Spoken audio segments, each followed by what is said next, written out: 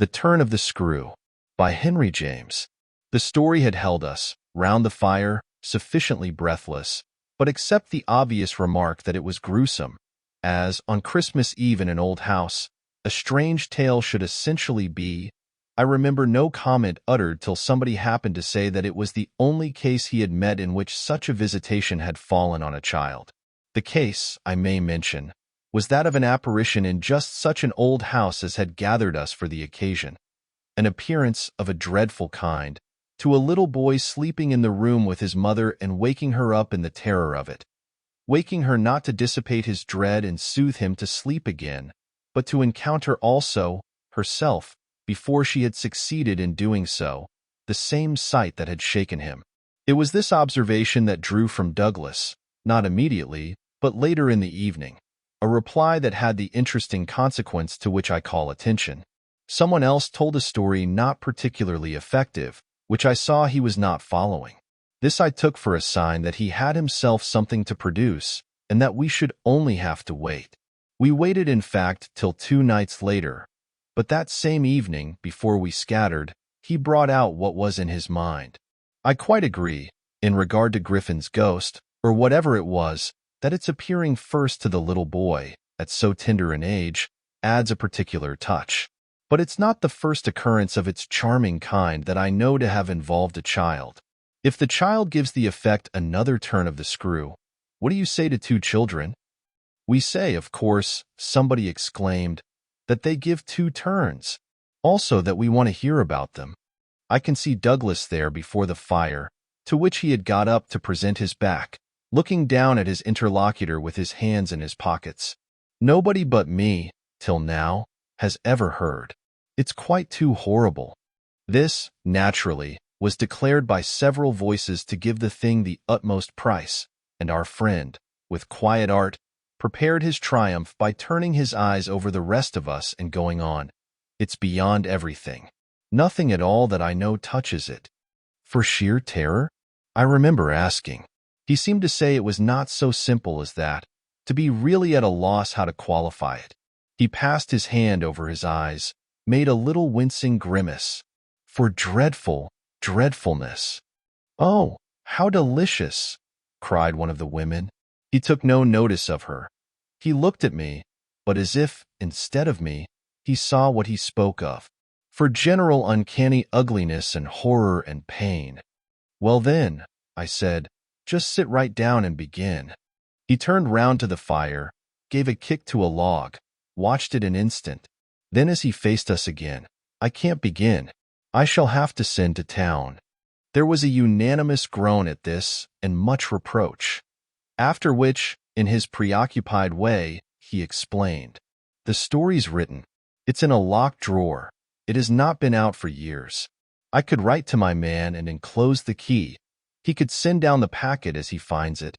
It was to me in particular that he appeared to propound this, appeared almost to appeal for aid not to hesitate. He had broken a thickness of ice, the formation of many a winter, had had his reasons for a long silence. The others resented postponement, but it was just his scruples that charmed me.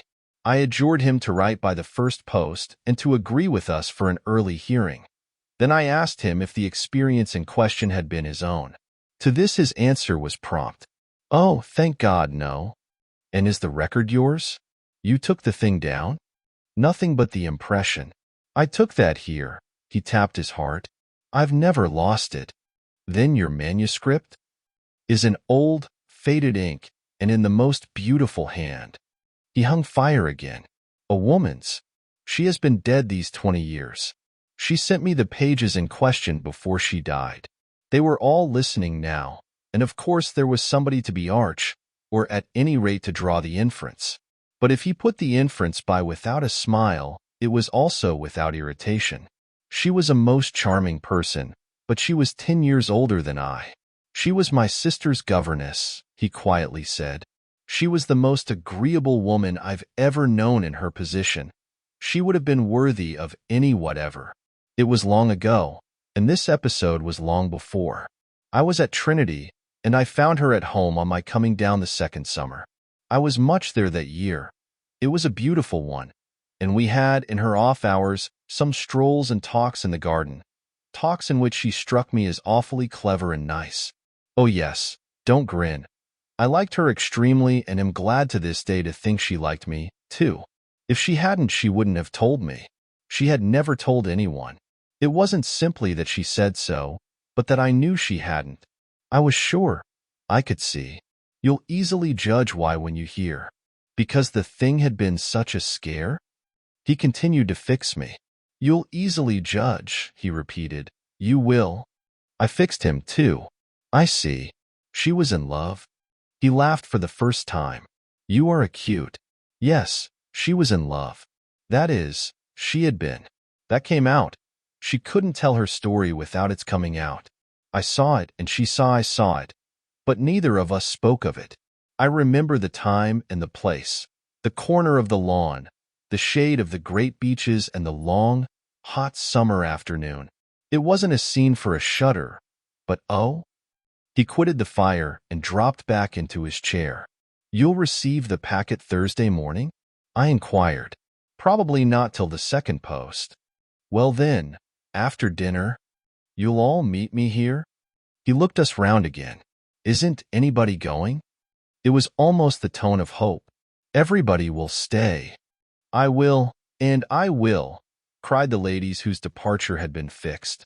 Mrs. Griffin, however, expressed the need for a little more light.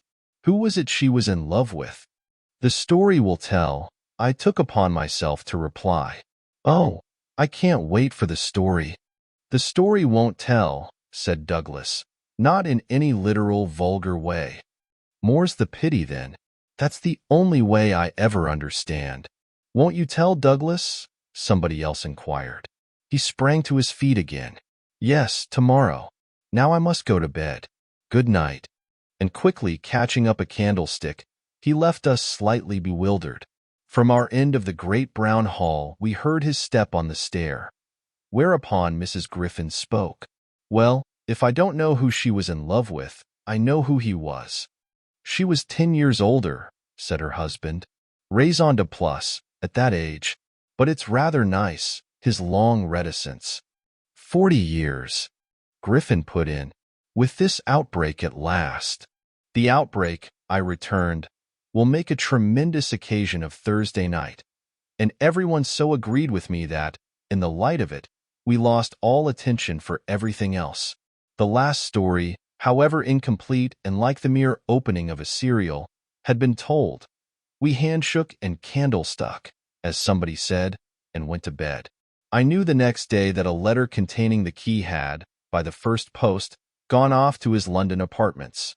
But in spite of, or perhaps just on account of, the eventual diffusion of this knowledge, we quite let him alone till after dinner, till such an hour of the evening, in fact, as might best accord with the kind of emotion on which our hopes were fixed. Then he became as communicative as we could desire and indeed gave us his best reason for being so. We had it from him again before the fire in the hall, as we had had our mild wonders of the previous night. It appeared that the narrative he had promised to read us really required for a proper intelligence a few words of prologue. Let me say here distinctly, to have done with it, that this narrative, from an exact transcript of my own made much later, is what I shall presently give. Poor Douglas, before his death, when it was in sight, committed to me the manuscript that reached him on the third of these days, and that, on the same spot, with immense effect, he began to read to our hushed little circle on the night of the 4th. The departing ladies who had said they would stay didn't, of course, thank heaven, stay. They departed in consequence of arrangements made, in a rage of curiosity, as they professed, produced by the touches with which he had already worked us up, but that only made his little final auditory more compact and select, kept it, round the hearth, subject to a common thrill. The first of these touches conveyed that the written statement took up the tale at a point after it had, in a manner, begun. The fact to be in possession of was therefore that his old friend, the youngest of several daughters of a poor country parson, had, at the age of 20, on taking service for the first time in the schoolroom, come up to London, in trepidation, to answer in person an advertisement that had already placed her in brief correspondence with the advertiser. This person proved, on her presenting herself, for judgment, at a house in Harley Street, that impressed her as vast and imposing. This prospective patron proved a gentleman, a bachelor in the prime of life, such a figure as had never risen, save in a dream or an old novel, before a fluttered, anxious girl out of a Hampshire vicarage. One could easily fix his type. It never, happily, dies out. He was handsome and bold and pleasant, offhand and gay and kind. He struck her, inevitably, as gallant and splendid. But what took her most of all and gave her the courage she afterward showed was that he put the whole thing to her as a kind of favor, an obligation he should gratefully incur. She conceived him as rich, but as fearfully extravagant, saw him all in a glow of high fashion, of good looks, of expensive habits, of charming ways with women. He had for his own town residence a big house filled with the spoils of travel and the trophies of the chase. But it was to his country home, an old family place in Essex, that he wished her immediately to proceed.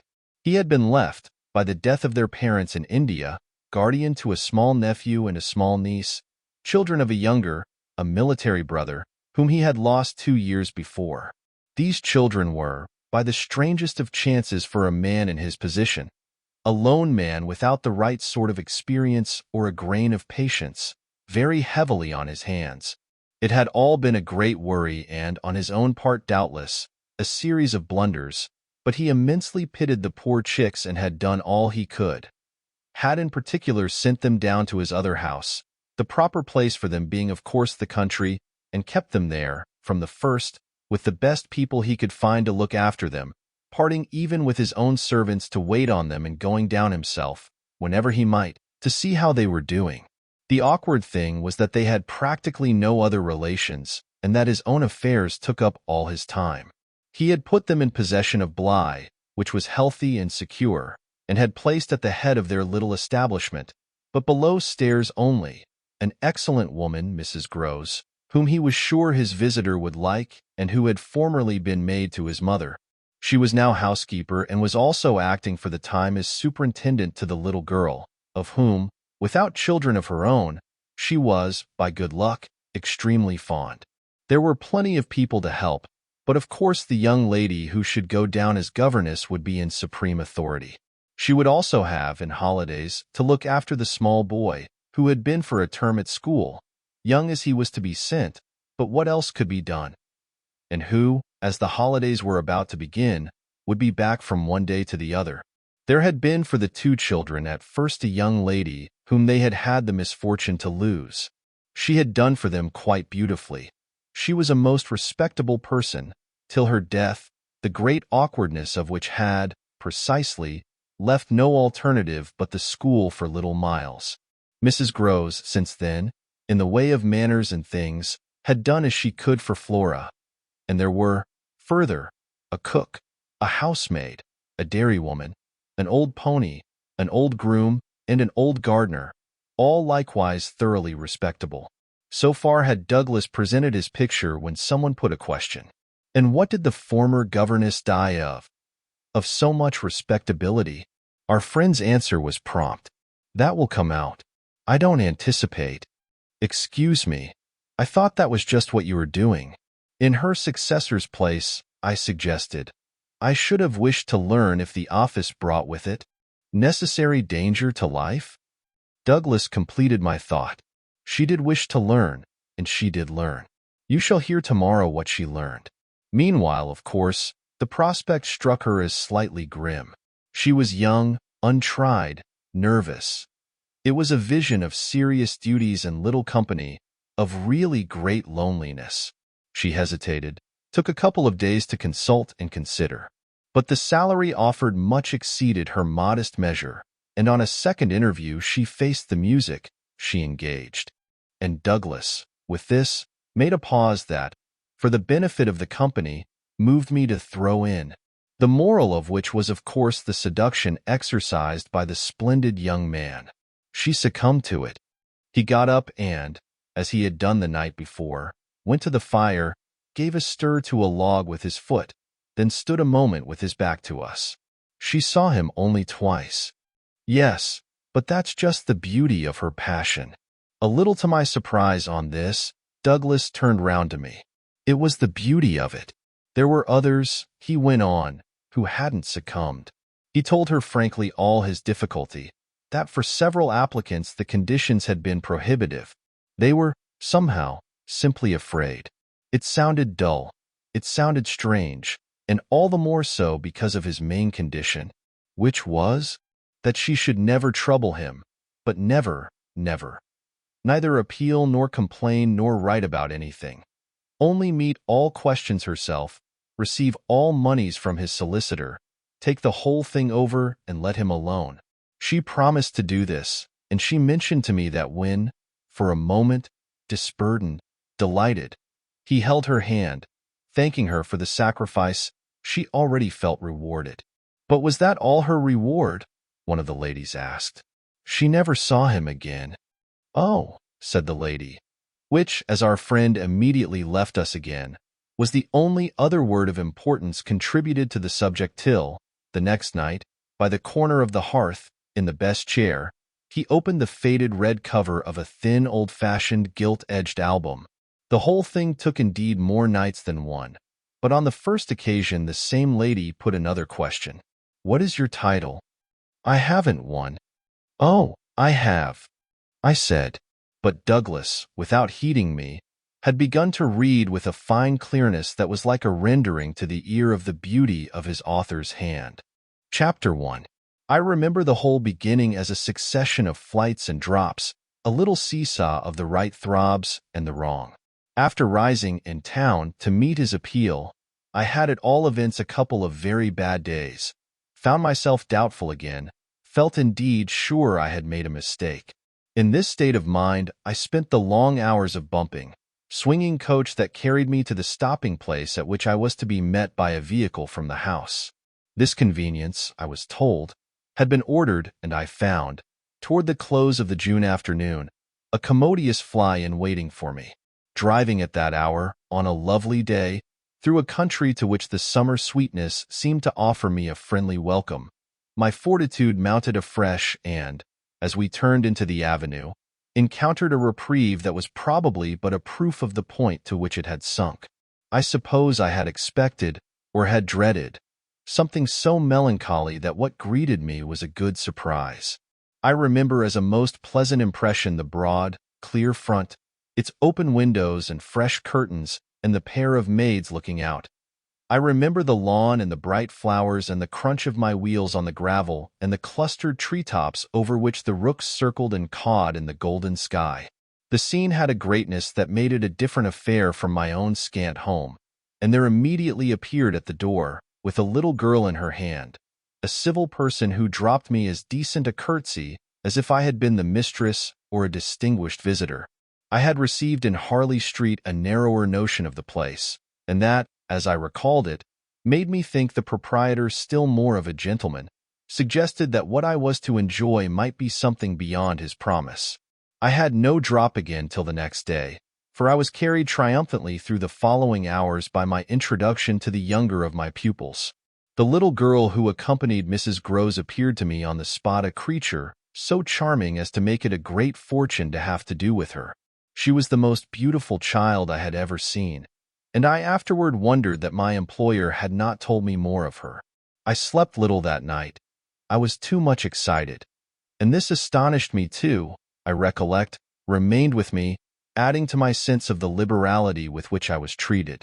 The large, impressive room, one of the best in the house, the great state bed, as I almost felt it, the full, figured draperies, the long glasses in which, for the first time, I could see myself from head to foot, all struck me, like the extraordinary charm of my small charge, as so many things thrown in. It was thrown in as well, from the first moment, that I should get on with Mrs. Grose in a relation over which, on my way in the coach, I fear I had rather brooded. The only thing indeed that in this early outlook might have made me shrink again was the clear circumstance of her being so glad to see me. I perceived within half an hour that she was so glad, stout, simple, plain, clean, wholesome woman, as to be positively on her guard against showing it too much. I wondered even then a little why she should wish not to show it, and that, with reflection, with suspicion, might of course have made me uneasy. But it was a comfort that there could be no uneasiness in a connection with anything so beatific as the radiant image of my little girl, the vision of whose angelic beauty had probably more than anything else to do with the restlessness that, before morning, made me several times rise and wander about my room to take in the whole picture and prospect, to watch, from my open window, the faint summer dawn, to look at such portions of the rest of the house as I could catch, and to listen, while, in the fading dusk, the first birds began to twitter, for the possible recurrence of a sound or two, less natural and not without, but within, that I had fancied I heard. There had been a moment when I believed I recognized, faint and far, the cry of a child.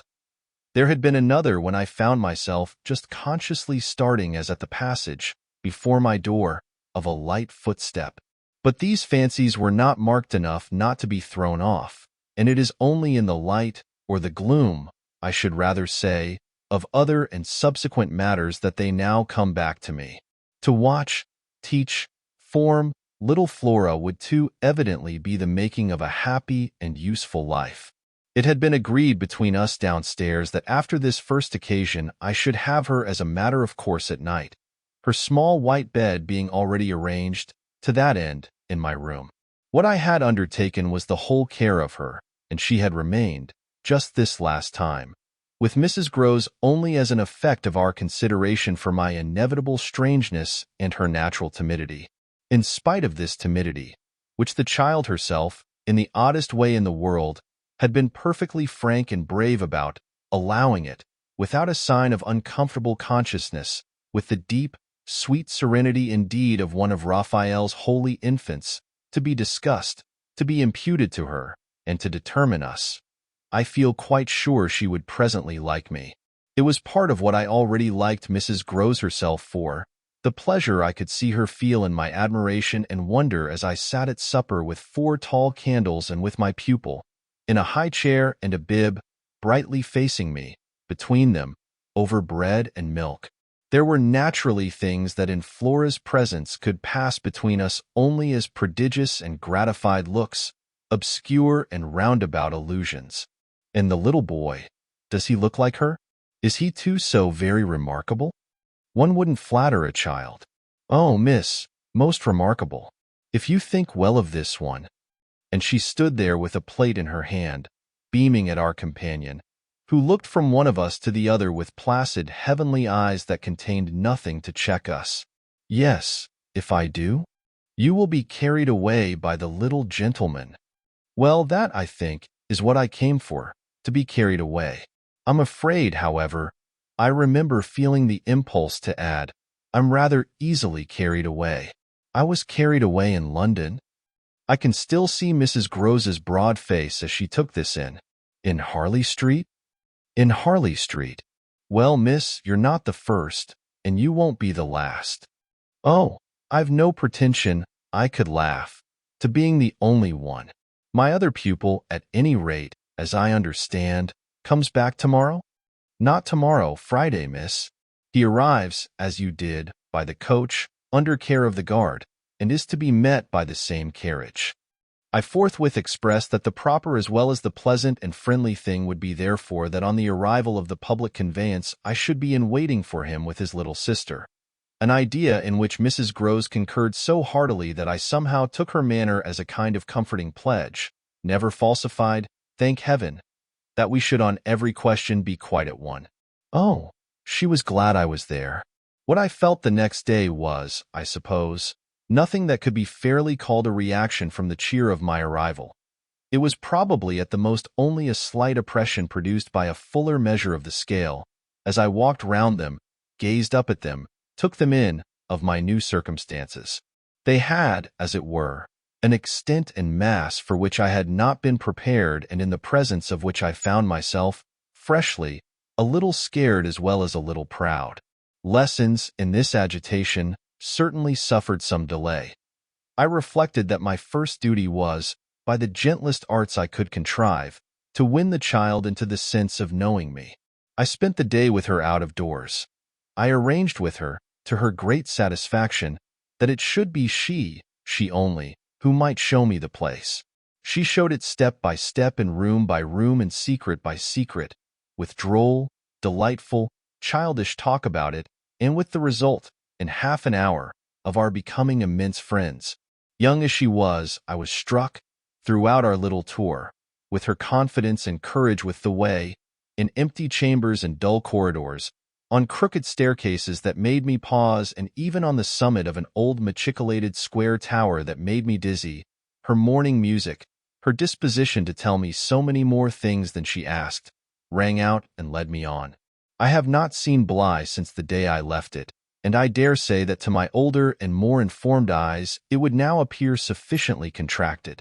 But as my little conductress, with her hair of gold and her frock of blue, danced before me round corners and pattered down passages, I had the view of a castle of romance inhabited by a rosy sprite, such a place as would somehow, for diversion of the young idea, take all color out of storybooks and fairy tales.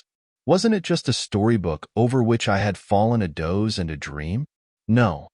It was a big, ugly, antique, but convenient house, embodying a few features of a building still older, half replaced and half utilized, in which I had the fancy of our being almost as lost as a handful of passengers in a great drifting ship.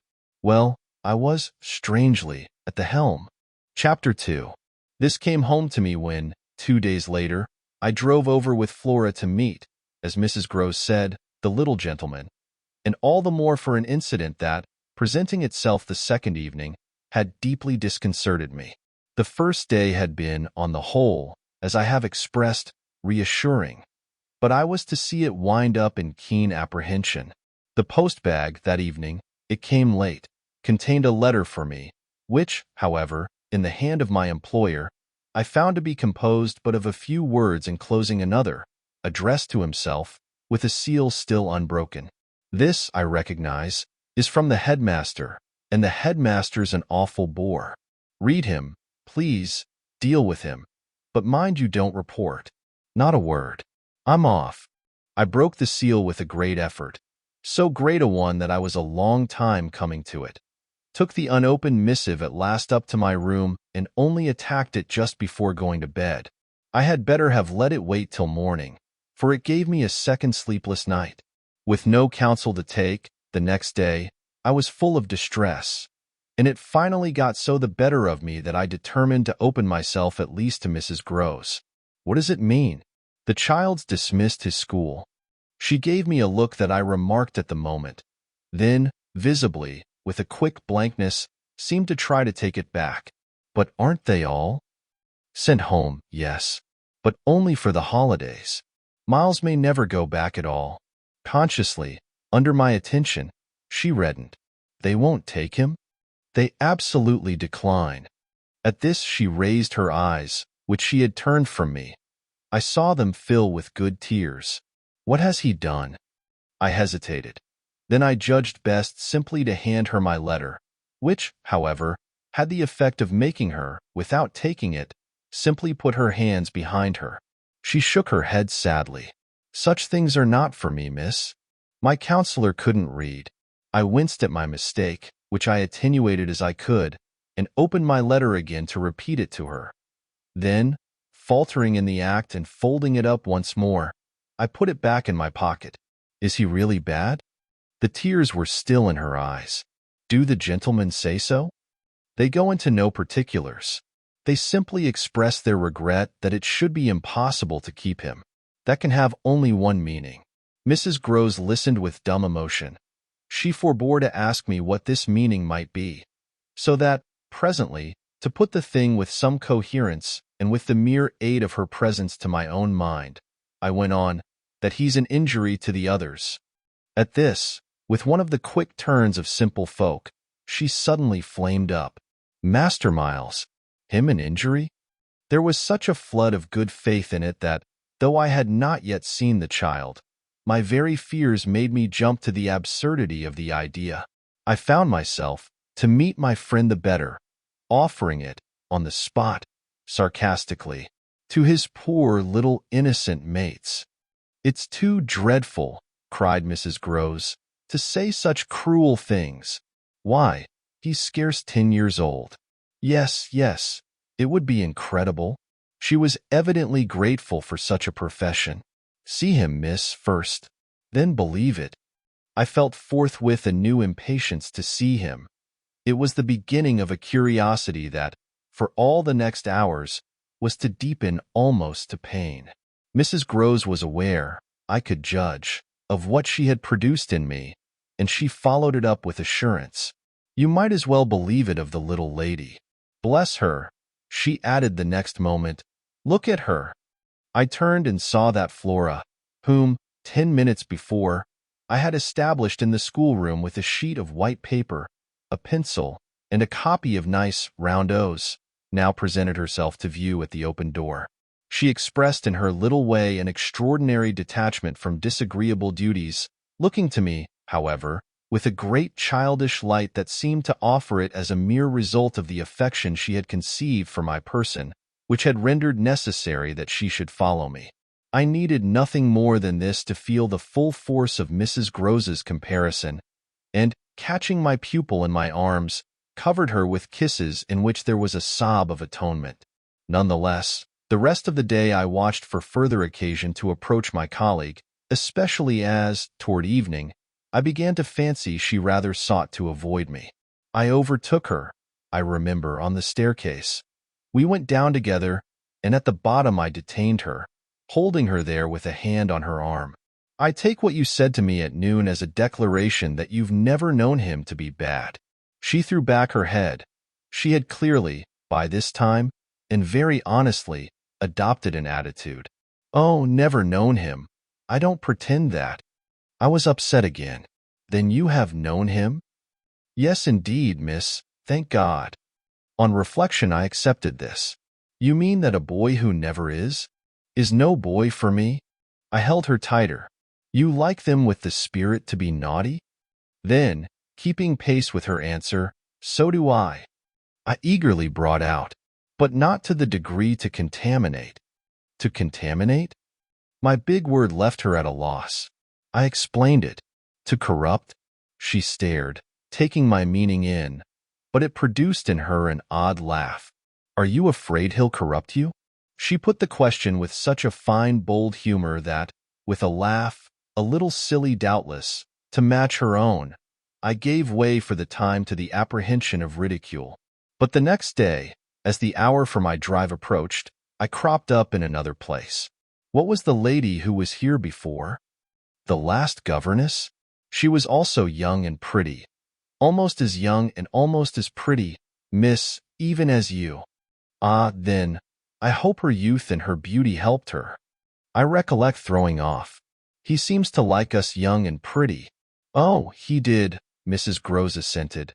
"It was the way he liked everyone." She had no sooner spoken indeed than she caught herself up. "I mean that's his way, the master's." I was struck. "But of whom did you speak first?" She looked blank, but she colored. "Why, of him." "Of the master? Of who else?" There was so obviously no one else that the next moment I had lost my impression of her having accidentally said more than she meant, and I merely asked what I wanted to know. Did she see anything in the boy? That wasn't right. She never told me. I had a scruple, but I overcame it. Was she careful, particular? Mrs. Groves appeared to try to be conscientious. About some things, yes, but not about all. Again she considered. "Well, miss, she's gone. I won't tell tales." "I quite understand your feeling," I hastened to reply, but I thought it, after an instant, not opposed to this concession to pursue. "Did she die here?" "No, she went off." I don't know what there was in this brevity of Mrs. Groves's that struck me as ambiguous. "Went off to die?" Mrs. Groves looked straight out of the window, but I felt that, hypothetically, I had a right to know what young persons engaged for Bly were expected to do. "She was taken ill, you mean, and went home?" "She was not taken ill, so far as appeared in this house.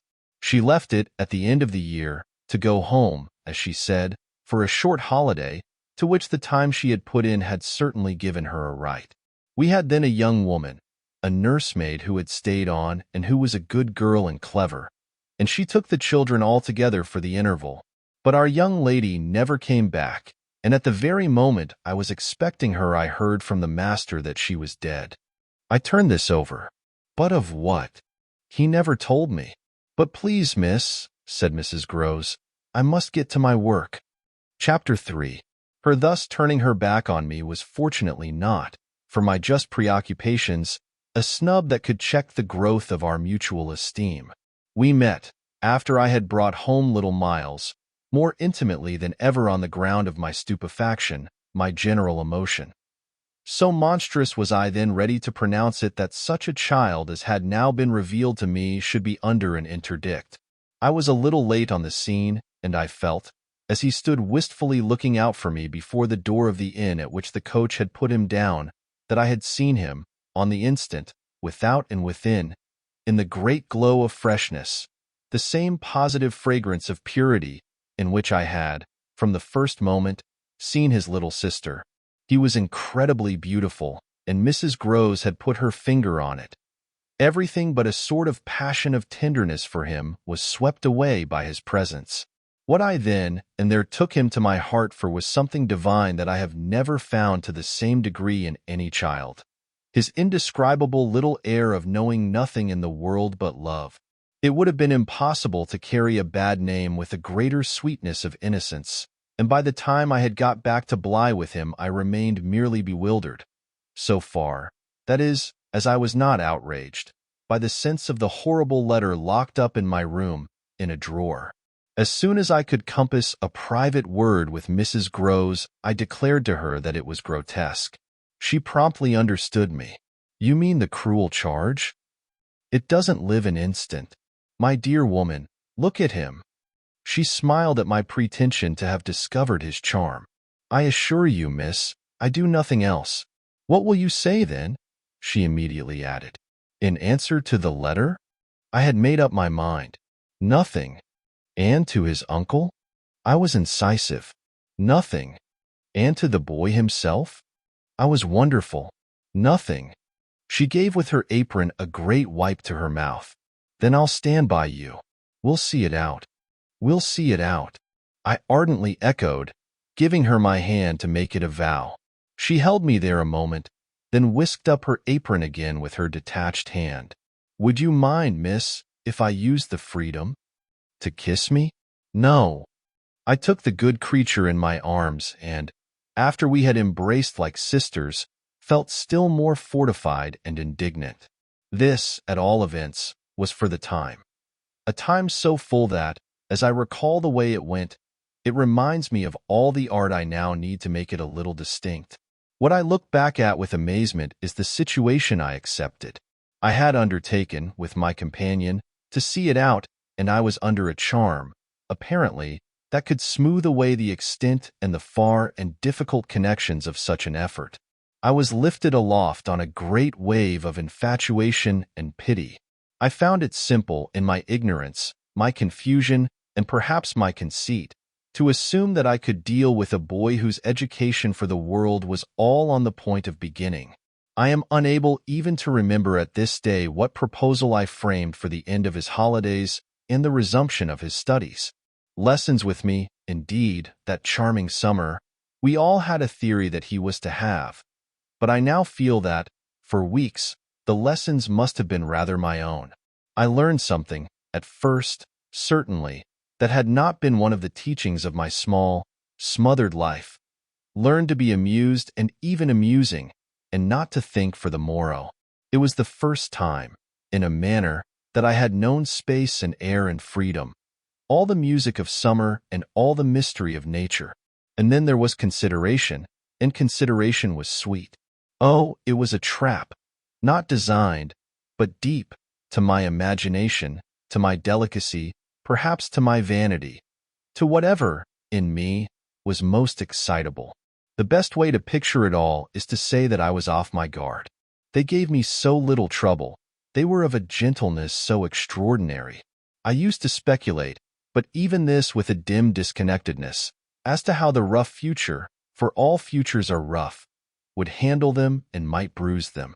They had the bloom of health and happiness, and yet, as if I had been in charge of a pair of little grandees, of princes of the blood, for whom everything, to be right, would have to be enclosed and protected, the only form that, in my fancy, the after-years could take for them was that of a romantic, a really royal extension of the garden and the park.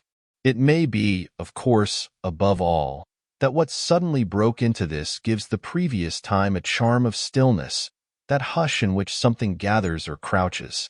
The change was actually like the spring of a beast. In the first weeks, the days were long.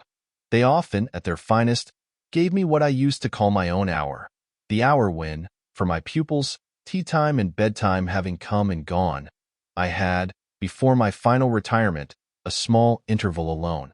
Much as I liked my companions, this hour was the thing in the day I liked most, and I liked it best of all when, as the light faded, or rather, I should say, the day lingered and the last calls of the last birds sounded, in a flushed sky, from the old trees. I could take a turn into the grounds and enjoy, almost with a sense of property that amused and flattered me, the beauty and dignity of the place. It was a pleasure at these moments to feel myself tranquil and justified.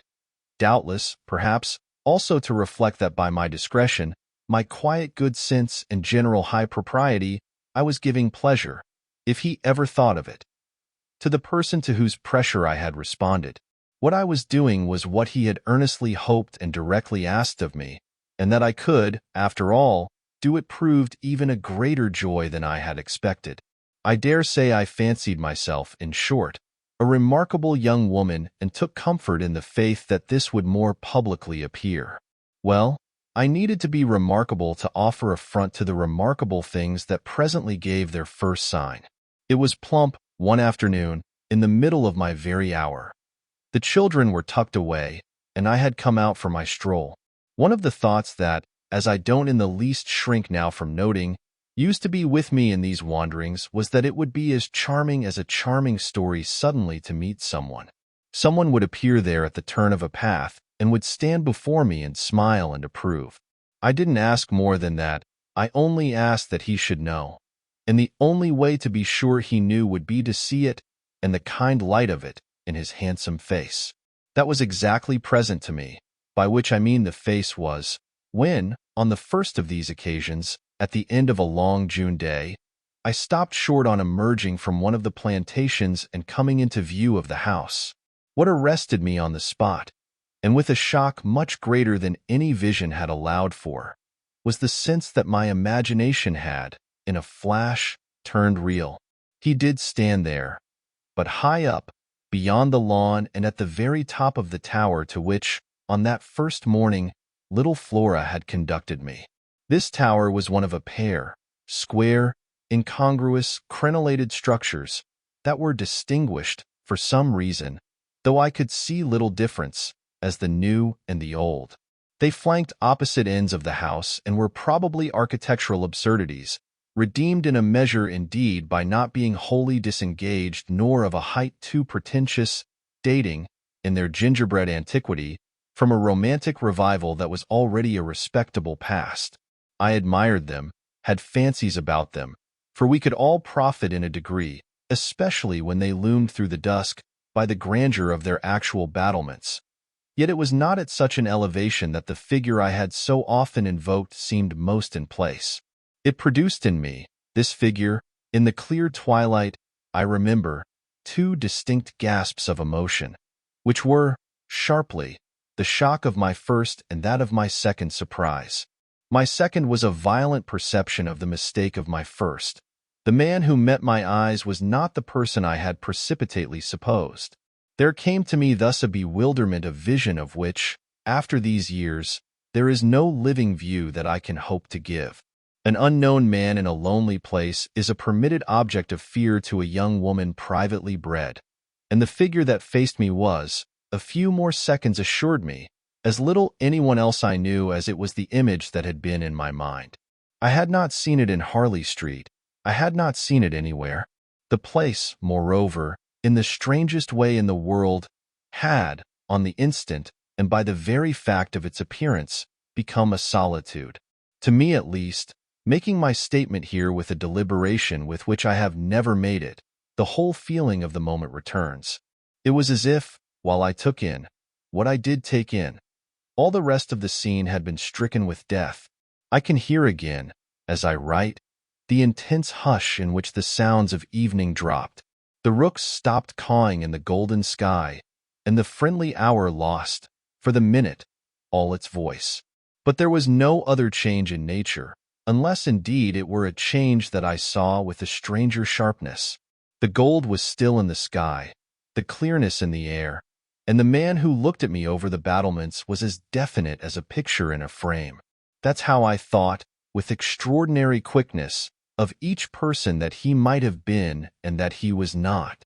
We were confronted across our distance quite long enough for me to ask myself with intensity who then he was and to feel, as an effect of my inability to say, a wonder that in a few instants more became intense.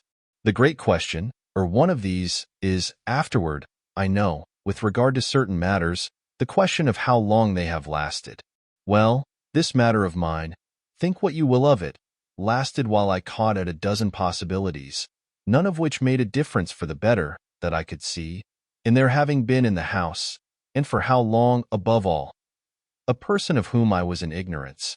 It lasted while I just bridled a little with the sense that my office demanded that there should be no such ignorance and no such person. It lasted while this visitant, at all events, and there was a touch of the strange freedom, as I remember, in the sign of familiarity of his wearing no hat, seemed to fix me, from his position, with just the question, just the scrutiny through the fading light, that his own presence provoked. We were too far apart to call to each other, but there was a moment at which, at shorter range, some challenge between us, breaking the hush, would have been the right result of our straight mutual stare. He was in one of the angles, the one away from the house, very erect, as it struck me, and with both hands on the ledge. So I saw him as I see the letters I form on this page. Then, exactly, after a minute, as if to add to the spectacle, he slowly changed his place, passed, looking at me hard all the while, to the opposite corner of the platform.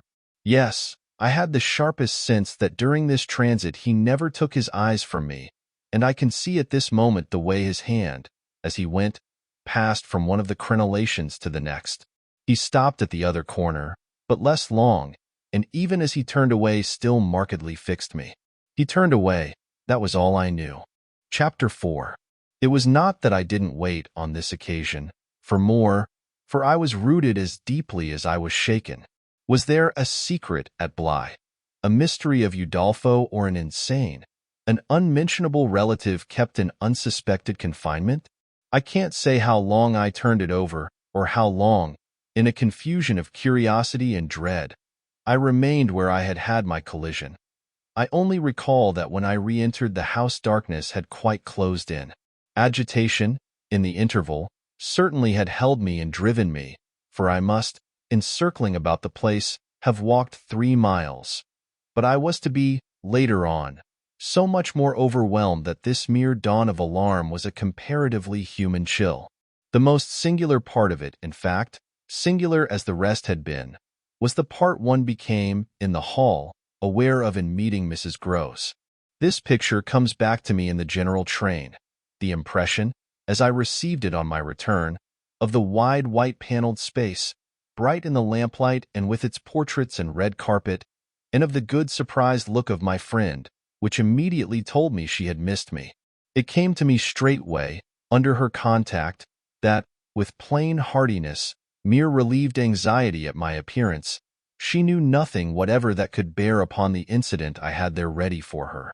I had not suspected in advance that her comfortable face would pull me up, and I somehow measured the importance of what I had seen by my thus finding myself hesitate to mention it.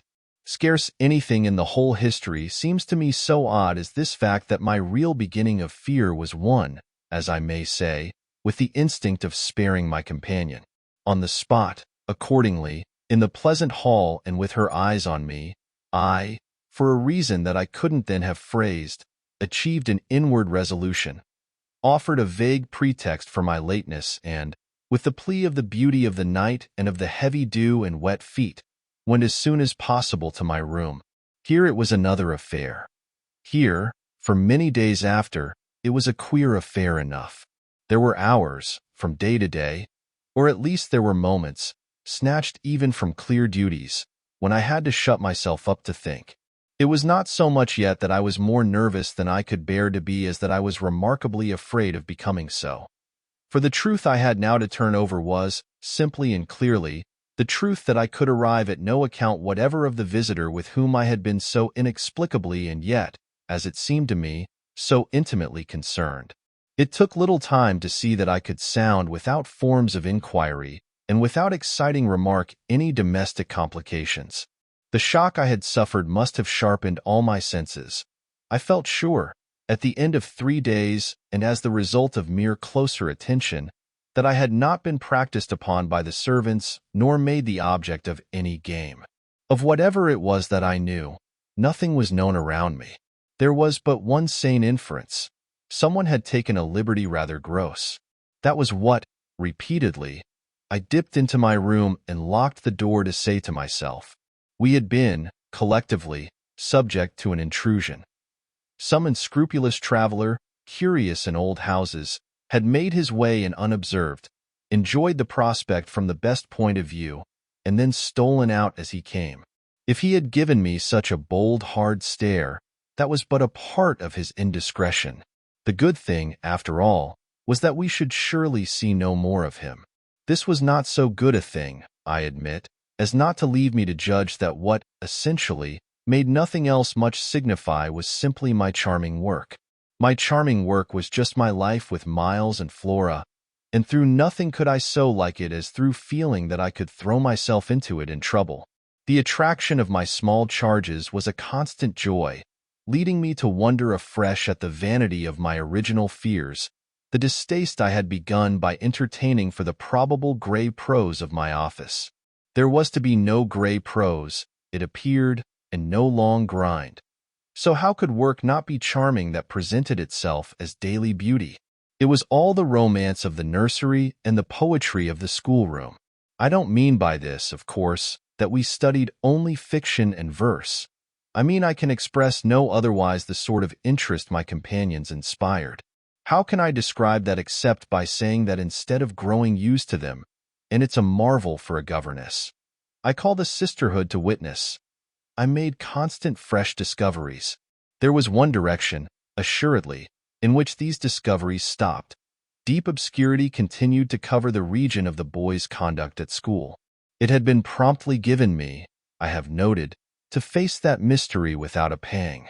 Perhaps even it would be nearer the truth to say that, without a word, he himself had cleared it up.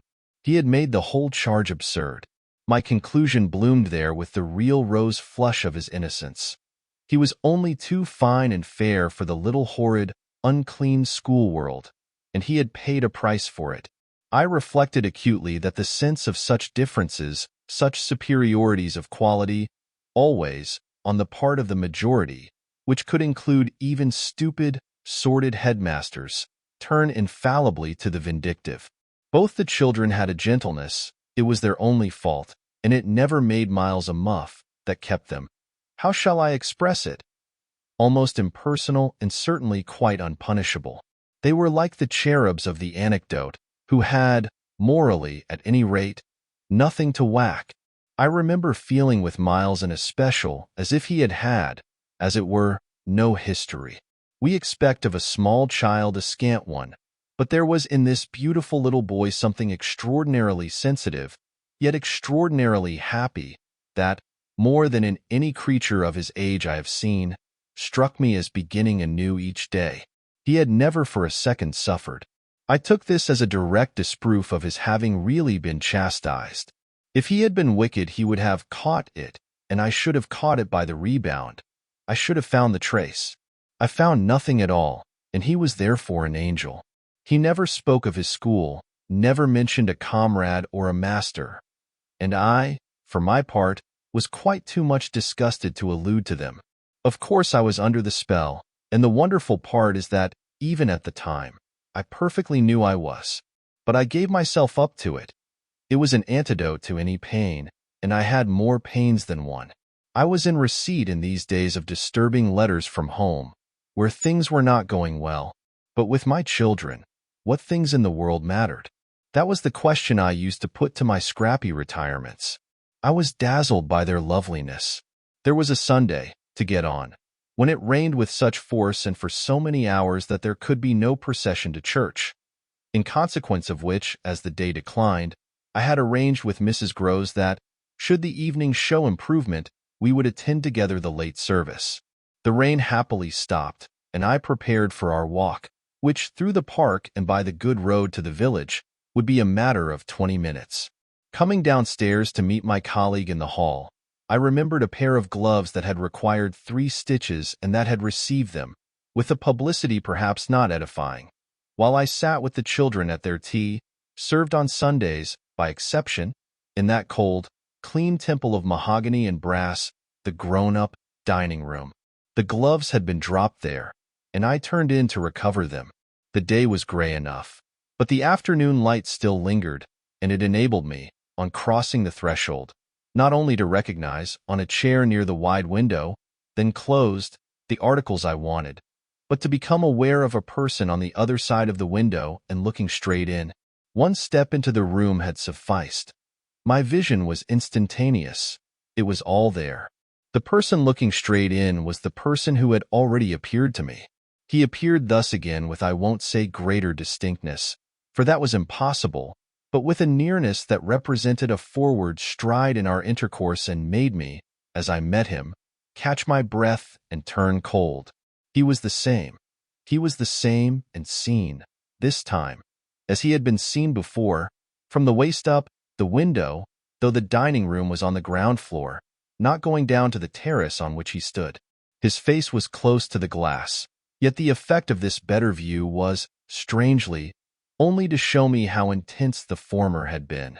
He remained but a few seconds, long enough to convince me he also saw and recognized.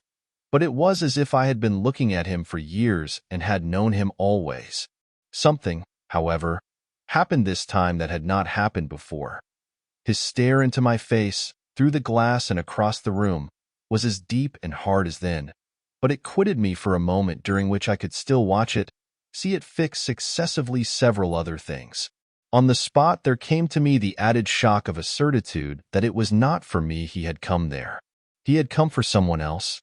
The flash of this knowledge, for it was knowledge in the midst of dread, produced in me the most extraordinary effect, started as I stood there, a sudden vibration of duty and courage. I say courage because I was beyond all doubt already far gone. I bounded straight out of the door again, reached that of the house, got, in an instant, upon the drive, and passing along the terrace as fast as I could rush, turned a corner and came full in sight. But it was in sight of nothing now. My visitor had vanished. I stopped, I almost dropped with the real relief of this, but I took in the whole scene. I gave him time to reappear. I call it time, but how long was it? I can't speak to the purpose today of the duration of these things. That kind of measure must have left me. They couldn't have lasted as they actually appeared to me to last. The terrace and the whole place, the lawn and the garden beyond it, all I could see of the park, were empty with a great emptiness. There were shrubberies and big trees, but I remember the clear assurance I felt that none of them concealed him. He was there or was not there. Not there if I didn't see him. I got hold of this. Then, instinctively, instead of returning as I had come, went to the window. It was confusedly present to me that I ought to place myself where he had stood. I did so. I applied my face to the pane and looked, as he had looked, into the room. As if, at this moment, to show me exactly what his range had been, Mrs. Groves, as I had done for himself just before, came in from the hall. With this I had the full image of a repetition of what had already occurred. She saw me as I had seen my own visitant. She pulled up short as I had done. I gave her something of the shock that I had received. She turned white, and this made me ask myself if I had blanched as much. She stared, in short, and retreated on just my lines, and I knew she had then passed out and come round to me, and that I should presently meet her. I remained where I was, and while I waited I thought of more things than one. But there's only one I take space to mention. I wondered why she should be scared. Chapter 5. Oh, she let me know as soon as, round the corner of the house, she loomed again into view. What in the name of goodness is the matter? She was now flushed and out of breath. I said nothing till she came quite near. With me? I must have made a wonderful face. Do I show it? You're as white as a sheet. You look awful. I considered. I could meet on this, without scruple, any innocence. My need to respect the bloom of Mrs. Grose's had dropped, without a rustle, from my shoulders, and if I wavered for the instant, it was not with what I kept back. I put out my hand to her, and she took it. I held her hard a little, liking to feel her close to me. There was a kind of support in the shy heave of her surprise. You came for me for church, of course, but I can't go. Has anything happened? Yes. You must know now. Did I look very queer? Through this window? Dreadful. Well, I said, I've been frightened. Mrs. Grose's eyes expressed plainly that she had no wish to be, yet also that she knew too well her place not to be ready to share with me any marked inconvenience. Oh, it was quite settled that she must share. Just what you saw from the dining room a minute ago was the effect of that. What I saw, just before, was much worse. Her hand tightened. What was it? An extraordinary man. Looking in. What extraordinary man? I haven't the least idea. Mrs. Grose gazed round us in vain. Then where is he gone? I know still less. Have you seen him before? Yes, once. On the old tower. She could only look at me harder. Do you mean he's a stranger? Oh, very much. Yet you didn't tell me? No, for reasons. But now that you've guessed? Mrs. Grose's round eyes encountered this charge. Ah, I haven't guessed, she said very simply. How can I if you don't imagine? I don't in the very least. You've seen him nowhere but on the tower? And on this spot just now. Mrs. Grose looked round again. What was he doing on the tower? Only standing there and looking down at me. She thought a minute. Was he a gentleman? I found I had no need to think. No. She gazed in deeper wonder. No. Then nobody about the place? Nobody from the village? Nobody. Nobody. I didn't tell you, but I made sure. She breathed a vague relief. This was, oddly, so much to the good. It only went indeed a little way. But if he isn't a gentleman, what is he? He's a horror. A horror? He's... God help me if I know what he is. Mrs. Grose looked round once more. She fixed her eyes on the duskier distance, then, pulling herself together, turned to me with abrupt inconsequence. It's time we should be at church. Oh, I'm not fit for church. Won't it do you good? It won't do them. I nodded at the house. The children? I can't leave them now. You're afraid? I spoke boldly. I'm afraid of him.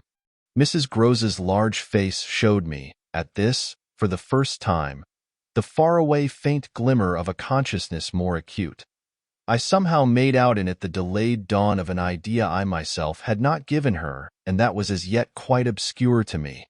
It comes back to me that I thought instantly of this as something I could get from her, and I felt it to be connected with the desire she presently showed to know more.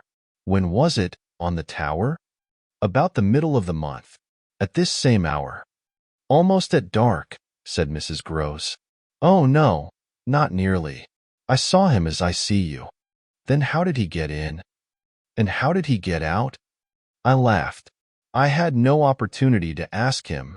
This evening, you see, I pursued. He has not been able to get in. He only peeps? I hope it will be confined to that. She had now let go my hand.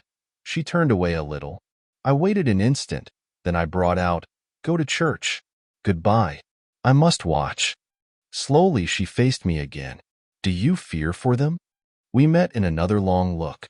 Don't you? Instead of answering, she came nearer to the window and, for a minute, applied her face to the glass. You see how he could see, I meanwhile went on. She didn't move. How long was he here? Till I came out. I came to meet him. Mrs. Groves at last turned round, and there was still more in her face. I couldn't have come out. Neither could I. I laughed again. But I did come. I have my duty. So have I mine, she replied, after which she added, What is he like? I've been dying to tell you, but he's like nobody. Nobody, she echoed. He has no hat. Then seeing in her face that she already, in this, with a deeper dismay, found a touch of picture, I quickly added stroke to stroke. He has red hair, very red, close curling, and a pale face, long in shape, with straight, good features and little, rather queer whiskers that are as red as his hair. His eyebrows are, somehow, darker. They look particularly arched and as if they might move a good deal. His eyes are sharp, strange, awfully, but I only know clearly that they're rather small and very fixed. His mouth's wide, and his lips are thin, and except for his little whiskers he's quite clean-shaven. He gives me a sort of sense of looking like an actor. An actor! It was impossible to resemble one less, at least, than Mrs. Groves at that moment. I've never seen one, but so I suppose them. He's tall, active, erect, I continued, but never, no, never, a gentleman. My companion's face had blanched as I went on. Her round eyes started and her mild mouth gaped. A gentleman? She gasped, confounded, stupefied. A gentleman, he? You know him then? She visibly tried to hold herself. But he is handsome? I saw the way to help her. Remarkably. And dressed? In somebody's clothes. They're smart, but they're not his own. She broke into a breathless affirmative groan. They're the master's. I caught it up. You do know him? She faltered but a second. Quint, she cried. Quint. Peter Quint, his own man, his valet, when he was here. When the master was? Gaping still, but meeting me, she pieced it all together. He never wore his hat, but he did wear, well, there were waistcoats missed. They were both here, last year. Then the master went, and Quint was alone. I followed, but halting a little. Alone? Alone with us. Then, as from a deeper depth, in charge, she added. And what became of him? She hung fire so long that I was still more mystified. He went too, she brought out at last. Went where? Her expression, at this, became extraordinary. God knows where. He died. Died. I almost shrieked. She seemed fairly to square herself, plant herself more firmly to utter the wonder of it. Yes, Mr. Quint is dead. Chapter 6. It took, of course, more than that particular passage to place us together in presence of what we had now to live with as we could. My dreadful liability to impressions of the order so vividly exemplified, and my companion's knowledge, henceforth, a knowledge half consternation and half compassion, of that liability. There had been, this evening, after the revelation left me, for an hour, so prostrate, there had been, for either of us, no attendance on any service but a little service of tears and vows, of prayers and promises, a climax to the series of mutual challenges and pledges that had straightway ensued on our retreating together to the schoolroom and shutting ourselves up there to have everything out. The result of our having everything out was simply to reduce our situation to the last rigor of its elements. She herself had seen nothing, not the shadow of a shadow, and nobody in the house but the governess was in the governess's plight.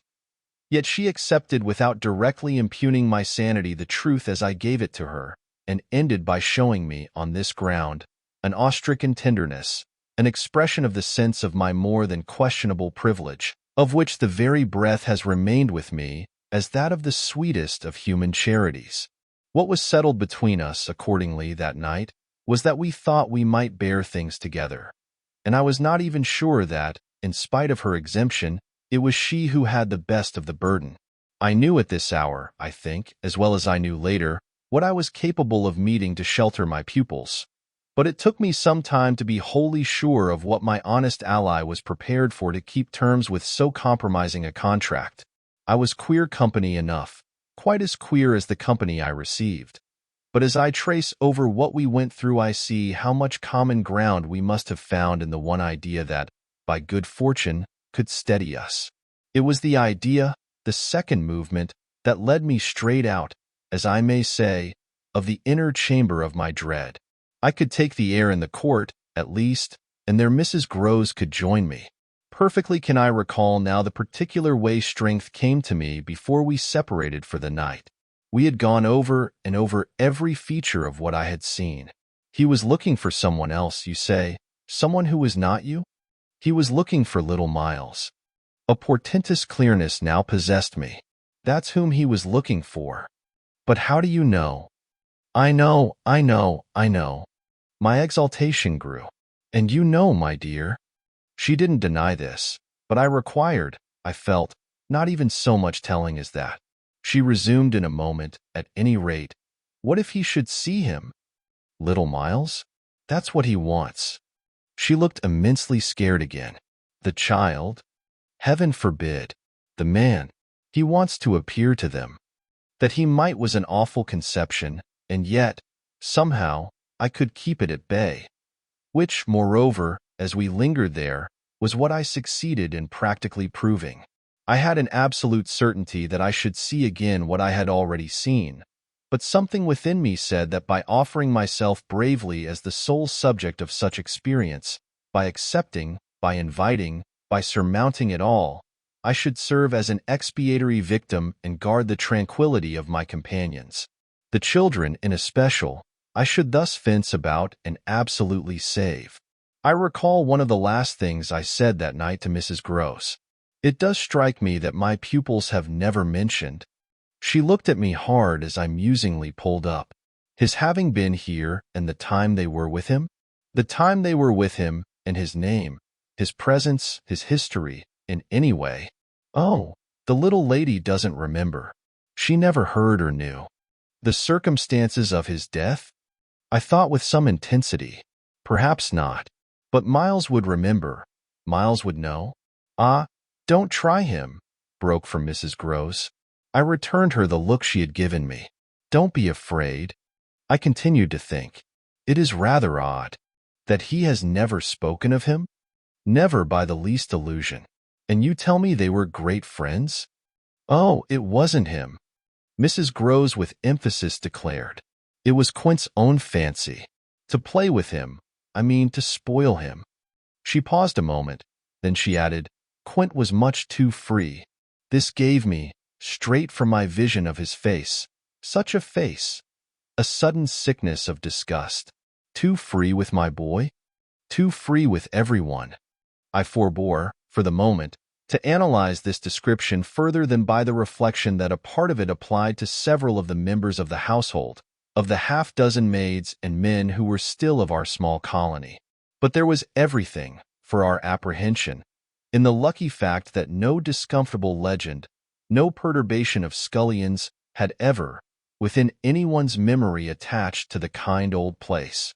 It had neither bad name nor ill fame, and Mrs. Groves, most apparently, only desired to cling to me and to quake in silence. I even put her, the very last thing of all, to the test. It was when, at midnight, she had her hand on the schoolroom door to take leave. I have it from you then, for it's of great importance, that he was definitely and admittedly bad? Oh, not admittedly. I knew it, but the master didn't. And you never told him? Well, he didn't like tale-bearing. He hated complaints. He was terribly short with anything of that kind, and if people were all right to him, he wouldn't be bothered with more? This squared well enough with my impressions of him. He was not a trouble-loving gentleman, nor so very particular perhaps about some of the company he kept. All the same, I pressed my interlocutress. I promise you I would have told. She felt my discrimination. I dare say I was wrong. But, really, I was afraid. Afraid of what? Of things that man could do. Quint was so clever. He was so deep. I took this and still more than, probably, I showed. You weren't afraid of anything else? Not of his effect? His effect? She repeated with a face of anguish and waiting while I faltered. On innocent little precious lives. They were in your charge. No, they were not in mine, she roundly and distressfully returned. The master believed in him and placed him here because he was supposed not to be well and the country air so good for him. So he had everything to say. Yes, she let me have it, even about them. Them, that creature? I had to smother a kind of howl. And you could bear it. No, I couldn't, and I can't now. And the poor woman burst into tears. A rigid control, from the next day, was, as I have said, to follow them. Yet how often and how passionately, for a week, we came back together to the subject.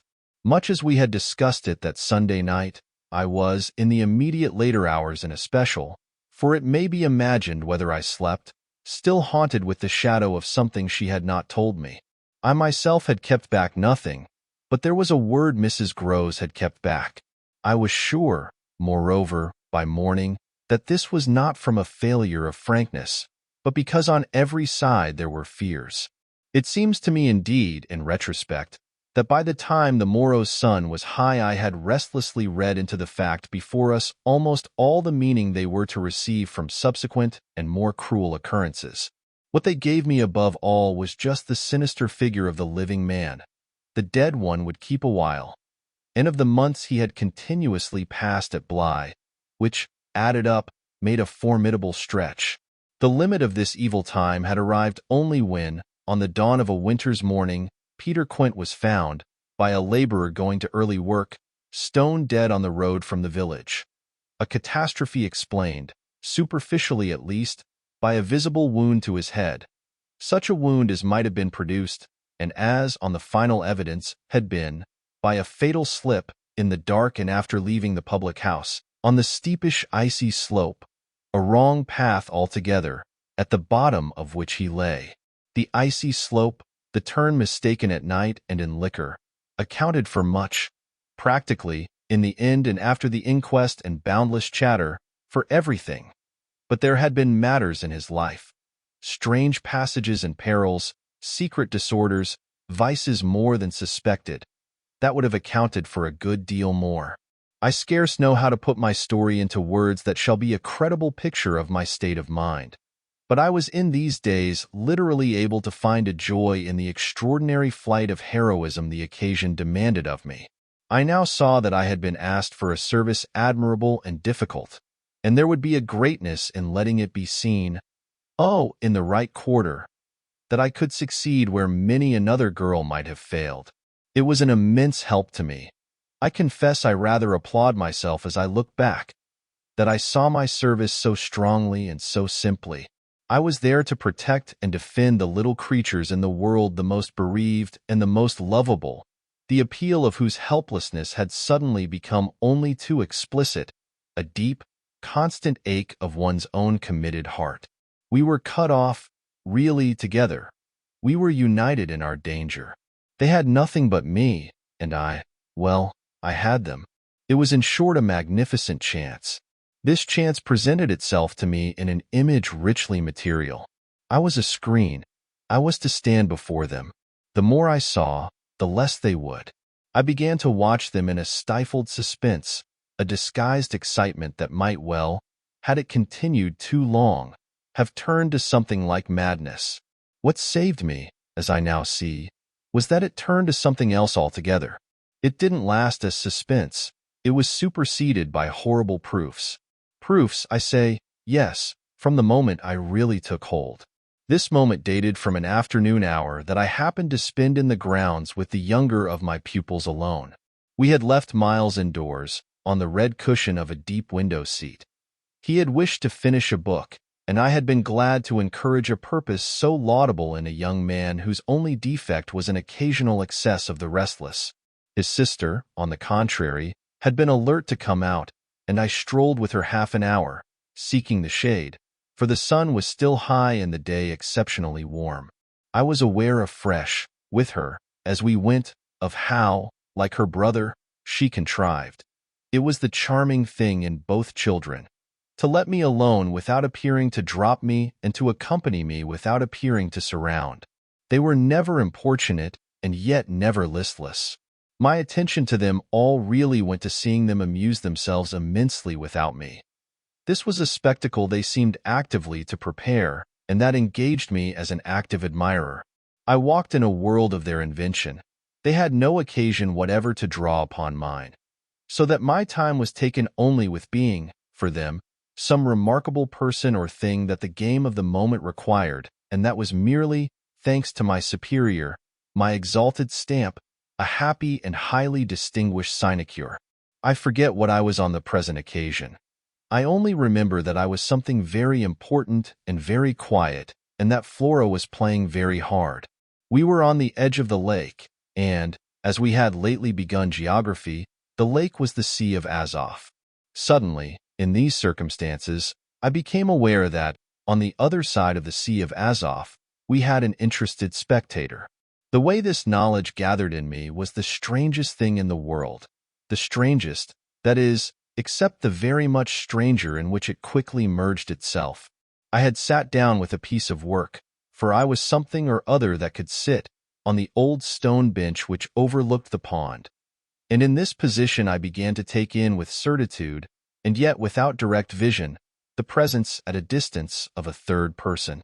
The old trees, the thick shrubbery, made a great and pleasant shade, but it was all suffused with the brightness of the hot, still hour.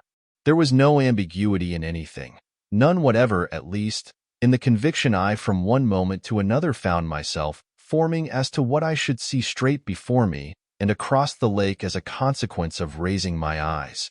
They were attached at this juncture to the stitching in which I was engaged, and I can feel once more the spasm of my effort not to move them till I should so have steadied myself as to be able to make up my mind what to do. There was an alien object in view, a figure whose right of presence I instantly, passionately questioned. I recollect counting over perfectly the possibilities, reminding myself that nothing was more natural, for instance, than the appearance of one of the men about the place, or even of a messenger, a postman, or a tradesman's boy from the village. That reminder had as little effect on my practical certitude as I was conscious, still even without looking, of its having upon the character and attitude of our visitor.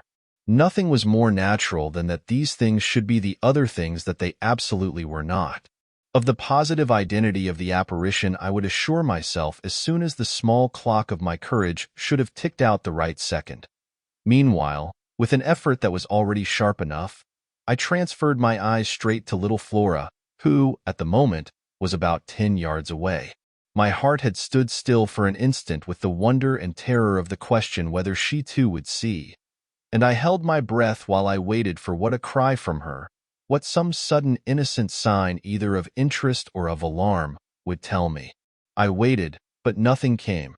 Then, in the first place, and there is something more dire in this, I feel, than in anything I have to relate, I was determined by a sense that, within a minute, all sounds from her had previously dropped, and in the second, by the circumstance that, also within the minute, she had, in her play, turned her back to the water. This was her attitude when I at last looked at her, looked with the confirmed conviction that we were still, together, under direct personal notice. She had picked up a small flat piece of wood, which happened to have in it a little hole that had evidently suggested to her the idea of sticking in another fragment that might figure as a mast and make the thing a boat. This second morsel, as I watched her, she was very markedly and intently attempting to tighten in its place. My apprehension of what she was doing sustained me, so that after some seconds I felt I was ready for more. Then I again shifted my eyes. I faced what I had to face. Chapter 7. I got hold of Mrs. Groves as soon after this as I could, and I can give no intelligible account of how I fought out the interval. Yet I still hear myself cry as I fairly threw myself into her arms, "They know. It's too monstrous. They know, they know." And what on earth? I felt her incredulity as she held me. Why, all that we know, and heaven knows what else besides. Then, as she released me, I made it out to her. Made it out perhaps only now with full coherency even to myself. 2 hours ago in the garden, I could scarce articulate. Flora saw. Mrs. Groves took it as she might have taken a blow in the stomach. She has told you, she panted. Not a word, that's the horror. She kept it to herself. The child of 8, that child. Unutterable still, for me, was the stupefaction of it.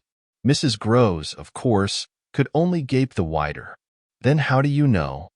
I was there. I saw with my eyes. Saw that she was perfectly aware. Do you mean aware of him? No, of her.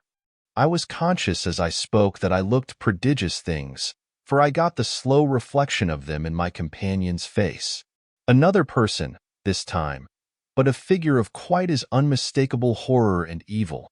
A woman in black, pale and dreadful, with such an air also and such a face. On the other side of the lake. I was there with the child, quiet for the hour, and in the midst of it she came. Came how? From where? From where they come from. She just appeared and stood there, but not so near. And without coming nearer? Oh, for the effect and the feeling, she might have been as close as you. My friend, with an odd impulse, fell back a step. Was she someone you've never seen? Yes, but someone the child has. Someone you have. Then, to show how I had thought it all out, my predecessor, the one who died. Miss Jessel? Miss Jessel, you don't believe me? I pressed. She turned right and left in her distress. How can you be sure?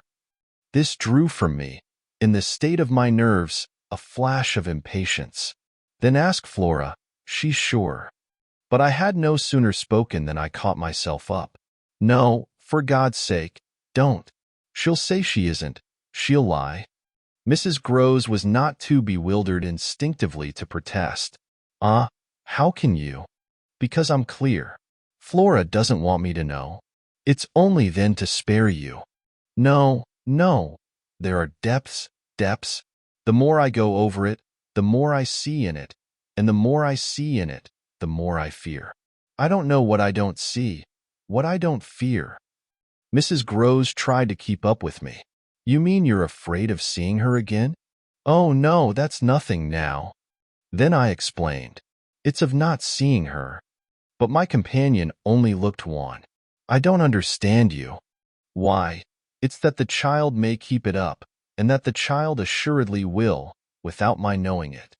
At the image of this possibility, Mrs. Groves for a moment collapsed, yet presently to pull herself together again, as if from the positive force of the sense of what, should we yield an inch, there would really be to give way to. Dear, dear, we must keep our heads, and after all, if she doesn't mind it. She even tried a grim joke. Perhaps she likes it. Like such things, a scrap of an infant. Isn't it just a proof of her blessed innocence? My friend bravely inquired. She brought me, for the instant, almost round. Oh, we must clutch at that. We must cling to it. If it isn't a proof of what you say, it's a proof of, God knows what. For the woman's a horror of horrors. Mrs. Groves, at this, fixed her eyes a minute on the ground. Then at last raising them, "Tell me how you know," she said. "Then you admit it's what she was?" I cried. "Tell me how you know," my friend simply repeated. "No? By seeing her. By the way she looked." "At you? Do you mean, so wickedly?" "Dear me, no. I could have borne that. She gave me never a glance. She only fixed the child." Mrs. Groves tried to see it. Fixed her? Ah, with such awful eyes. She stared at mine as if they might really have resembled them. "Do you mean of dislike?" "God help us, no. Of something much worse." "Worse than dislike?" This left her indeed at a loss, with a determination indescribable, with a kind of fury of intention. I made her turn pale. Intention? To get hold of her. Mrs. Groves, her eyes just lingering on mine, gave a shudder and walked to the window, and while she stood there looking out, I completed my statement. "That's what Flora knows." After a little she turned round. "The person was in black, you say?" In mourning, rather poor, almost shabby. But, yes, with extraordinary beauty. I now recognized to what I had at last, stroke by stroke, brought the victim of my confidence, for she quite visibly weighed this. Oh, handsome, very, very, I insisted, wonderfully handsome, but infamous. She slowly came back to me. Miss Jessel was infamous. She once more took my hand in both her own, holding it as tight as if to fortify me against the increase of alarm I might draw from this disclosure. They were both infamous, she finally said. So, for a little, we faced it once more together, and I found absolutely a degree of help in seeing it now so straight. I appreciate, I said, the great decency of your not having hitherto spoken, but the time has certainly come to give me the whole thing. She appeared to assent to this, but still only in silence, seeing which I went on, I must have it now. Of what did she die? Come, there was something between them. There was everything. In spite of the difference? Oh, of their rank, their condition. She brought it woefully out. She was a lady. I turned it over. I again saw. Yes, she was a lady. And he so dreadfully below, said Mrs. Groves. I felt that I doubtless needn't press too hard in such company on the place of a servant in the scale, but there was nothing to prevent an acceptance of my companion's own measure of my predecessor's abasement. There was a way to deal with that, and I dealt, the more readily for my full vision, on the evidence of our employer's late clever, good-looking own man. Impudent, assured, spoiled, depraved. The fellow was a hound. Mrs. Groves considered, as if it were perhaps a little a case for a sense of shades. I've never seen one like him. He did what he wished. With her. With them all. It was as if now in my friend's own eyes Miss Jessel had again appeared. I seemed at any rate, for an instant, to see their evocation of her as distinctly as I had seen her by the pond, and I brought out with decision. It must have been also what she wished. Mrs. Groves's face signified that it had been indeed, but she said at the same time, Poor woman, she paid for it. Then you do know what she died of? I asked. No, I know nothing. I wanted not to know. I was glad enough I didn't, and I thanked heaven she was well out of this. Yet you had, then, your idea? Of her real reason for leaving? Oh, yes, as to that. She couldn't have stayed. Fancy it here, for a governess. And afterward I imagined, and I still imagine, and what I imagine is dreadful. Not so dreadful as what I do, I replied, on which I must have shown her, as I was indeed but too conscious, a front of miserable defeat. It brought out again all her compassion for me, and at the renewed touch of her kindness my power to resist broke down. I burst, as I had, the other time, made her burst into tears. She took me to her motherly breast, and my lamentation overflowed. I don't do it. I sobbed in despair. I don't save or shield them. It's far worse than I dreamed.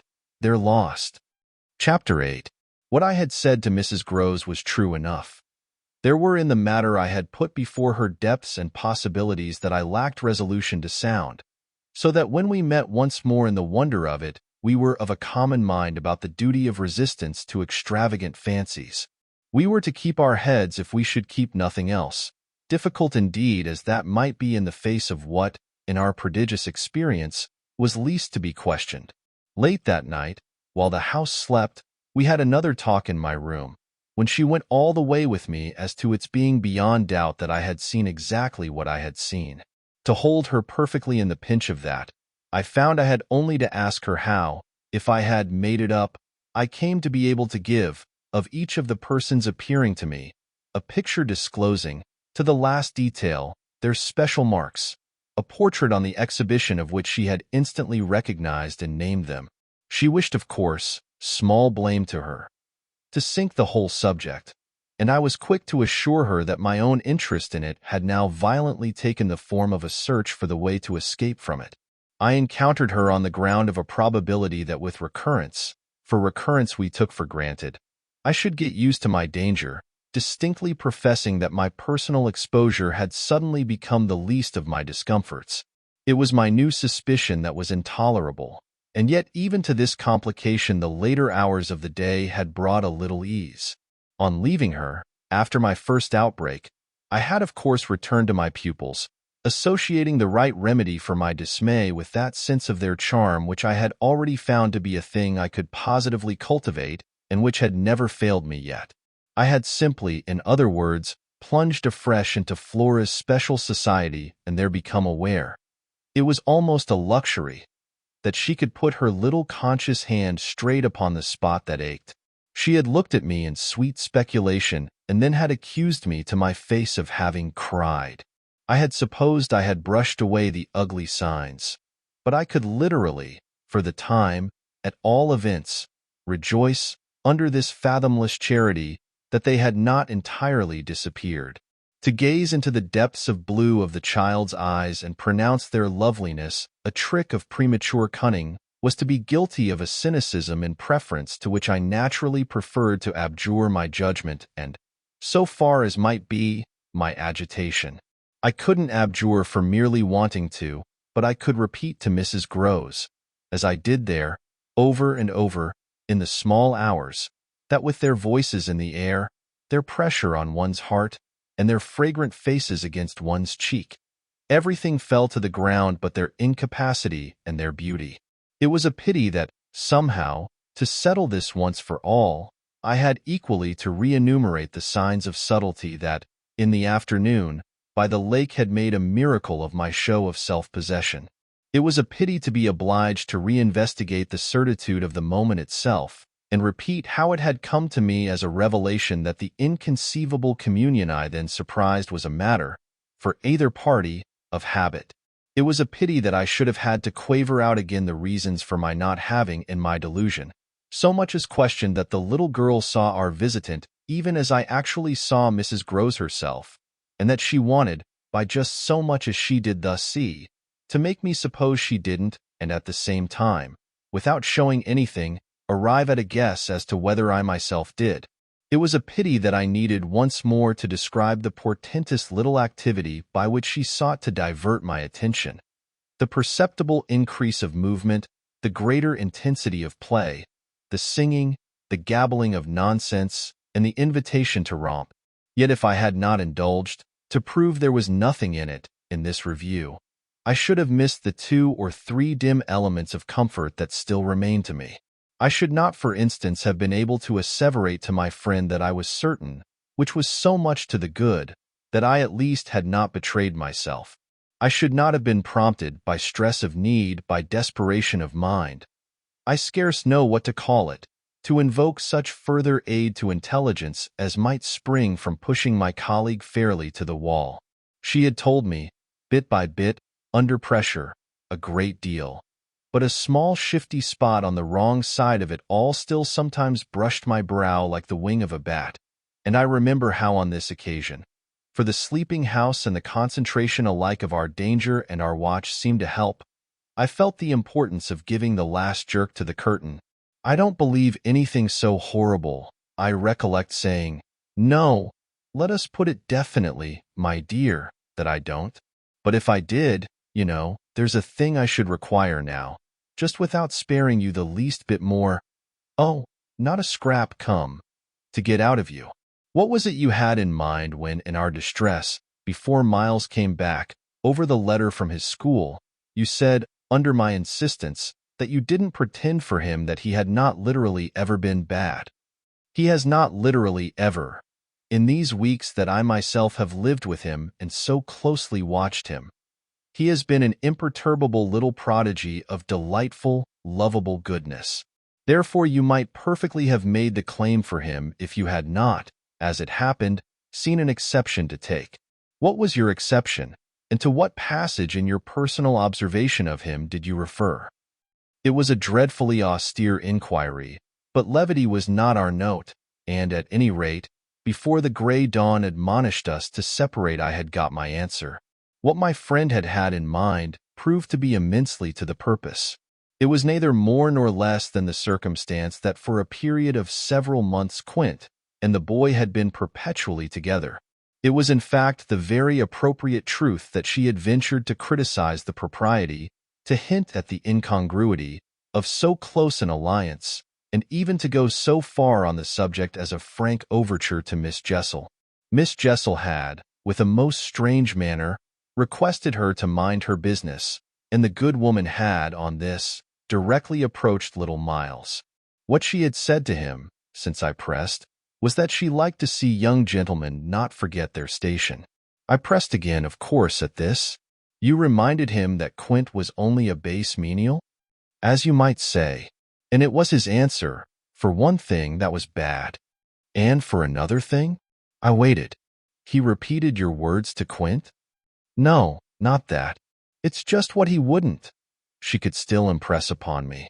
I was sure, at any rate, she added, that he didn't. But he denied certain occasions. What occasions? When they had been about together quite as if Quint were his tutor, and a very grand one, and Miss Jessel only for the little lady.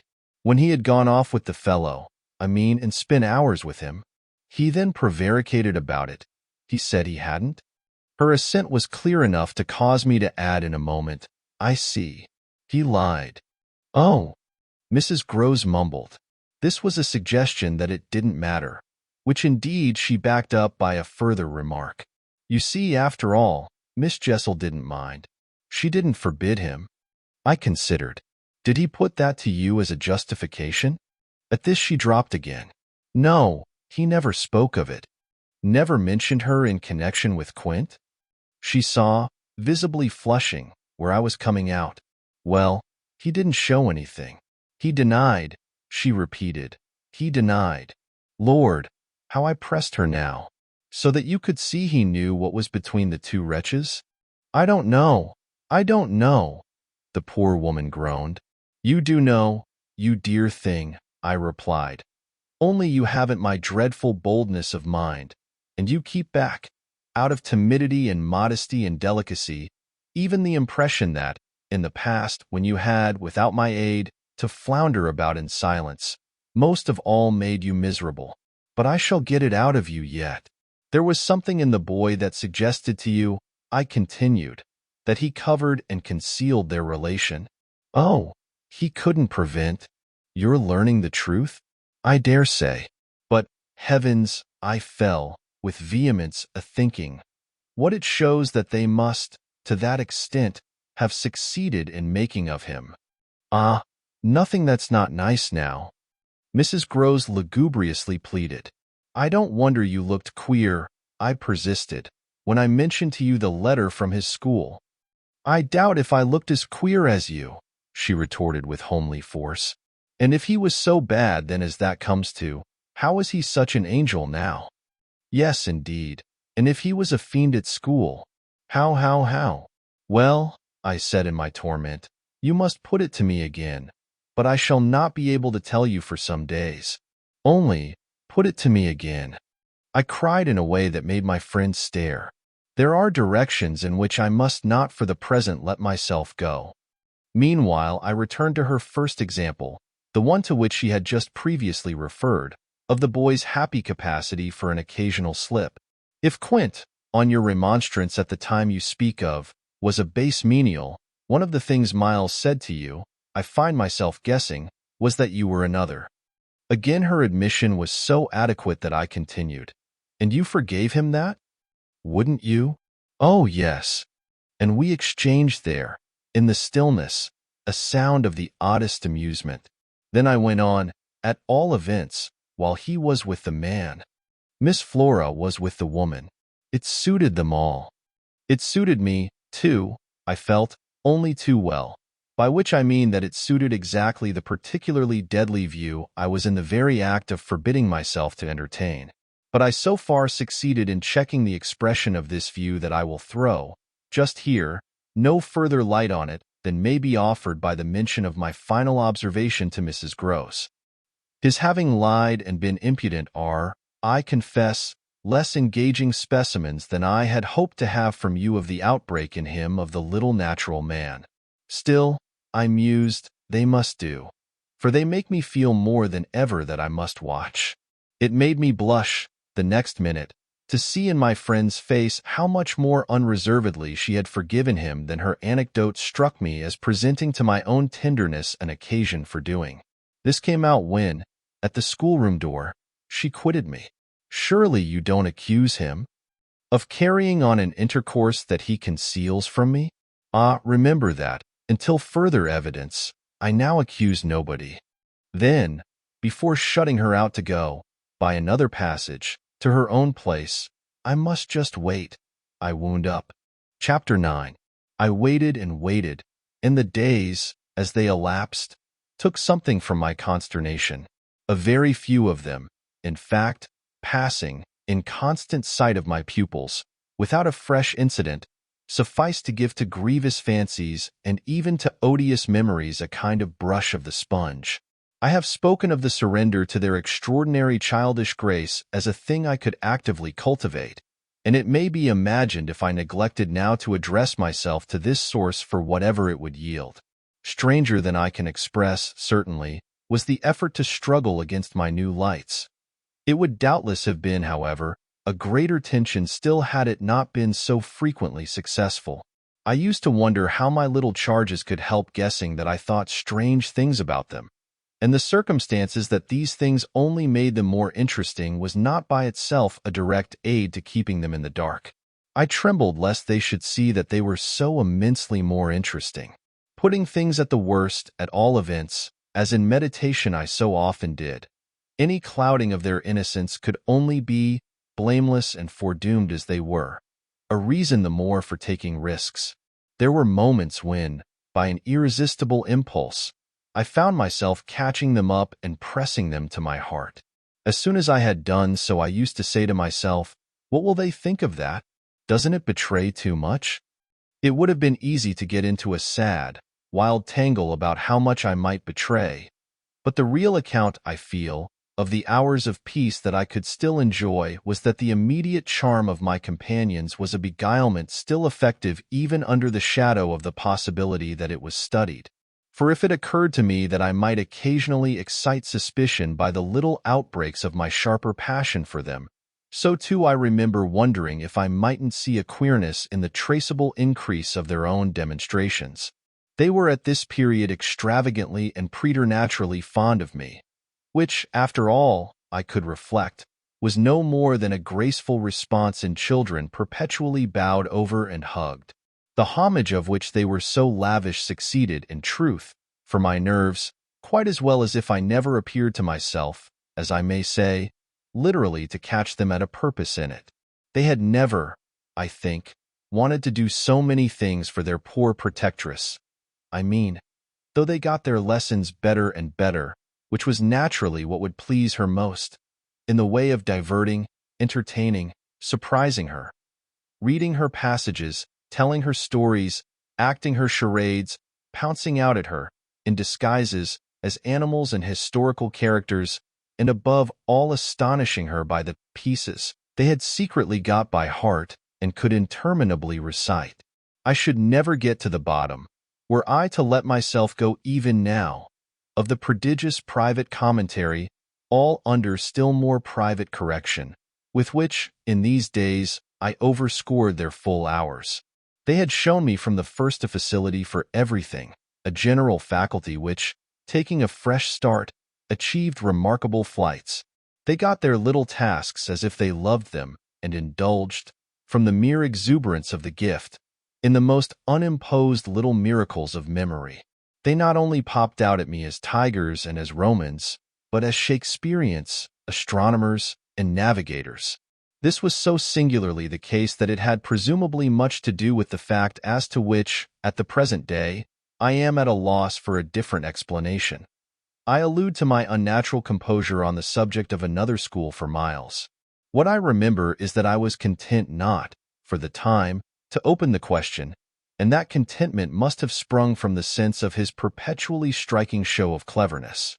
He was too clever for a bad governess, for a parson's daughter, to spoil, and the strangest if not the brightest thread in the pensive embroidery I just spoke of was the impression I might have got, if I had dared to work it out, that he was under some influence operating in his small intellectual life as a tremendous incitement. If it was easy to reflect, however, that such a boy could postpone school, it was at least as marked that for such a boy to have been kicked out by a schoolmaster was a mystification without end. Let me add that in their company now, and I was careful almost never to be out of it. I could follow no scent very far. We lived in a cloud of music and love and success and private theatricals. The musical sense in each of the children was of the quickest, but the elder in especial had a marvelous knack of catching and repeating. The schoolroom piano broke into all gruesome fancies, and when that failed there were confabulations in corners, with a sequel of one of them going out in the highest spirits in order to come in as something new. I had had brothers myself, and it was no revelation to me that little girls could be slavish idolaters of little boys. What surpassed everything was that there was a little boy in the world who could have for the inferior age, sex, and intelligence so fine a consideration. They were extraordinarily at one, and to say that they never either quarreled or complained is to make the note of praise coarse for their quality of sweetness. Sometimes, indeed, when I dropped into coarseness, I perhaps came across traces of little understandings between them by which one of them should keep me occupied while the other slipped away. There is a naïf side, I suppose, in all diplomacy, but if my pupils practiced upon me, it was surely with the minimum of grossness. It was all in the other quarter that, after a lull, the grossness broke out. I find that I really hang back, but I must take my plunge. In going on with the record of what was hideous at Bly, I not only challenge the most liberal faith, for which I little care, but, and this is another matter, I renew what I myself suffered. I again push my way through it to the end. There came suddenly an hour after which, as I look back, the affair seems to me to have been all pure suffering. But I have at least reached the heart of it, and the straightest road out is doubtless to advance.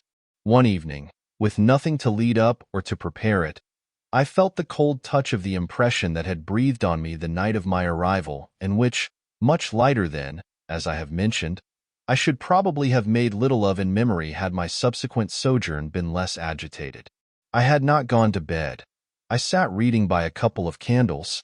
There was a roomful of old books at Bly, last-century fiction, some of it, which, to the extent of a distinctly deprecated renown, but never to so much as that of a stray specimen, had reached the sequestered home and appealed to the unavowed curiosity of my youth.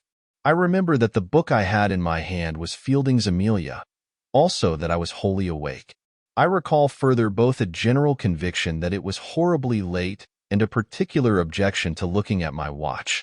I figure, finally, that the white curtain draping, in the fashion of those days, the head of Flora's little bed, shrouded, as I had assured myself long before, the perfection of childish rest. I recollect in short that, though I was deeply interested in my author, I found myself, at the turn of a page and with his spell all scattered, looking straight up from him and hard at the door of my room. There was a moment during which I listened, reminded of the faint sense I had had, the first night, of there being something undefinably astir in the house, and noted the soft breath of the open casement just move the half-drawn blind. Then, with all the marks of a deliberation that must have seemed magnificent had there been anyone to admire it, I laid down my book, rose to my feet, and taking a candle, went straight out of the room and, from the passage, on which my light made little impression, noiselessly closed and locked the door. I can say now neither what determined nor what guided me, but I went straight along the lobby, holding my candle high, till I came within sight of the tall window that presided over the great turn of the staircase. At this point I precipitately found myself aware of three things. They were practically simultaneous, yet they had flashes of succession. My candle, under a bold flourish, went out, and I perceived, by the uncovered window, that the yielding dusk of earliest morning rendered it unnecessary. Without it, the next instant, I saw that there was someone on the stair. I speak of sequences, but I required no lapse of seconds to stiffen myself for a third encounter with Quint. The apparition had reached the landing halfway up and was therefore on the spot nearest the window, where at sight of me, it stopped short and fixed me exactly as it had fixed me from the tower and from the garden. He knew me as well as I knew him. And so, in the cold, faint twilight, with a glimmer in the high glass and another on the polish of the oak stair below, we faced each other in our common intensity. He was absolutely, on this occasion, a living, detestable, dangerous presence. But that was not the wonder of wonders. I reserve this distinction for quite another circumstance. The circumstance that dread had unmistakably quitted me, and that there was nothing in me there that didn't meet and measure him. I had plenty of anguish after that extraordinary moment, but I had, thank God, no terror. And he knew I had not. I found myself at the end of an instant magnificently aware of this.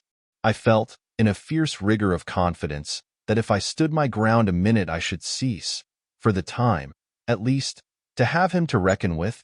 And during the minute, accordingly, the thing was as human and hideous as a real interview.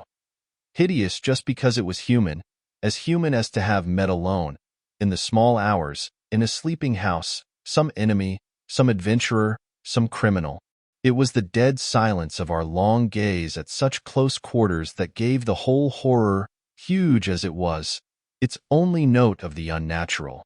If I had met a murderer in such a place and at such an hour, we still at least would have spoken. Something would have passed in life between us. If nothing had passed, one of us would have moved. The moment was so prolonged that it would have taken but little more to make me doubt if even I were in life.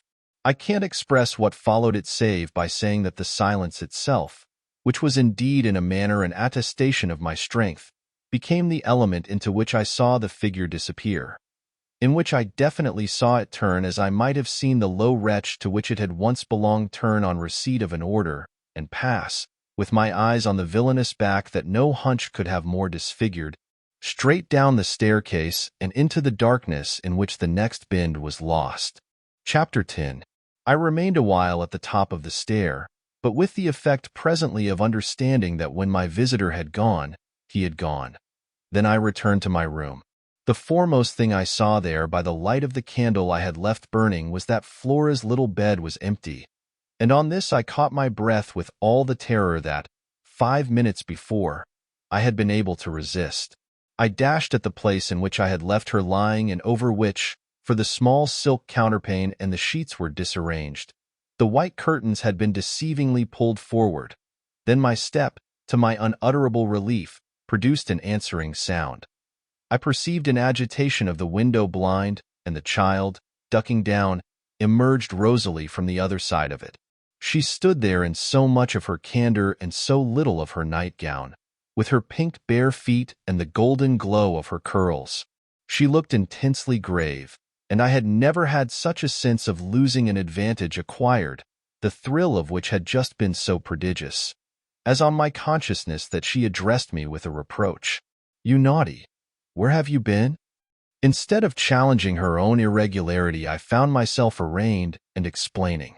She herself explained, for that matter, with the loveliest, eagerest simplicity. She had known suddenly, as she lay there, that I was out of the room, and had jumped up to see what had become of me. I had dropped, with the joy of her reappearance, back into my chair, feeling then, and then only, a little faint, and she had pattered straight over to me, thrown herself upon my knee, given herself to be held with the flame of the candle full in the wonderful little face that was still flushed with sleep. I remember closing my eyes an instant, yieldingly, consciously, as before the excess of something beautiful that shone out of the blue of her own. "You were looking for me out of the window?" I said. "You thought I might be walking in the grounds?"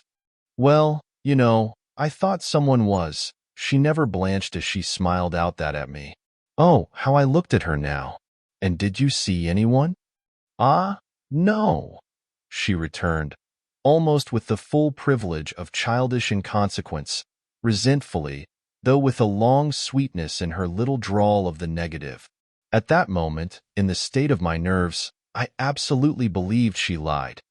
and if I once more closed my eyes, it was before the dazzle of the 3 or 4 possible ways in which I might take this up. One of these, for a moment, tempted me with such singular intensity that, to withstand it, I must have gripped my little girl with a spasm that, wonderfully, she submitted to without a cry or a sign of fright. Why not break out at her on the spot and have it all over? Give it to her straight in her lovely little lighted face. You see, you know that you do, and that you already quite suspect I believe it. Therefore, why not frankly confess it to me, so that we may at least live with it together and learn perhaps, in the strangeness of our fate, where we are and what it means? This solicitation dropped, alas, as it came. If I could immediately have succumbed to it, I might have spared myself, well, you'll see what. Instead of succumbing, I sprang again to my feet, looked at her bed, and took a helpless middle way. Why did you pull the curtain over the place to make me think you were still there? Flora luminously considered, after which, with her little divine smile, because I don't like to frighten you.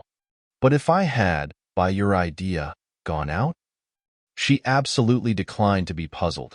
She turned her eyes to the flame of the candle as if the question were as irrelevant, or at any rate as impersonal, as Mrs. Marcet or 9 times 9. Oh, but you know, she quite adequately answered, that you might come back, you dear, and that you have.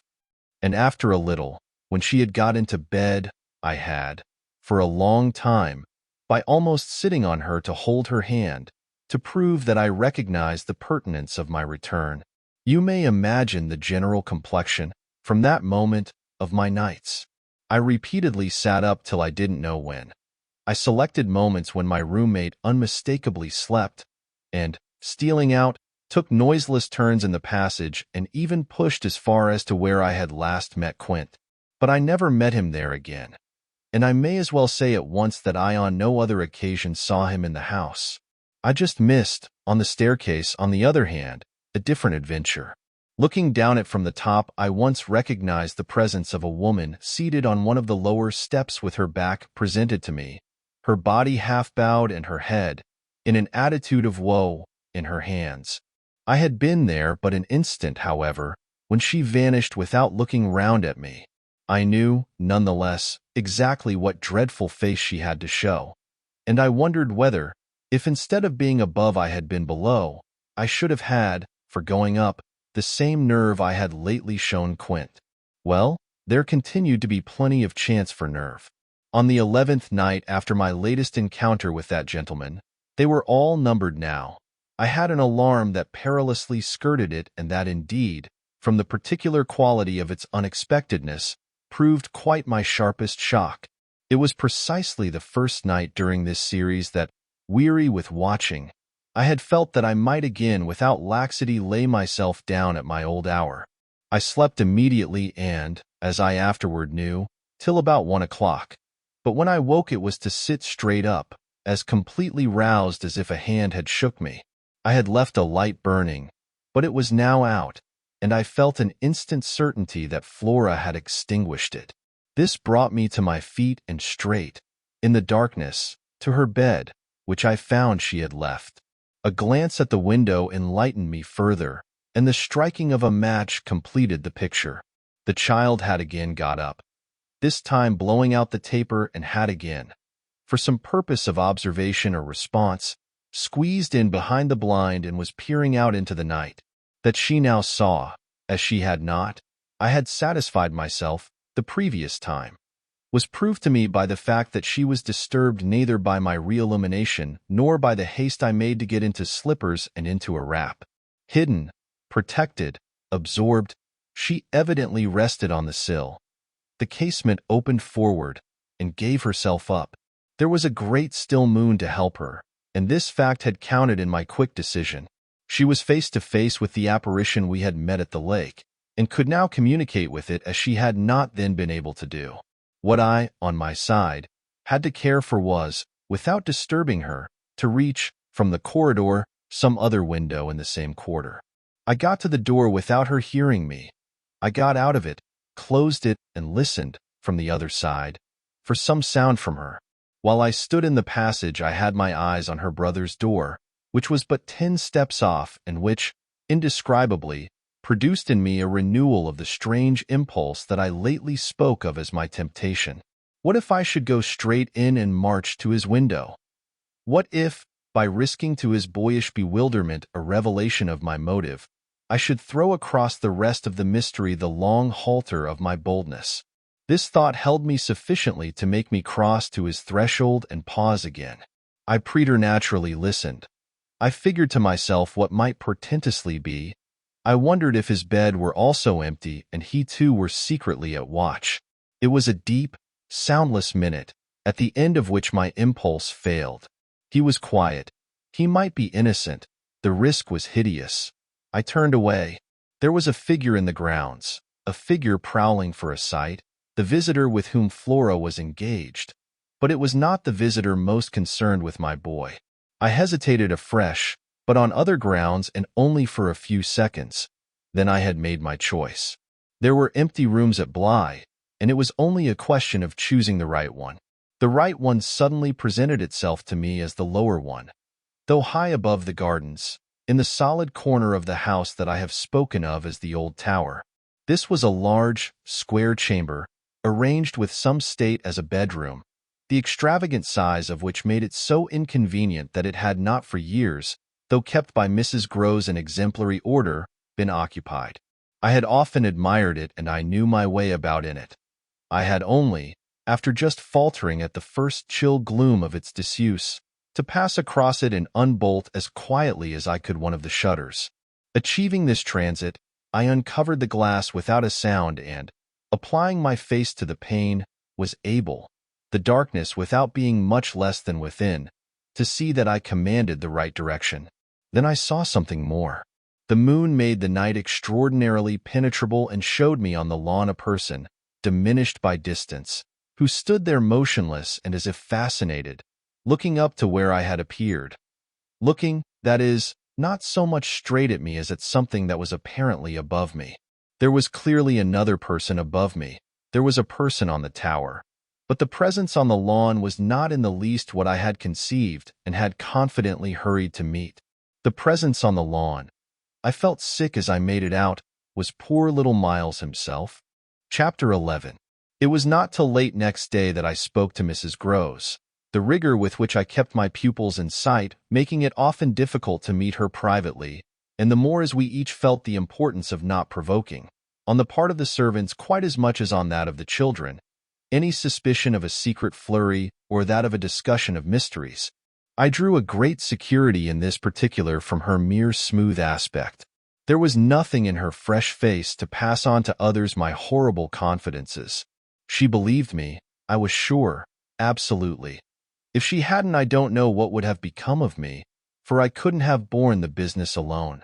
But she was a magnificent monument to the blessing of a want of imagination, and if she could see in our little charges nothing but their beauty and amiability, their happiness and cleverness, she had no direct communication with the sources of my trouble.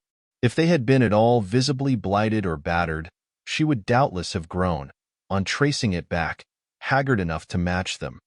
As matters stood, however, I could feel her, when she surveyed them, with her large white arms folded and the habit of serenity in all her look, thank the Lord's mercy that if they were ruined the pieces would still serve. Flights of fancy gave place, in her mind, to a steady fireside glow, and I had already begun to perceive how, with the development of the conviction that, as time went on without a public accident, our young things could, after all, look out for themselves, she addressed her greatest solicitude to the sad case presented by their instructress. That, for myself, was a sound simplification. I could engage that, to the world, my face should tell no tales, but it would have been, in the conditions, an immense added strain to find myself anxious about hers. At the hour I now speak of she had joined me, under pressure, on the terrace, where, with the lapse of the season, the afternoon sun was now agreeable, and we sat there together while, before us, at a distance, but within call if we wished, the children strolled to and fro in one of their most manageable moods. They moved slowly, in unison, below us, over the lawn, the boy, as they went, reading aloud from a storybook and passing his arm round his sister to keep her quite in touch. Mrs. Groves watched them with positive placidity. Then I caught the suppressed intellectual creak with which she conscientiously turned to take from me a view of the back of the tapestry.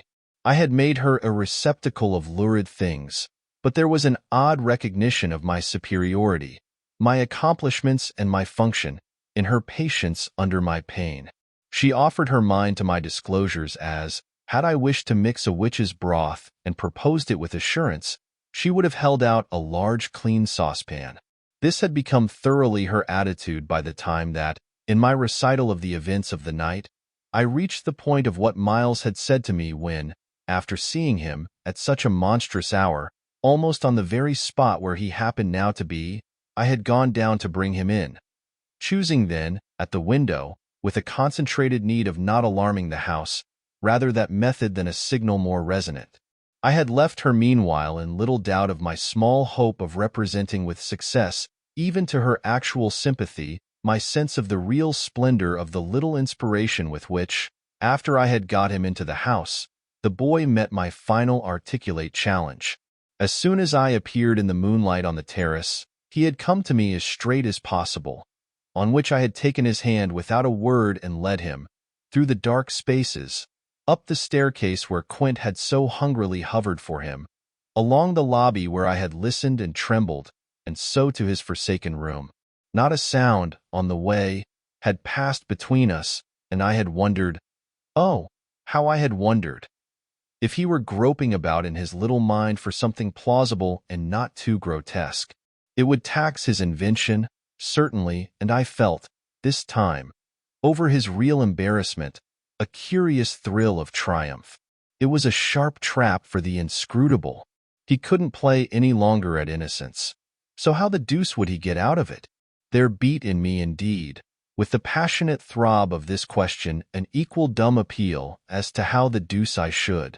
I was confronted at last, as never yet, with all the risk attached even now to sounding my own horrid note. I remember in fact that as we pushed into his little chamber, where the bed had not been slept in at all and the window, uncovered to the moonlight, made the place so clear that there was no need of striking a match.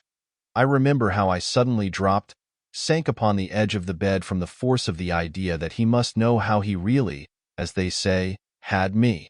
He could do what he liked, with all his cleverness to help him, so long as I should continue to defer to the old tradition of the criminality of those caretakers of the young who minister to superstitions and fears.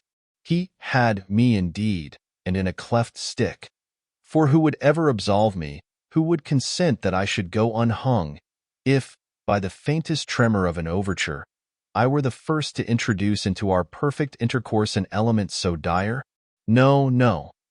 It was useless to attempt to convey to Mrs. Groves, just as it is scarcely less so to attempt to suggest here, how, in our short, stiff brush in the dark, he fairly shook me with admiration.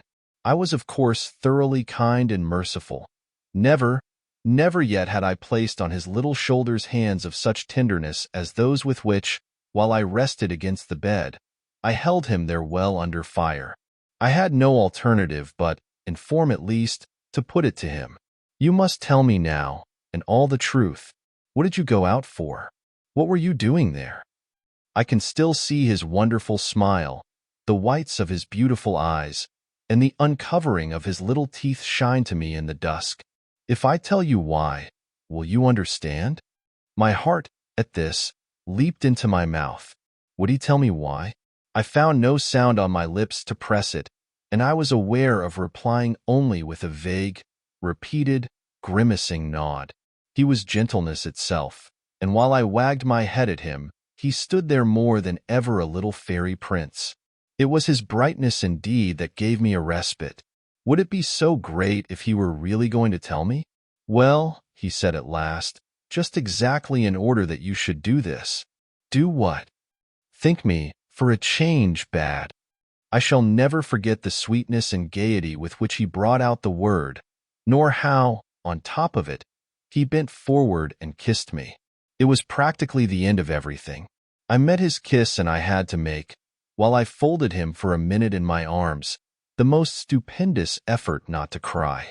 He had given exactly the account of himself that permitted least of my going behind it, and it was only with the effect of confirming my acceptance of it that, as I presently glanced about the room, I could say, "Then you didn't undress at all?" He fairly glittered in the gloom. "Not at all. I sat up and read." "And when did you go down?" "At midnight. When I'm bad, I am bad." I see. It's charming. But how could you be sure I would know it?" "Oh, I arranged that with Flora." His answers rang out with a readiness. "She was to get up and look out." "Which is what she did do." "It was I who fell into the trap." "So she disturbed you, and, to see what she was looking at, you also looked, you saw, while you," I concurred, "caught your death in the night air." He literally bloomed so from this exploit that he could afford radiantly to assent. "How otherwise should I have been bad enough?" he asked. Then, after another embrace, the incident and our interview closed on my recognition of all the reserves of goodness that, for his joke, he had been able to draw upon.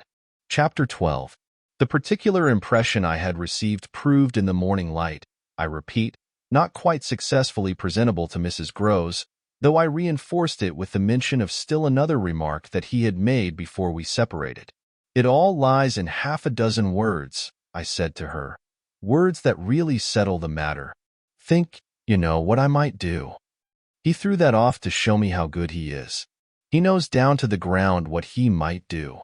That's what he gave them a taste of at school. "Lord, you do change," cried my friend. "I don't change. I simply make it out. The four, depend upon it, perpetually meet. If on either of these last nights you had been with either child, you would clearly have understood. The more I've watched and waited, the more I've felt that if there were nothing else to make it sure, it would be made so by the systematic silence of each. Never, by a slip of the tongue, have they so much as alluded to either of their old friends, any more than Miles has alluded to his expulsion.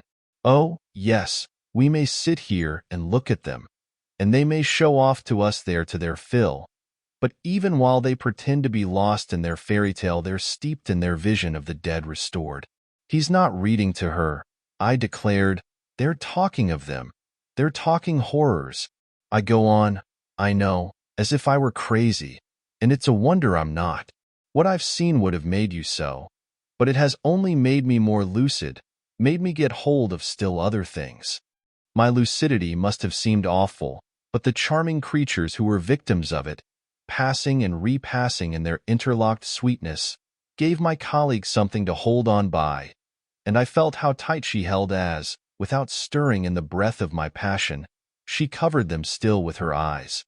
"Of what other things have you got hold?"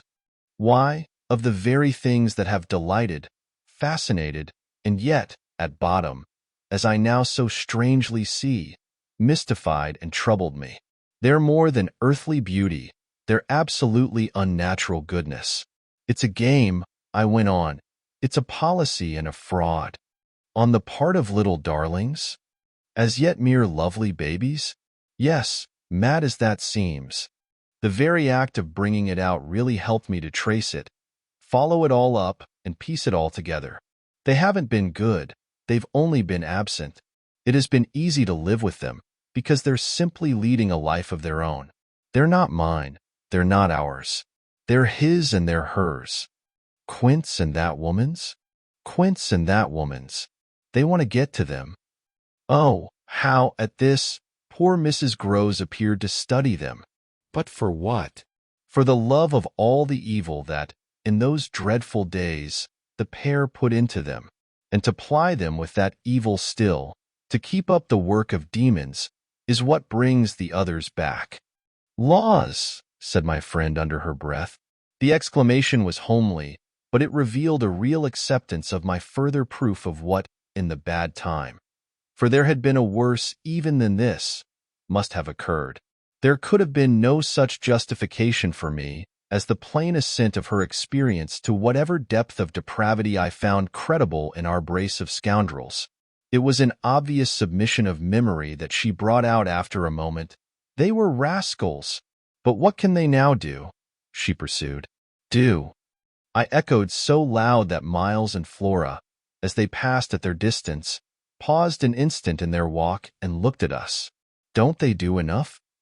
I demanded in a lower tone, while the children, having smiled and nodded and kissed hands to us, resumed their exhibition. We were held by it a minute, then I answered, They can destroy them. At this my companion did turn, but the inquiry she launched was a silent one, the effect of which was to make me more explicit. They don't know, as yet, quite how, but they're trying hard. They're seen only across, as it were, and beyond. In strange places and on high places, the top of towers, the roof of houses, the outside of windows, the further edge of pools. But there's a deep design, on either side, to shorten the distance and overcome the obstacle. And the success of the tempters is only a question of time. They've only to keep to their suggestions of danger. For the children to come? And perish in the attempt. Mrs. Groves slowly got up, and I scrupulously added, Unless, of course, we can prevent. Standing there before me while I kept my seat, she visibly turned things over. Their uncle must do the preventing. He must take them away. And who's to make him? She had been scanning the distance, but she now dropped on me a foolish face. You, miss. By writing to him that his house is poisoned and his little nephew and niece mad? But if they are, miss? And if I am myself, you mean? That's charming news to be sent him by a governess whose prime undertaking was to give him no worry. Mrs. Groves considered, following the children again. Yes, he do hate worry. That was the great reason. Why those fiends took him in so long. No doubt, though his indifference must have been awful. As I'm not a fiend, at any rate, I shouldn't take him in. My companion, after an instant and for all answer, sat down again and grasped my arm. Make him at any rate come to you. I stared. To me? I had a sudden fear of what she might do. Him? He ought to be here. He ought to help. I quickly rose, and I think I must have shown her a queerer face than ever yet. You see me asking him for a visit? No. With her eyes on my face, she evidently couldn't. Instead of it, even, as a woman reads another, she could see what I myself saw. His derision, his amusement, his contempt for the breakdown of my resignation at being left alone and for the fine machinery I had set in motion to attract his attention to my slighted charms. She didn't know. No one knew how proud I had been to serve him and to stick to our terms. Yet she nonetheless took the measure, I think, of the warning I now gave her. If you should so lose your head as to appeal to him for me. She was really frightened. Yes, miss. I would leave on the spot, both him and you. Chapter 13. It was all very well to join them, but speaking to them proved quite as much as ever an effort beyond my strength. Offered, in close quarters, difficulties as insurmountable as before.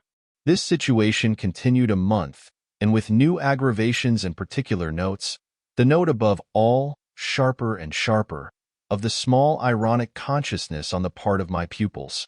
It was not, I am as sure today as I was sure then, my mere infernal imagination. It was absolutely traceable that they were aware of my predicament, and that this strange relation made, in a manner, for a long time, the air in which we moved. I don't mean that they had their tongues in their cheeks or did anything vulgar, for that was not one of their dangers. I do mean, on the other hand, that the element of the unnamed and untouched became, between us, greater than any other, and that so much avoidance could not have been so successfully effected without a great deal of tacit arrangement. It was as if, at moments, we were perpetually coming into sight of subjects before which we must stop short, turning suddenly out of alleys that we perceived to be blind, closing with a little bang that made us look at each other. For, like all bangs, it was something louder than we had intended. The doors we had indiscreetly opened. All roads lead to Rome, and there were times when it might have struck us that almost every branch of study or subject of conversation skirted forbidden ground. Forbidden ground was the question of the return of the dead in general and of whatever, in especial, might survive in memory of the friends little children had lost. There were days when I could have sworn that one of them had, with a small invisible nudge, said to the other, "She thinks she'll do it this time, but she won't." To do it would have been to indulge, for instance, and for once in a way, in some direct reference to the lady who had prepared them for my discipline. They had a delightful, endless appetite for passages in my own history, to which I had again and again treated them. They were in possession of everything that had ever happened to me, had, with every circumstance, the story of my smallest adventures and of those of my brothers and sisters and of the cat and the dog at home, as well as many particulars of the eccentric nature of my father, of the furniture and arrangement of our house, and of the conversation of the old women of our village. There were things enough, taking one with another, to chatter about, if one went very fast and knew by instinct when to go round. They pulled with an art of their own the strings of my invention and my memory, and nothing else perhaps, when I thought of such occasions afterward, gave me so the suspicion of being watched from under cover. It was in any case over my life, my past, and my friends alone that we could take anything like our ease. A state of affairs that led them sometimes without the least pertinence to break out into sociable reminders. I was invited, with no visible connection, to repeat afresh Goody Gosling's celebrated MOT, or to confirm the details already supplied as to the cleverness of the vicarage pony. It was partly at such junctures as these and partly at quite different ones that, with the turn my matters had now taken, my predicament, as I have called it, grew most sensible. The fact that the days passed for me without another encounter ought, it would have appeared, to have done something towards soothing my nerves. Since the light brush, that second night on the upper landing, of the presence of a woman at the foot of the stair, I had seen nothing, whether in or out of the house, that one had better not have seen. There was many a corner round which I expected to come upon Quint, and many a situation that, in a merely sinister way, would have favored the appearance of Miss Jessel. The summer had turned, the summer had gone. The autumn had dropped upon Bly and had blown out half our lights. The place, with its gray sky and withered garlands, its bared spaces and scattered dead leaves, was like a theater after the performance, all strewn with crumpled playbills. There were exactly states of the air, conditions of sound and of stillness, unspeakable impressions of the kind of ministering moment that brought back to me, long enough to catch it, the feeling of the medium in which, that June evening out of doors, I had had my first sight of Quint, and in which, too, at those other instants, I had, after seeing him through the window, looked for him in vain in the circle of shrubbery. I recognized the signs, the portents, I recognized the moment, the spot, but they remained unaccompanied and empty, and I continued unmolested. If unmolested one could call a young woman whose sensibility had, in the most extraordinary fashion, not declined but deepened. I had said in my talk with Mrs. Groves on that horrid scene of Flora's by the lake, and had perplexed her by so saying, that it would from that moment distress me much more to lose my power than to keep it. I had then expressed what was vividly in my mind, the truth that, whether the children really saw or not, since, that is, it was not yet definitely proved, I greatly preferred, as a safeguard, the fullness of my own exposure. I was ready to know the very worst that was to be known. What I had then had an ugly glimpse of was that my eyes might be sealed just while theirs were most opened. Well, my eyes were sealed. It appeared, at present, a consummation for which it seemed blasphemous not to thank God. There was, alas, a difficulty about that. I would have thanked him with all my soul had I not had in a proportionate measure this conviction of the secret of my pupils. How can I retrace today the strange steps of my obsession? There were times of our being together when I would have been ready to swear that, literally, in my presence, but with my direct sense of it closed, they had visitors who were known and were welcome.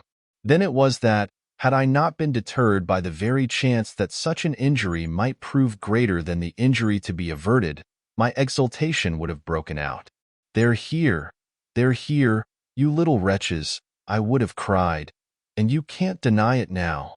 The little wretches denied it with all the added volume of their sociability and their tenderness, in just the crystal depths of which, like the flash of a fish in a stream, the mockery of their advantage peeped up.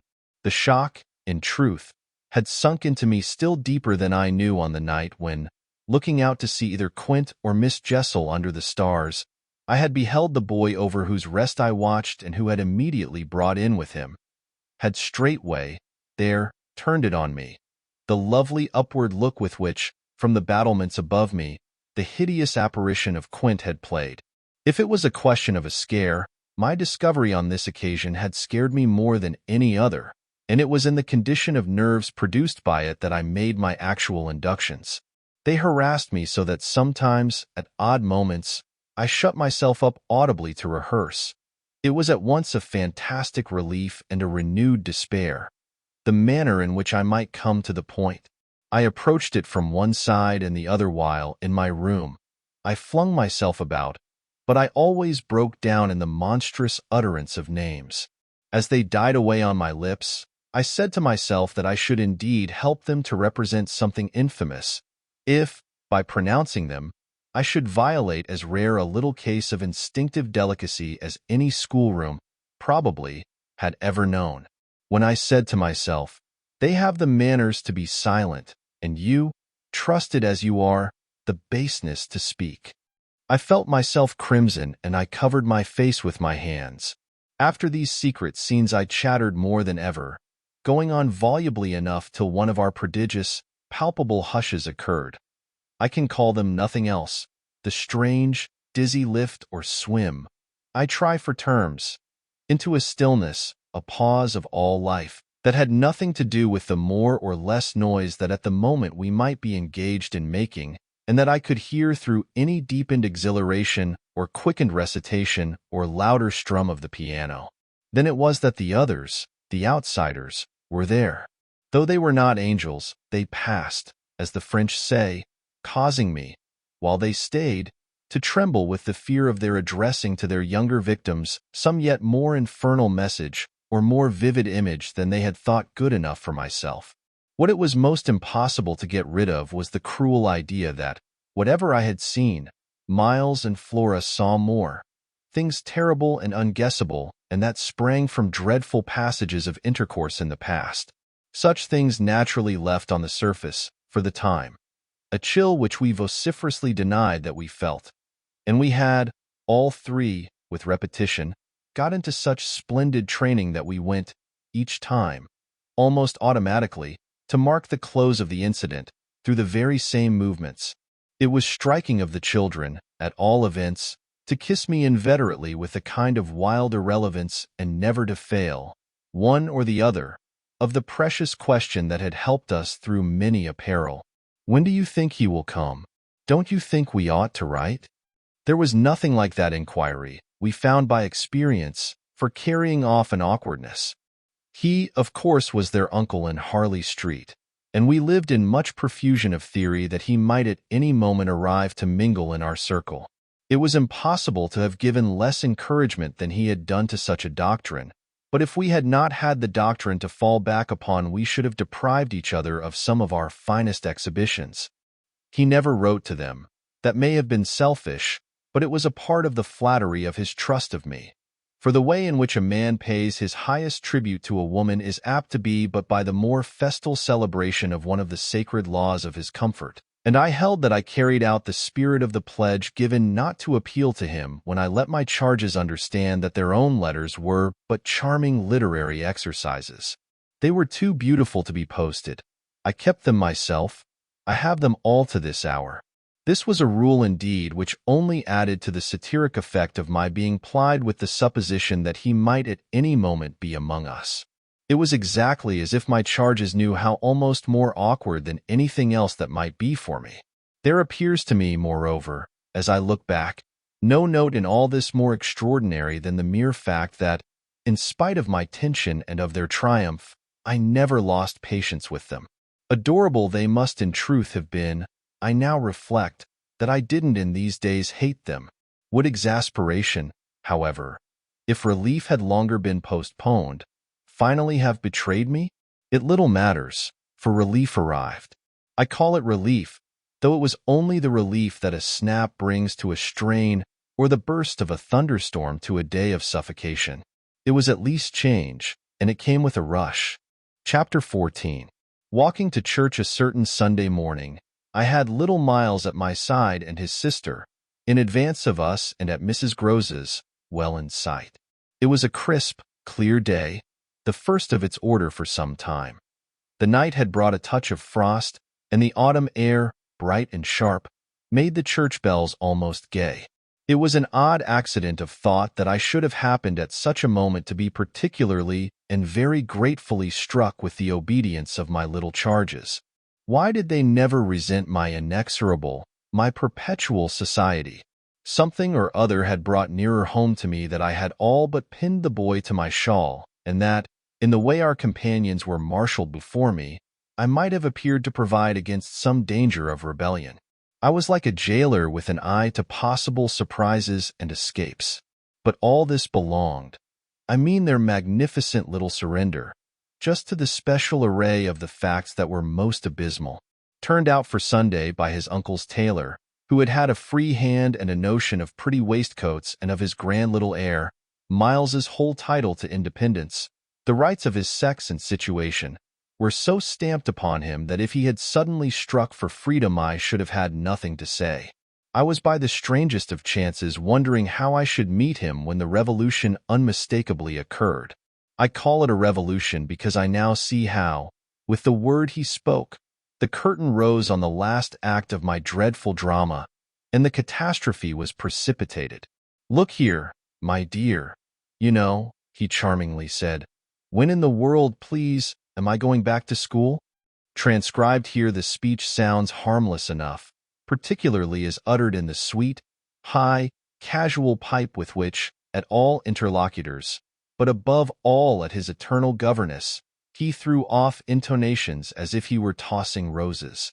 There was something in them that always made one catch, and I caught, at any rate, now so effectually that I stopped as short as if one of the trees of the park had fallen across the road. There was something new on the spot, between us, and he was perfectly aware that I recognized it, though, to enable me to do so, he had no need to look a whit less candid and charming than usual.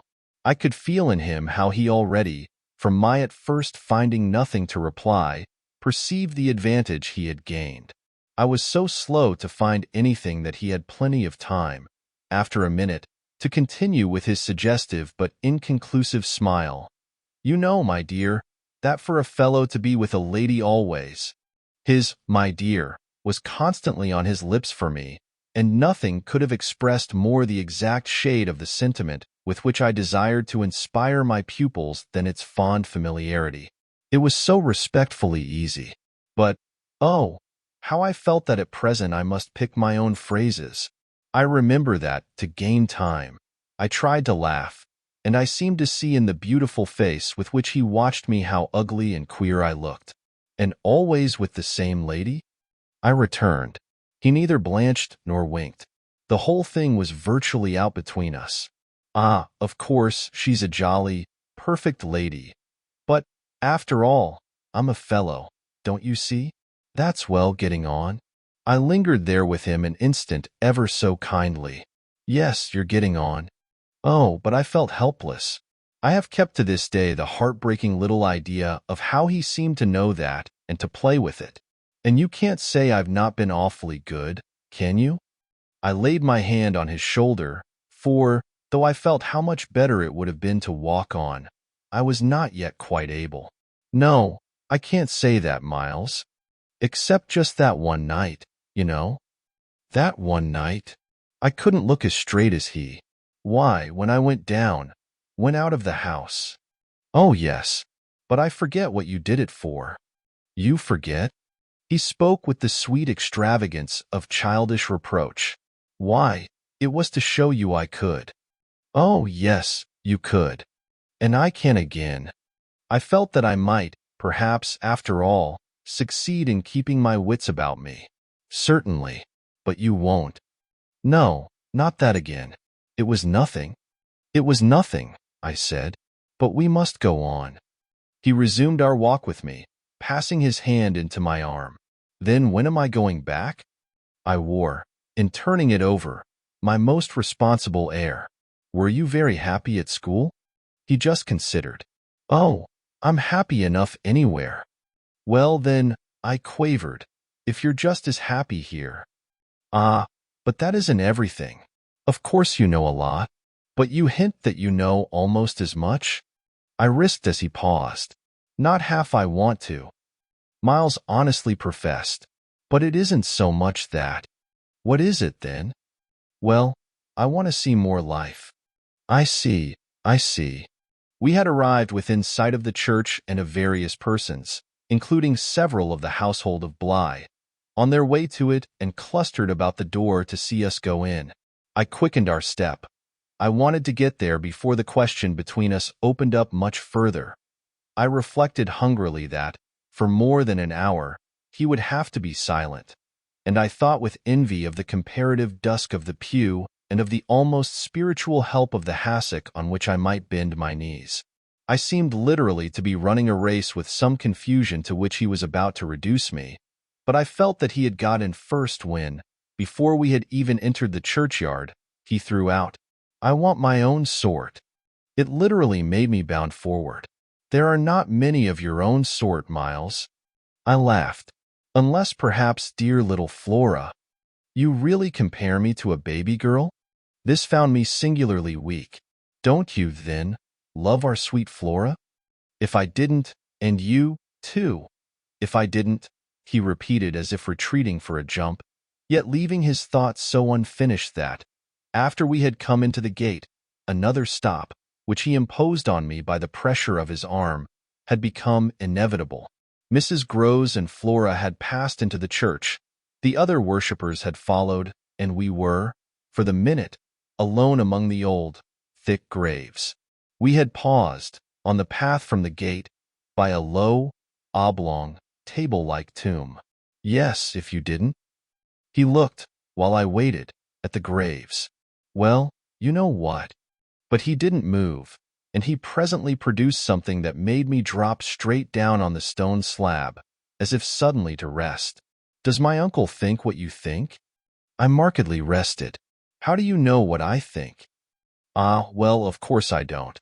For it strikes me you never tell me. But I mean, does he know? Know what, Miles? Why, the way I'm going on.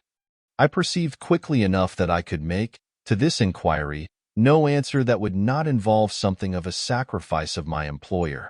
Yet it appeared to me that we were all, at Bly, sufficiently sacrificed to make that venial. I don't think your uncle much cares. Miles, on this, stood looking at me.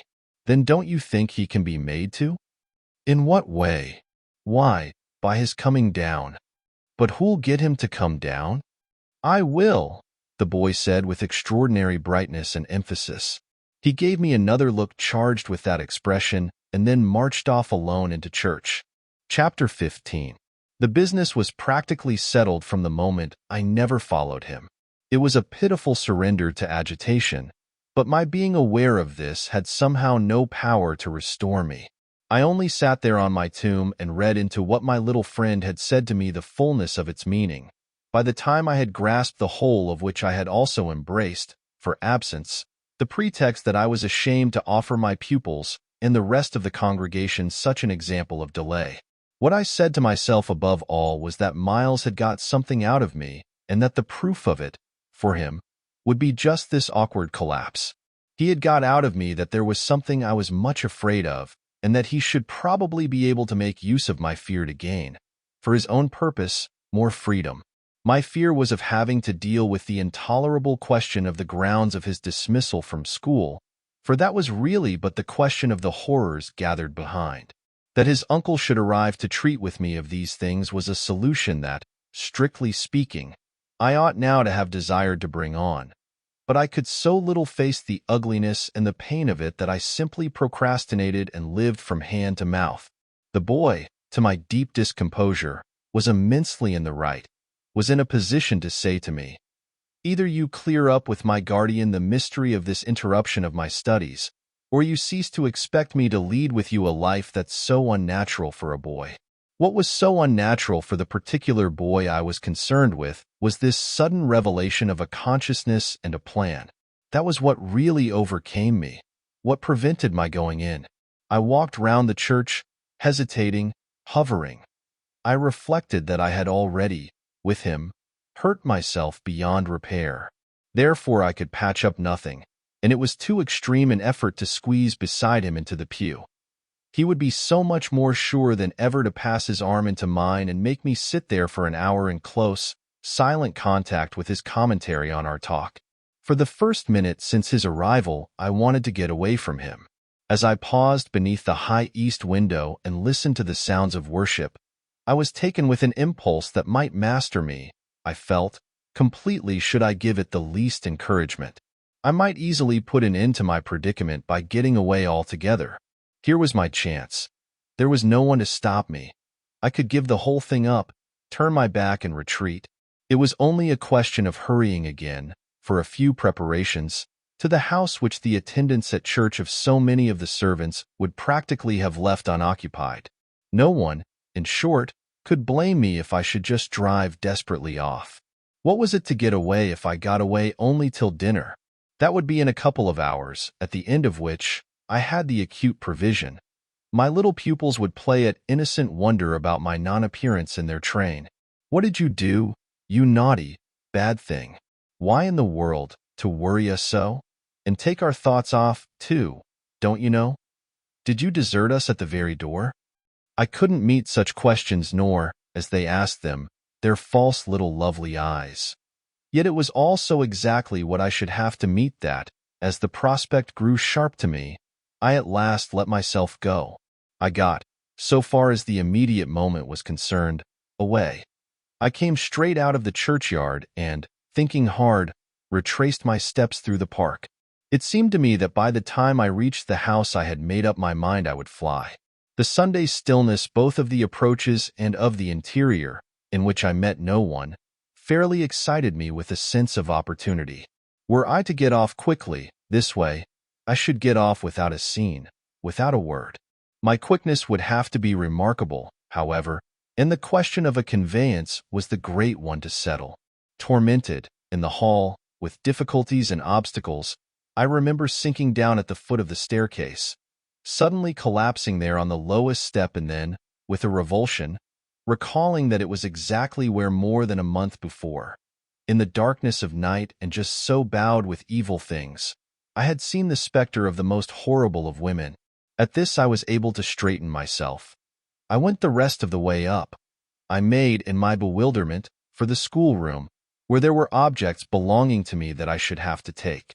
But I opened the door to find again, in a flash, my eyes unsealed. In the presence of what I saw I reeled straight back upon my resistance.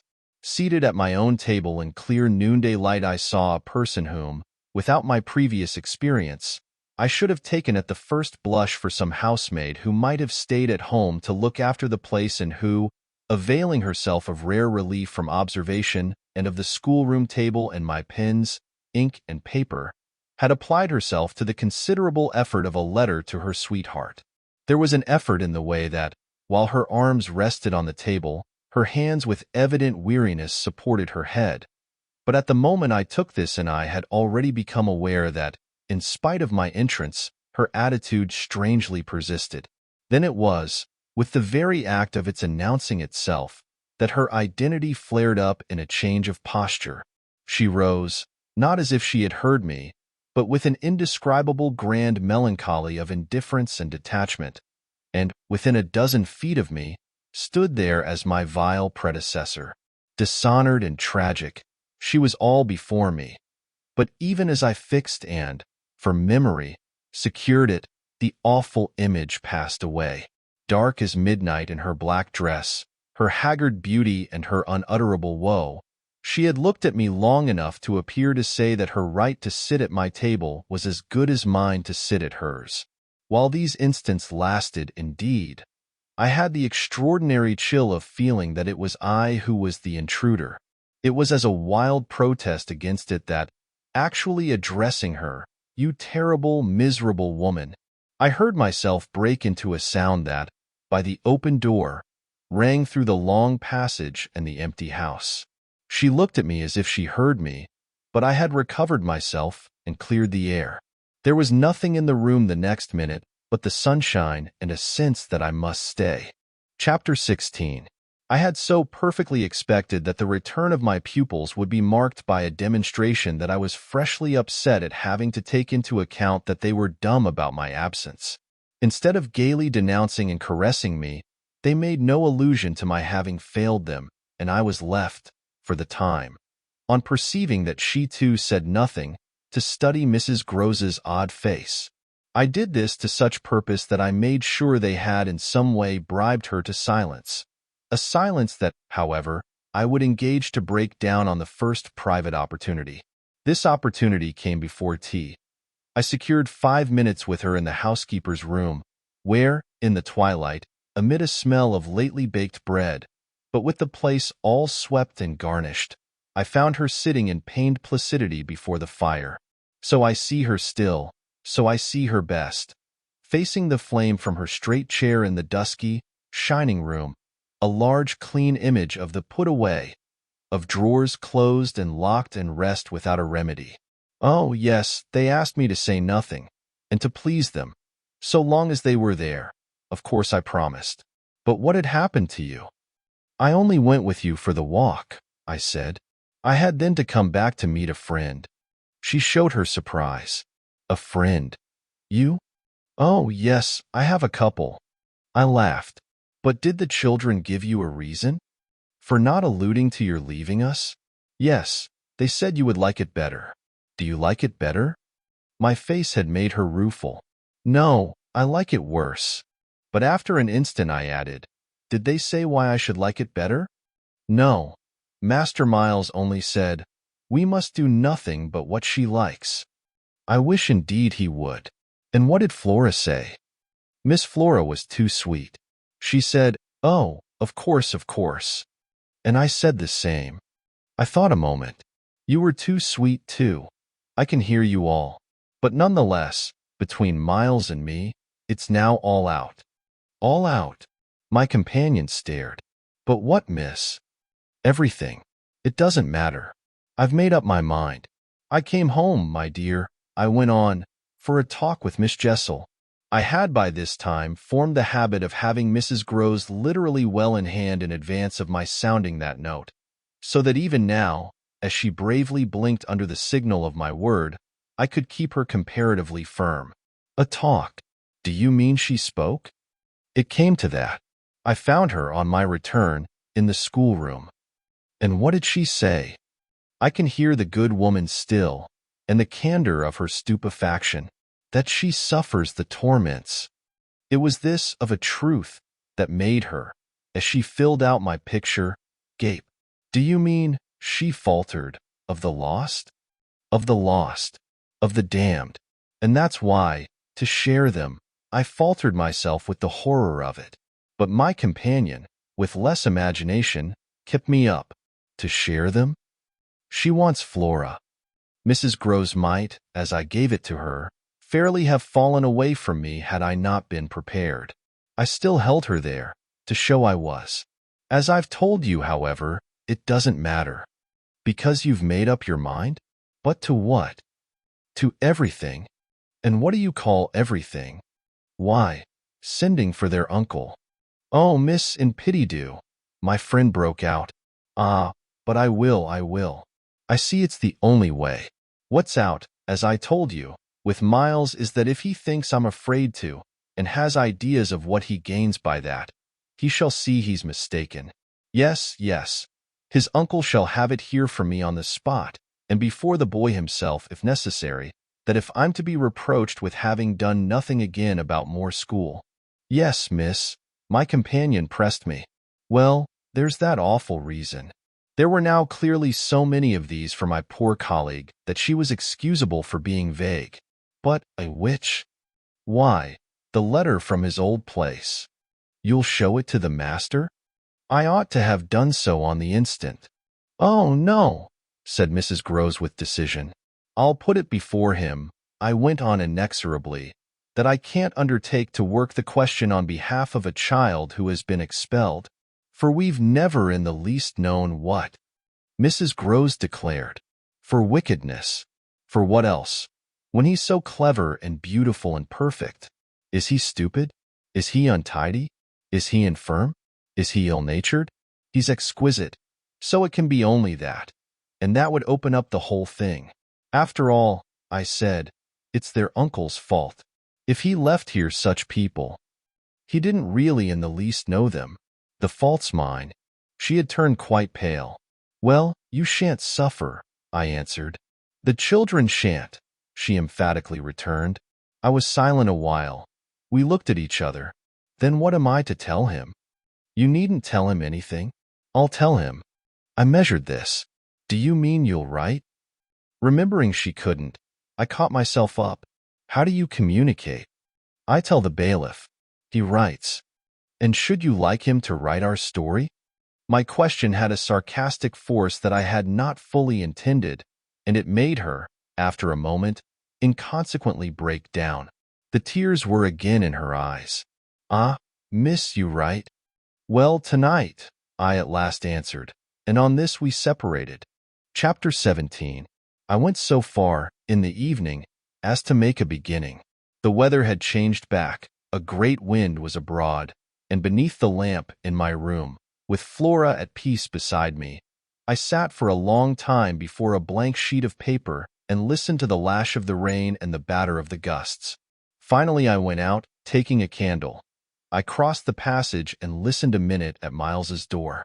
What, under my endless obsession, I had been impelled to listen for was some betrayal of his not being at rest, and I presently caught one, but not in the form I had expected. His voice tinkled out. I say, you there, come in. It was a gaiety in the gloom.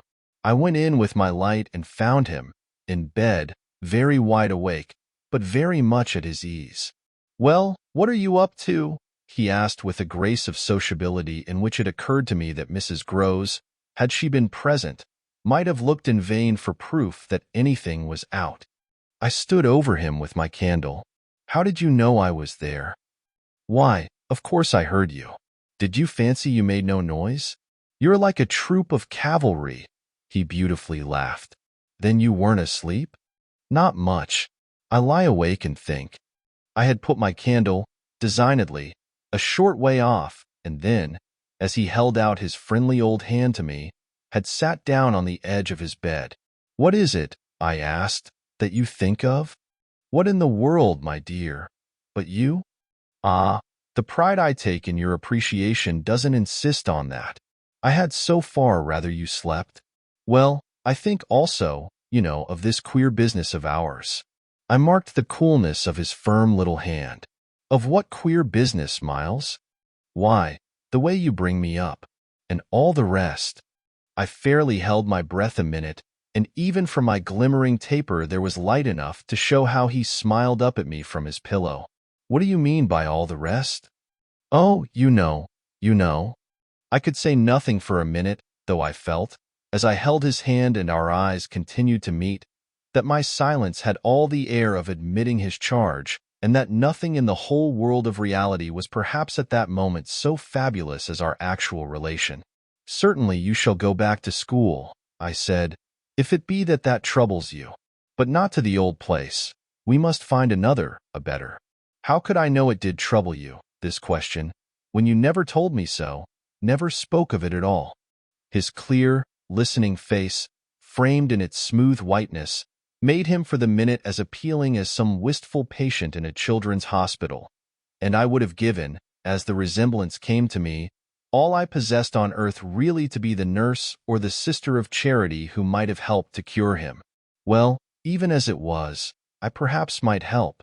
Do you know you've never said a word to me about your school? I mean the old one. Never mentioned it in any way? He seemed to wonder. He smiled with the same loveliness. But he clearly gained time. He waited. He called for guidance. Haven't I? It wasn't for me to help him. It was for the thing I had met.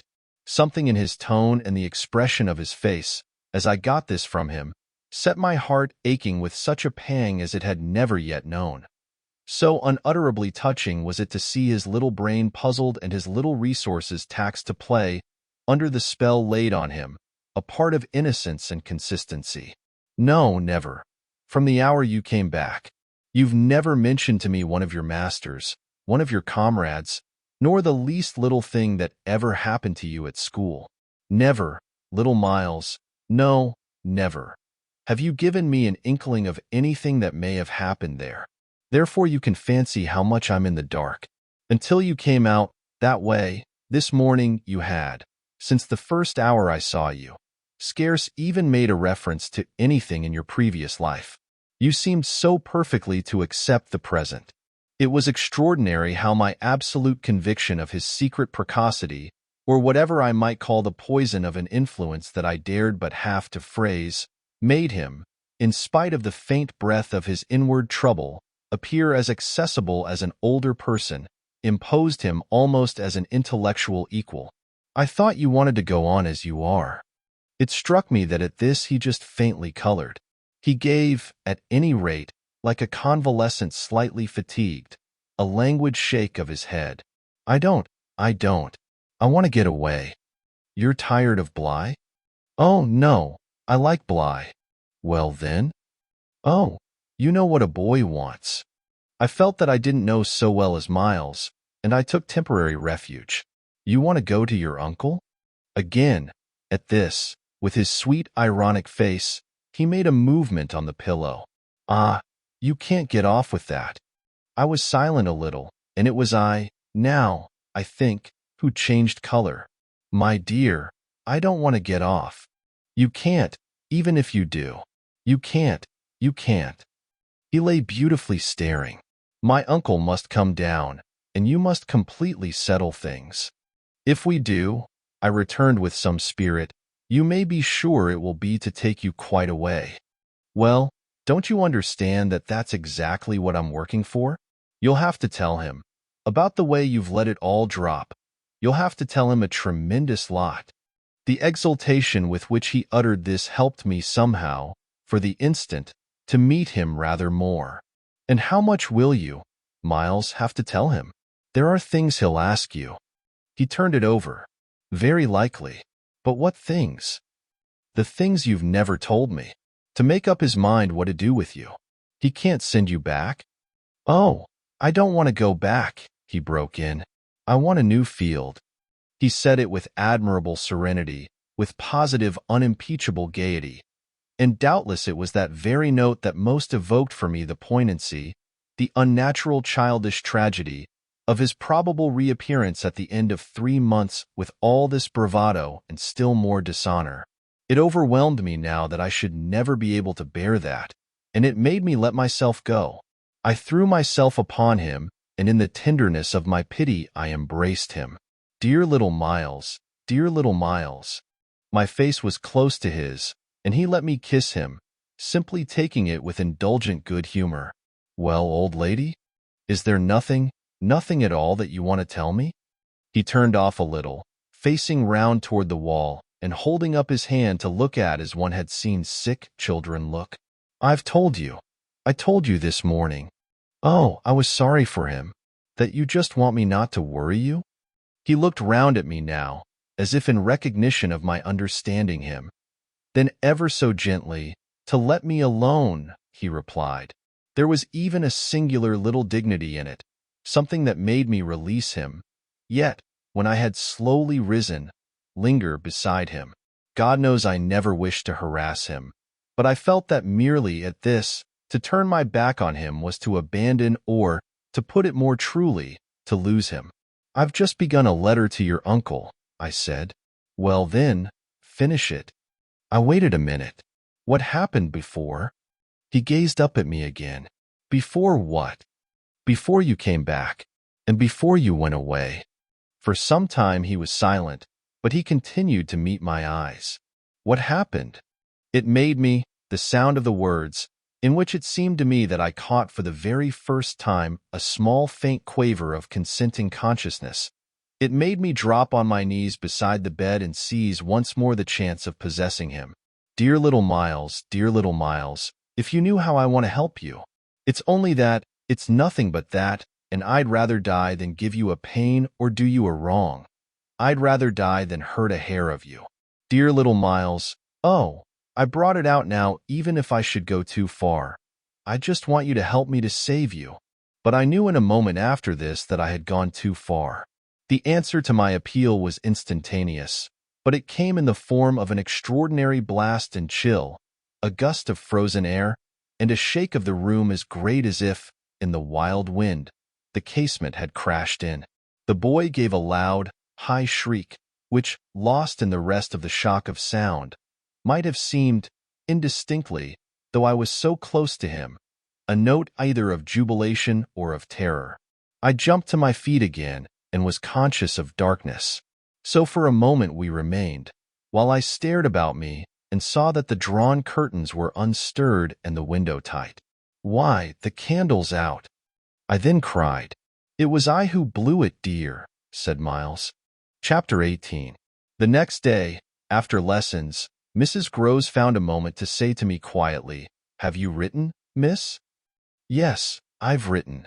But I didn't add, for the hour, that my letter, sealed and directed, was still in my pocket. There would be time enough to send it before the messenger should go to the village. Meanwhile there had been, on the part of my pupils, no more brilliant, more exemplary morning. It was exactly as if they had both had at heart to gloss over any recent little friction.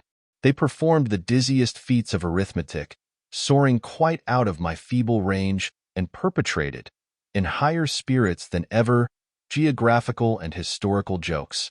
It was conspicuous, of course, in Miles in particular, that he appeared to wish to show how easily he could let me down.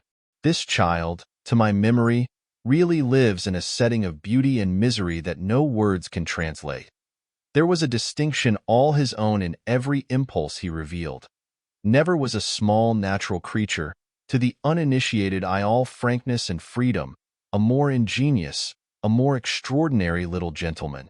I had perpetually to guard against the wonder of contemplation into which my initiated view betrayed me, to check the irrelevant gaze and discouraged sigh in which I constantly both attacked and renounced the enigma of what such a little gentleman could have done that deserved a penalty.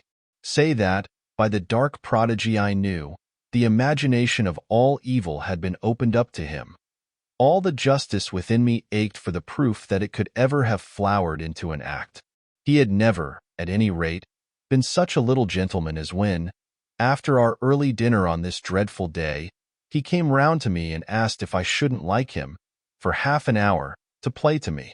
David playing to Saul could never have shown a finer sense of the occasion. It was literally a charming exhibition of tact, of magnanimity, and quite tantamount to his saying outright, "The true knights we love to read about never push an advantage too far. I know what you mean now. You mean that, to be let alone yourself and not followed up, you'll cease to worry and spy upon me, won't keep me so close to you, will let me go and come. Well, I come, you see, but I don't go. There'll be plenty of time for that. I do really delight in your society, and I only want to show you that I contended for a principle." It may be imagined whether I resisted this appeal or failed to accompany him again, hand in hand, to the schoolroom. He sat down at the old piano and played as he had never played. And if there are those who think he had better have been kicking a football, I can only say that I wholly agree with them. For at the end of a time that under his influence I had quite ceased to measure, I started up with a strange sense of having literally slept at my post. It was after luncheon, and by the schoolroom fire, and yet I hadn't really, in the least, slept. I had only done something much worse. I had forgotten. Where, all this time, was Flora? When I put the question to Miles, he played on a minute before answering and then could only say, "Why, my dear, how do I know?" breaking moreover into a happy laugh which, immediately after, as if it were a vocal accompaniment, he prolonged into incoherent, extravagant song. I went straight to my room, but his sister was not there. Then, before going downstairs, I looked into several others. As she was nowhere about, she would surely be with Mrs. Groves, whom, in the comfort of that theory, I accordingly proceeded in quest of. I found her where I had found her the evening before, but she met my quick challenge with blank, scared ignorance. She had only supposed that, after the repast, I had carried off both the children, as to which she was quite in her right, for it was the very first time I had allowed the little girl out of my sight without some special provision. Of course now indeed she might be with the maids, so that the immediate thing was to look for her without an air of alarm. This we promptly arranged between us. But when, 10 minutes later and in pursuance of our arrangement, we met in the hall, it was only to report on either side that after guarded inquiries we had altogether failed to trace her. For a minute there, apart from observation, we exchanged mute alarms, and I could feel with what high interest my friend returned me all those I had from the first given her. "She'll be above," she presently said, "in one of the rooms you haven't searched." "No, she's at a distance. I had made up my mind. She has gone out." Mrs. Groves stared. "Without a hat?" I naturally also looked volumes. "Isn't that woman always without one?" "She's with her." "She's with her," I declared. "We must find them." My hand was on my friend's arm, but she failed for the moment, confronted with such an account of the matter, to respond to my pressure. She communed, on the contrary, on the spot, with her uneasiness. "And where's Master Miles?" "Oh, he's with Quint. They're in the schoolroom." "Lord, miss." My view, I was myself aware, and therefore I suppose my tone, had never yet reached so calm an assurance. "The trick's played," I went on. "They've successfully worked their plan. He found the most divine little way to keep me quiet while she went off." "Divine?" Mrs. Groves bewilderedly echoed. "Infernal, then," I almost cheerfully rejoined. "He has provided for himself as well. But come." She had helplessly gloomed at the upper regions. "You leave him? So long with Quint?" "Yes, I don't mind that now." She always ended, at these moments, by getting possession of my hand, and in this manner she could at present still stay me. But after gasping an instant at my sudden resignation, "Because of your letter," she eagerly brought out. I quickly, by way of answer, felt for my letter, drew it forth, held it up, and then, freeing myself, went and laid it on the great hall table. "Look, we'll take it," I said as I came back. I reached the house door and opened it. I was already on the steps. My companion still demurred. The storm of the night and the early morning had dropped, but the afternoon was damp and gray. I came down to the drive while she stood in the doorway. "You go with nothing on?" "What do I care when the child has nothing?" "I can't wait to dress," I cried. "And if you must do so, I leave you.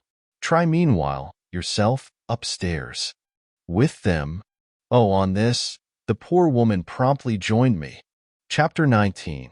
We went straight to the lake, as it was called at Bly, and I dare say rightly called, though I reflect that it may in fact have been a sheet of water less remarkable than it appeared to my untraveled eyes.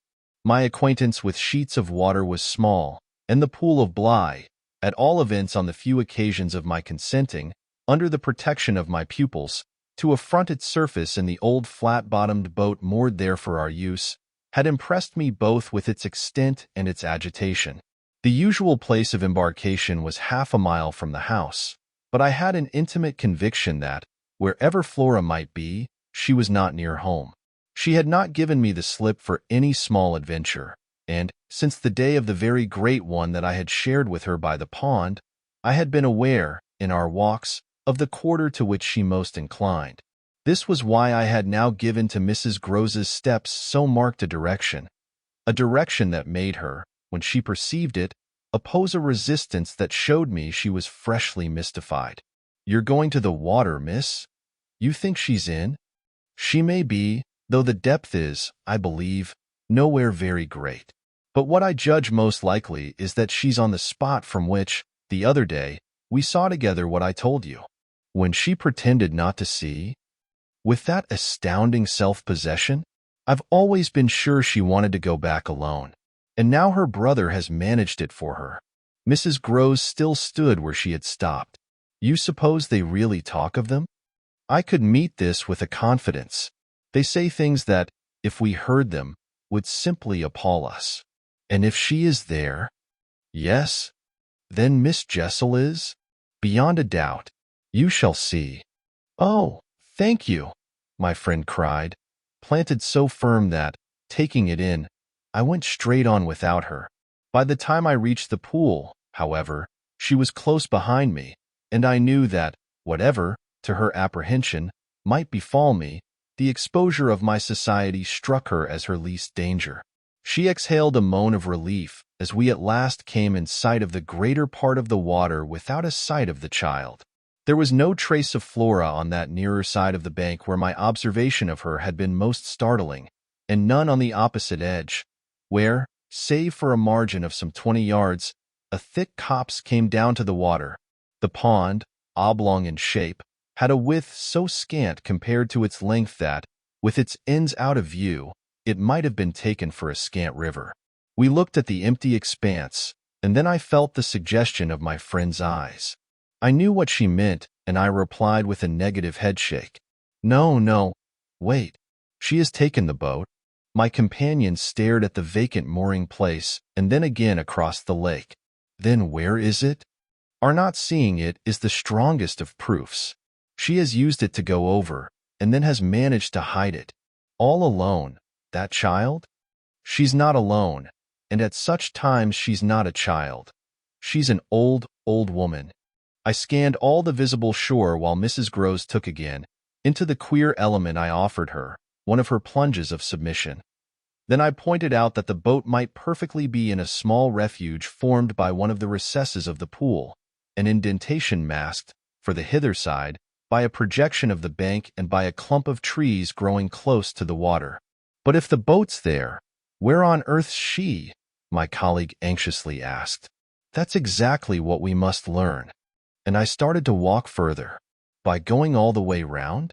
Certainly, far as it is. It will take us but 10 minutes, but it's far enough to have made the child prefer not to walk. She went straight over. Laws, cried my friend again. The chain of my logic was ever too much for her. It dragged her at my heels even now, and when we had got halfway round, a devious, tiresome process, on ground much broken and by a path choked with overgrowth, I paused to give her breath. I sustained her with a grateful arm, assuring her that she might hugely help me, and this started us afresh, so that in the course of but few minutes more we reached a point from which we found the boat to be where I had supposed it. It had been intentionally left as much as possible out of sight and was tied to one of the stakes of a fence that came, just there, down to the brink, and that had been an assistance to disembarking. I recognized, as I looked at the pair of short, thick oars, quite safely drawn up, the prodigious character of the feat for a little girl. But I had lived, by this time, too long among wonders and had panted to too many livelier measures. There was a gate in the fence, through which we passed, and that brought us, after a trifling interval, more into the open. Then, there she is, we both exclaimed at once. Flora, a short way off, stood before us on the grass and smiled as if her performance was now complete. The next thing she did, however, was to stoop straight down and pluck, quite as if it were all she was there for, a big, ugly spray of withered fern. I instantly became sure she had just come out of the copse. She waited for us, not herself taking a step, and I was conscious of the rare solemnity with which we presently approached her.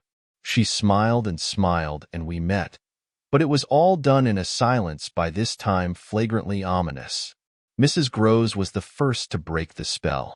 She threw herself on her knees and, drawing the child to her breast, clasped in a long embrace the little tender, yielding body. While this dumb convulsion lasted I could only watch it, which I did the more intently when I saw Flora's face peep at me over our companion's shoulder. It was serious now, the flicker had left it, but it strengthened the pang with which I at that moment envied Mrs. Groves the simplicity of her relation. Still, all this while, nothing more passed between us save that Flora had let her foolish fern again drop to the ground. What she and I had virtually said to each other was that pretexts were useless now. When Mrs. Groves finally got up, she kept the child's hand, so that the two were still before me, and the singular reticence of our communion was even more marked in the frank look she launched me. "I'll be hanged," it said, "if I'll speak." It was Flora who, gazing all over me in candid wonder, was the first. She was struck with our bareheaded aspect. "Why, where are your things?" "Where yours are, my dear," I promptly returned. She had already got back her gaiety, and appeared to take this as an answer quite sufficient. "And where's Miles?" she went on. There was something in the small valor of it that quite finished me. These 3 words from her were, in a flash like the glitter of a drawn blade, the jostle of the cup that my hand, for weeks and weeks, had held high and full to the brim that now, even before speaking, I felt overflow in a deluge. "I'll tell you if you'll tell me," I heard myself say, then heard the tremor in which it broke. "Well, what?" Mrs. Groves's suspense blazed at me, but it was too late now, and I brought the thing out handsomely. "Where, my pet, is Miss Jessel?" Chapter 20. Just as in the churchyard with Miles, the whole thing was upon us. Much as I had made of the fact that this name had never once, between us, been sounded, the quick, smitten glare with which the child's face now received it fairly likened my breach of the silence to the smash of a pane of glass. It added to the interposing cry, as if to stay the blow, that Mrs. Groves, at the same instant, uttered over my violence. The shriek of a creature scared, or rather wounded, which, in turn, within a few seconds, was completed by a gasp of my own. I seized my colleague's arm. "She's there. She's there."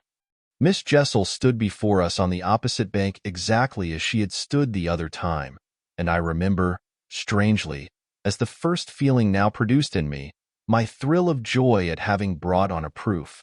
She was there, and I was justified. She was there, and I was neither cruel nor mad.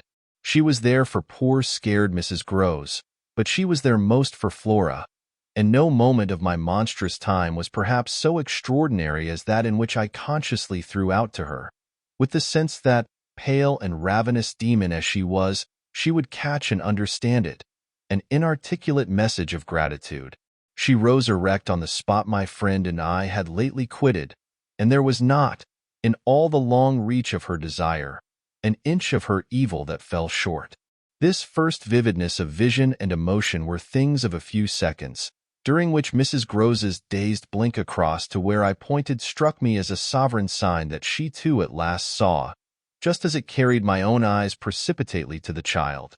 The revelation then of the manner in which Flora was affected startled me, in truth, far more than it would have done to find her also merely agitated, for direct dismay was of course not what I had expected.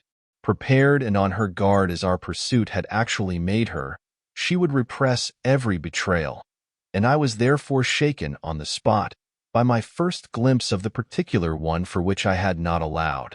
To see her, without a convulsion of her small pink face, not even feign to glance in the direction of the prodigy I announced, but only, instead of that, turn at me an expression of hard, still gravity, an expression absolutely new and unprecedented, and that appeared to read and accuse and judge me. This was a stroke that somehow converted the little girl herself into the very presence that could make me quail. I quailed even though my certitude that she thoroughly saw was never greater than at that instant, and in the immediate need to defend myself, I called it passionately to witness. "She's there, you little unhappy thing, there, and you see her as well as you see me." I had said shortly before to Mrs. Groves that she was not at these times a child, but an old woman, and that description of her could not have been more strikingly confirmed than in the way in which, for all answer to this, she simply showed me, without a concession, an admission, of her eyes, a countenance of deeper and deeper, of indeed suddenly quite fixed, reprobation.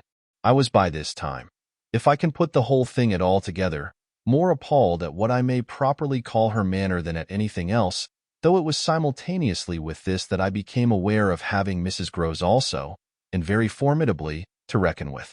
My elder companion, the next moment, at any rate, blotted out everything but her own flushed face and her loud, shocked protest, a burst of high disapproval. "What a dreadful turn, to be sure, miss. Where on earth do you see anything?" I could only grasp her more quickly yet, for even while she spoke the hideous plain presence stood undimmed and undaunted. It had already lasted a minute, and it lasted while I continued, seizing my colleague, quite thrusting her at it and presenting her to it, to insist with my pointing hand. "You don't see her exactly as we see? You mean to say you don't now? She's as big as a blazing fire. Only look, dearest woman, look." She looked, even as I did, and gave me, with her deep groan of negation, repulsion, compassion, the mixture with her pity of her relief at her exemption, a sense, touching to me even then, that she would have backed me up if she could. I might well have needed that, for with this hard blow of the proof that her eyes were hopelessly sealed, I felt my own situation horribly crumble. I saw, my livid predecessor press, from her position, on my defeat, and I was conscious, more than all, of what I should have from this instant to deal with in the astounding little attitude of Flora. Into this attitude Mrs. Groves immediately and violently entered, breaking, even while there pierced through my sense of ruin a prodigious private triumph, into breathless reassurance. "She isn't there, little lady, and nobody's there. And you never see nothing, my sweet. How can poor Miss Jessel, when poor Miss Jessel's dead and buried? We know, don't we, love?" And she appealed, blundering in, to the child. "It's all a mere mistake and a worry and a joke, and we'll go home as fast as we can." Our companion, on this, had responded with a strange, quick primness of propriety, and they were again, with Mrs. Groves on her feet, united, as it were, in pained opposition to me. Flora continued to fix me with her small mask of reprobation, and even at that minute I prayed God to forgive me for seeming to see that, as she stood there holding tight to our friend's dress, her incomparable childish beauty had suddenly failed, had quite vanished. I've said it already. She was hideously, hard. She had turned common and almost ugly. "I don't know what you mean. I see nobody. I see nothing. I never have. I think you're cruel. I don't like you." Then, after this deliverance, which might have been that of a vulgarly pert little girl in the street, she hugged Mrs. Groves more closely and buried in her skirts the dreadful little face. In this position, she produced an almost furious wail. "Take me away, take me away.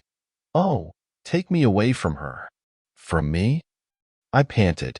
From you, she cried. Even Mrs. Groves looked across at me dismayed, while I had nothing to do but communicate again with the figure that, on the opposite bank, without a movement, as rigidly still as if catching, beyond the interval, our voices, was as vividly there for my disaster as it was not there for my service. The wretched child had spoken exactly as if she had got from some outside source each of her stabbing little words, and I could therefore, in the full despair of all I had to accept, but sadly shake my head at her. If I had ever doubted, all my doubt would at present have gone. I've been living with the miserable truth, and now it has only too much closed round me. Of course I've lost you. I've interfered, and you've seen, under her dictation, with which I faced, over the pool again, our infernal witness, the easy and perfect way to meet it. I've done my best, but I've lost you. Goodbye.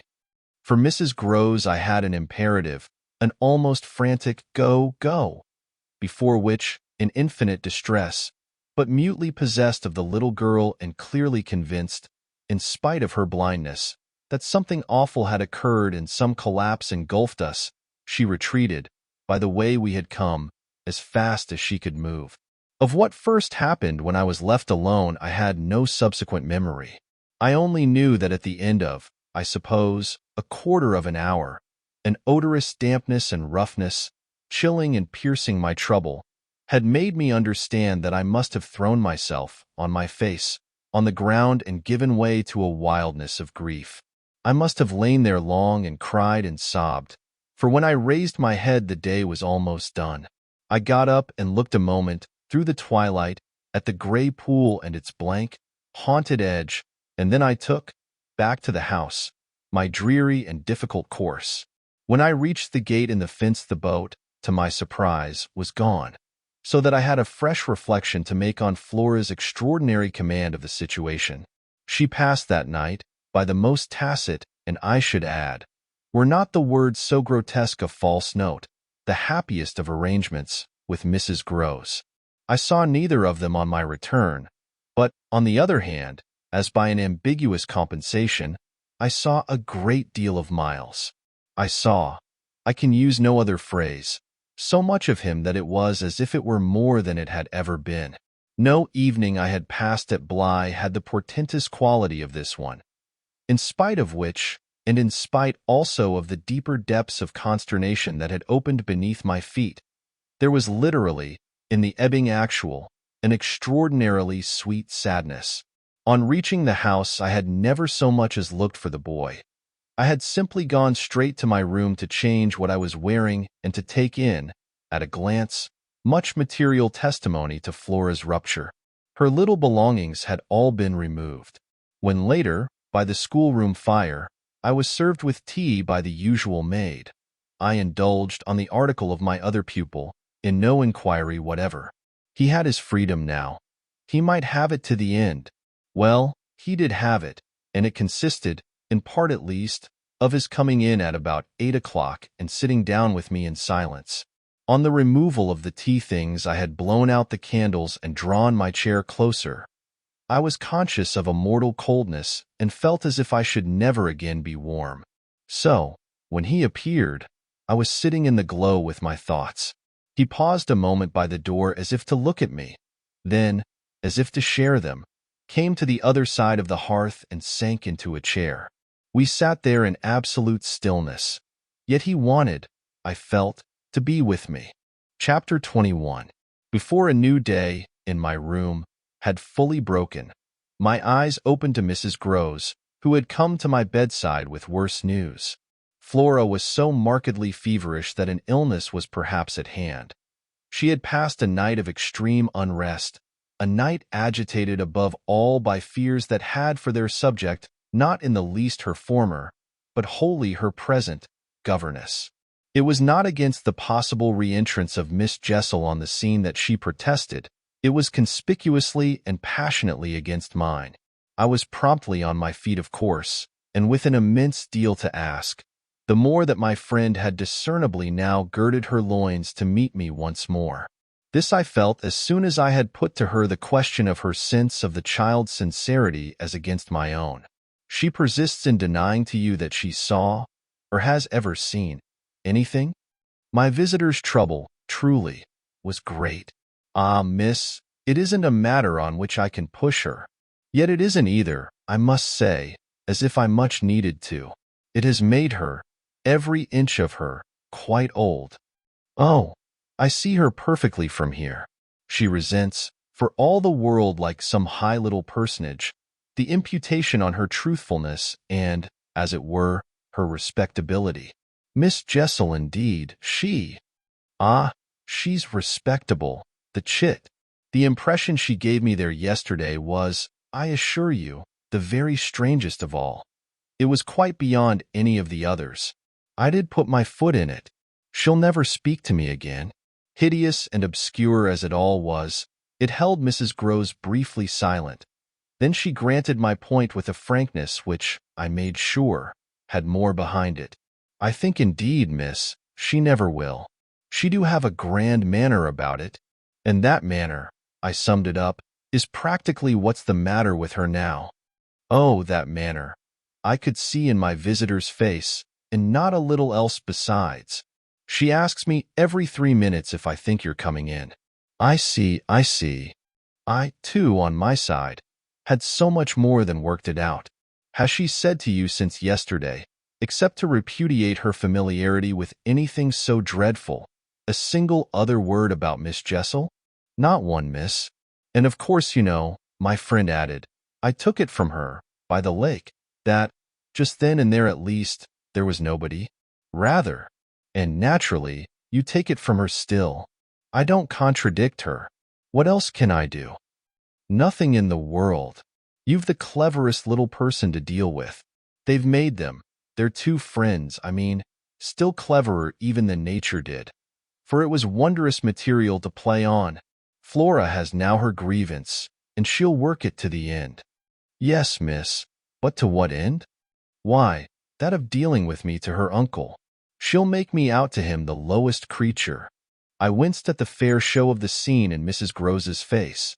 She looked for a minute as if she sharply saw them together. And him who thinks so well of you. He has an odd way. It comes over me now, I laughed, of proving it. But that doesn't matter. What Flora wants, of course, is to get rid of me. My companion bravely concurred. Never again to so much as look at you. So that what you've come to me now for, I asked, is to speed me on my way? Before she had time to reply, however, I had her in check. I've a better idea, the result of my reflections. My going would seem the right thing, and on Sunday I was terribly near it. Yet that won't do. It's you who must go. You must take Flora. My visitor, at this, did speculate. But where in the world? Away from here. Away from them. Away, even most of all, now, from me. Straight to her uncle. Only to tell on you? No, not only. To leave me, in addition, with my remedy. She was still vague. And what is your remedy? Your loyalty, to begin with. And then Miles's.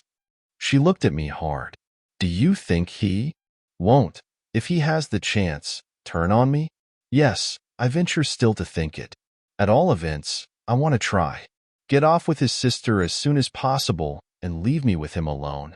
I was amazed myself at the spirit I had still in reserve, and therefore perhaps a trifle the more disconcerted at the way in which, in spite of this fine example of it, she hesitated. There's one thing, of course, I went on, they mustn't, before she goes, see each other for 3 seconds. Then it came over me that, in spite of Flora's presumable sequestration from the instant of her return from the pool, it might already be too late. Do you mean, I anxiously asked, that they have met? At this she quite flushed. Ah, miss, I'm not such a fool as that. If I've been obliged to leave her 3 or 4 times, it has been each time with one of the maids, and at present, though she's alone, she's locked and safe. And yet, there were too many things. And yet what? Well, are you so sure of the little gentleman? I'm not sure of anything but you, but I have, since last evening, a new hope. I think he wants to give me an opening. I do believe that, poor little exquisite wretch, he wants to speak. Last evening, in the firelight and the silence, he sat with me for 2 hours as if it were just coming. Mrs. Grose looked hard, through the window, at the gray, gathering day. And did it come? No, though I waited and waited. I confess it didn't, and it was without a breach of the silence or so much as a faint allusion to his sister's condition and absence that we at last kissed for good night. All the same, I continued, I can't, if her uncle sees her, consent to his seeing her brother without my having given the boy, and most of all because things have got so bad, a little more time. My friend appeared on this ground more reluctant than I could quite understand. What do you mean by more time? Well, a day or 2, really to bring it out. He'll then be on my side, of which you see the importance.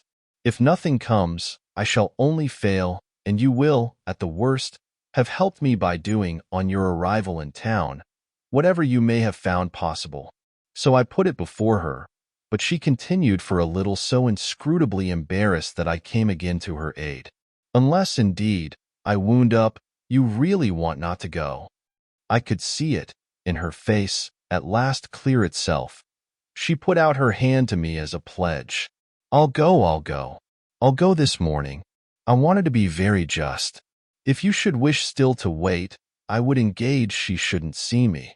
No, it's the place itself. She must leave it. She held me a moment with heavy eyes, then brought out the rest. Your idea's the right one. I myself, miss. Well, I can't stay.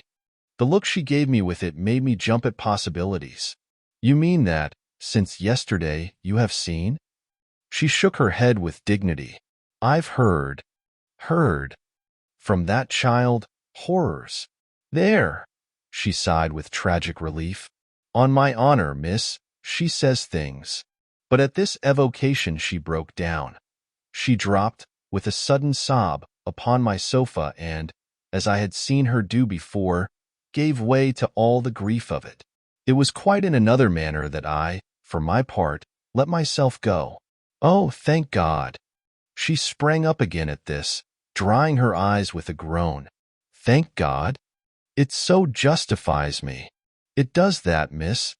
I couldn't have desired more emphasis, but I just hesitated. She's so horrible? I saw my colleague scarce knew how to put it. Really shocking. And about me? About you, miss, since you must have it. It's beyond everything, for a young lady. And I can't think wherever she must have picked up the appalling language she applied to me. I can, then. I broke in with a laugh that was doubtless significant enough. It only, in truth, left my friend still more grave. Well, perhaps I ought to also, since I've heard some of it before. Yet I can't bear it, the poor woman went on while, with the same movement, she glanced on my dressing table, at the face of my watch. But I must go back. I kept her, however. Ah, if you can't bear it. How can I stop with her, you mean? Why, just for that, to get her away. Far from this, she pursued. Far from them. She may be different. She may be free. I seized her almost with joy. Then, in spite of yesterday, you believe? In such doings? Her simple description of them required, in the light of her expression, to be carried no further, and she gave me the whole thing as she had never done. I believe. Yes, it was a joy, and we were still shoulder to shoulder. If I might continue sure of that, I should care but little what else happened. My support in the presence of disaster would be the same as it had been in my early need of confidence, and if my friend would answer for my honesty, I would answer for all the rest. On the point of taking leave of her, nonetheless, I was to some extent embarrassed. There's one thing, of course, it occurs to me, to remember. My letter, giving the alarm, will have reached town before you. I now perceived still more how she had been beating about the bush and how weary at last it had made her. Your letter won't have got there. Your letter never went. What then became of it? Goodness knows. Master Miles, do you mean he took it? I gasped. She hung fire, but she overcame her reluctance. I mean that I saw yesterday, when I came back with Miss Flora, that it wasn't where you had put it. Later in the evening, I had the chance to question Luke, and he declared that he had neither noticed nor touched it. We could only exchange, on this, one of our deeper mutual soundings, and it was Mrs. Groves who first brought up the plum with an almost elated "you see." Yes, I see that if Miles took it instead, he probably will have read it and destroyed it. And don't you see anything else? I faced her a moment with a sad smile. It strikes me that by this time your eyes are open even wider than mine. They prove to be so indeed, but she could still blush, almost to show it. I make out now what he must have done at school. And she gave, in her simple sharpness, an almost droll disillusioned nod. He stole. I turned it over. I tried to be more judicial. Well, perhaps. She looked as if she found me unexpectedly calm. He stole letters. She couldn't know my reasons for a calmness after all pretty shallow, so I showed them off as I might. I hope then it was to more purpose than in this case. The note, at any rate, that I put on the table yesterday, I pursued, will have given him so scant an advantage, for it contained only the bare demand for an interview, that he is already much ashamed of having gone so far for so little, and that what he had on his mind last evening was precisely the need of confession. I seemed to myself, for the instant, to have mastered it, to see it all. Leave us, leave us. I was already, at the door, hurrying her off. I'll get it out of him. He'll meet me, he'll confess. If he confesses, he's saved. And if he's saved, then you are? The dear woman kissed me on this, and I took her farewell. I'll save you without him, she cried as she went. Chapter 22.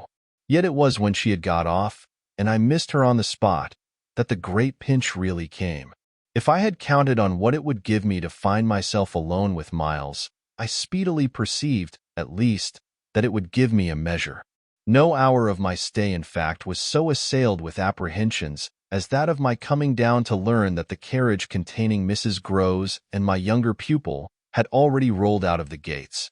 Now I was, I said to myself, face to face with the elements, and for much of the rest of the day, while I fought my weakness, I could consider that I had been supremely rash.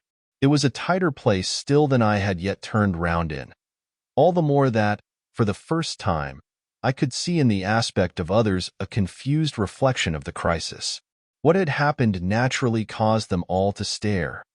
There was too little of the explained, throw out whatever we might, in the suddenness of my colleague's act. The maids and the men looked blank, the effect of which on my nerves was an aggravation until I saw the necessity of making it a positive aid. It was precisely, in short, by just clutching the helm that I avoided total wreck. And I dare say that, to bear up at all, I became, that morning, very grand and very dry. I welcomed the consciousness that I was charged with much to do, and I caused it to be known as well that, left thus to myself, I was quite remarkably firm. I wandered with that manner, for the next hour or two, all over the place and looked, I have no doubt, as if I were ready for any onset. So, for the benefit of whom it might concern, I paraded with a sick heart. The person it appeared least to concern proved to be, till dinner, little Miles himself. My perambulations had given me, meanwhile, no glimpse of him, but they had tended to make more public the change taking place in our relation as a consequence of his having at the piano, the day before, kept me, in Flora's interest, so beguiled and befooled. The stamp of publicity had, of course, been fully given by her confinement and departure, and the change itself was now ushered in by our non-observance of the regular custom of the schoolroom. He had already disappeared when, on my way down, I pushed open his door, and I learned below that he had breakfasted, in the presence of a couple of the maids, with Mrs. Groves and his sister. He had then gone out, as he said, for a stroll, than which nothing, I reflected, could better have expressed his frank view of the abrupt transformation of my office. What he would not permit this office to consist of was yet to be settled. There was a queer relief, at all events, I mean for myself in especial, in the renouncement of one pretension. If so much had sprung to the surface, I scarce put it too strongly in saying that what had perhaps sprung highest was the absurdity of our prolonging the fiction that I had anything more to teach him. It sufficiently stuck out that, by tacit little tricks in which even more than myself he carried out the care for my dignity, I had had to appeal to him to let me off straining to meet him on the ground of his true capacity. He had at any rate his freedom now. I was never to touch it again. As I had amply shown, moreover, when on his joining me in the schoolroom the previous night, I had uttered, on the subject of the interval just concluded, neither challenge nor hint. I had too much, from this moment, my other ideas. Yet when he at last arrived, the difficulty of applying them, the accumulations of my problem, were brought straight home to me by the beautiful little presents on which what had occurred had as yet, for the eye, dropped neither stain nor shadow. To mark, for the house, the high state I cultivated, I decreed that my meals with the boy should be served, as we called it, downstairs, so that I had been awaiting him in the ponderous pomp of the room outside of the window of which I had had from Mrs. Groves, that first scared Sunday, my flash of something it would scarce have done to call light. Here at present I felt afresh, for I had felt it again and again. How my equilibrium depended on the success of my rigid will, the will to shut my eyes as tight as possible to the truth that what I had to deal with was, revoltingly, against nature. I could only get on at all by taking nature into my confidence and my account, by treating my monstrous ordeal as a push in a direction unusual, of course, and unpleasant, but demanding, after all, for a fair front, only another turn of the screw of ordinary human virtue. No attempt, nonetheless, could well require more tact than just this attempt to supply one's self all the nature. How could I put even a little of that article into a suppression of reference to what had occurred? How, on the other hand, could I make reference without a new plunge into the hideous obscure? Well, a sort of answer, after a time, had come to me, and it was so far confirmed as that I was met, incontestably, by the quickened vision of what was rare in my little companion. It was indeed as if he had found even now, as he had so often found at lessons, still some other delicate way to ease me off. Wasn't there light in the fact which, as we shared our solitude, broke out with a specious glitter it had never yet quite worn? The fact that, opportunity aiding, precious opportunity which had now come, it would be preposterous, with a child so endowed, to forego the help one might wrest from absolute intelligence? What had his intelligence been given him for but to save him? Mightn't one, to reach his mind, risk the stretch of an angular arm over his character? It was as if, when we were face to face in the dining room, he had literally shown me the way. The roast mutton was on the table, and I had dispensed with attendance. Miles, before he sat down, stood a moment with his hands in his pockets and looked at the joint, on which he seemed on the point of passing some humorous judgment. But what he presently produced was, "I say, my dear, is she really very awfully ill? Little Flora? Not so bad but that she'll presently be better. London will set her up." Bly had ceased to agree with her. "Come here and take your mutton."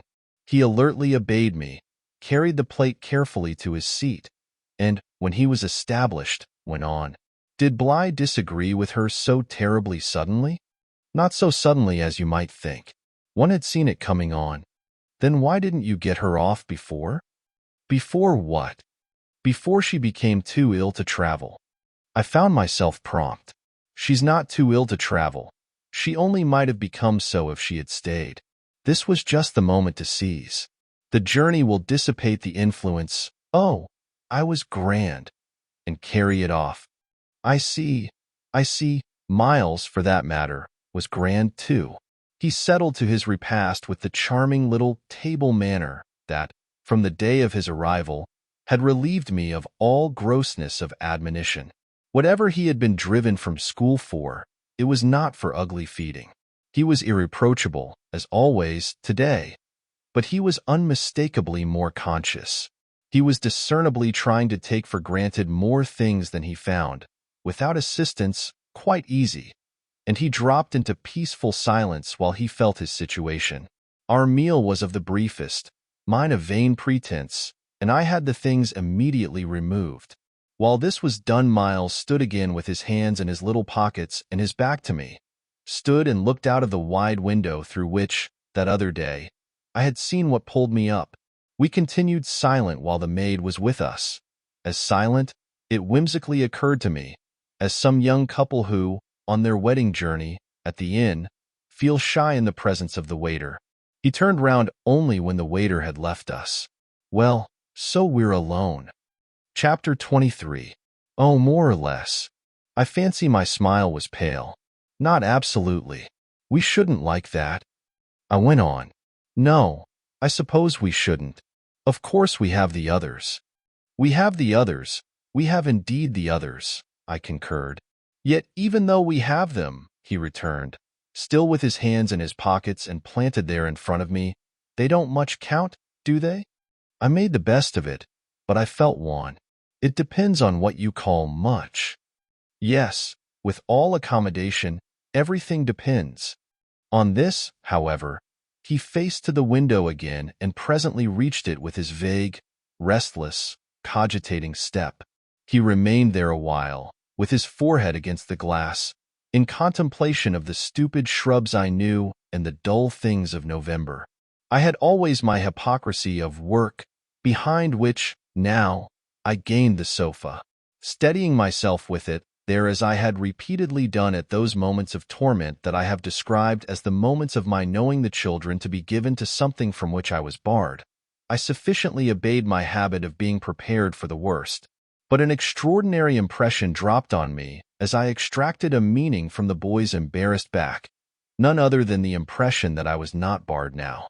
This inference grew in a few minutes to sharp intensity and seemed bound up with the direct perception that it was positively he who was. The frames and squares of the great window were a kind of image, for him, of a kind of failure. I felt that I saw him, at any rate, shut in or shut out. He was admirable, but not comfortable. I took it in with a throb of hope. Wasn't he looking, through the haunted pane, for something he couldn't see? And wasn't it the first time in the whole business that he had known such a lapse? The very first. I found it a splendid portent. It made him anxious, though he watched himself. He had been anxious all day and, even while in his usual sweet little manner he sat at table, had needed all his small, strange genius to give it a gloss.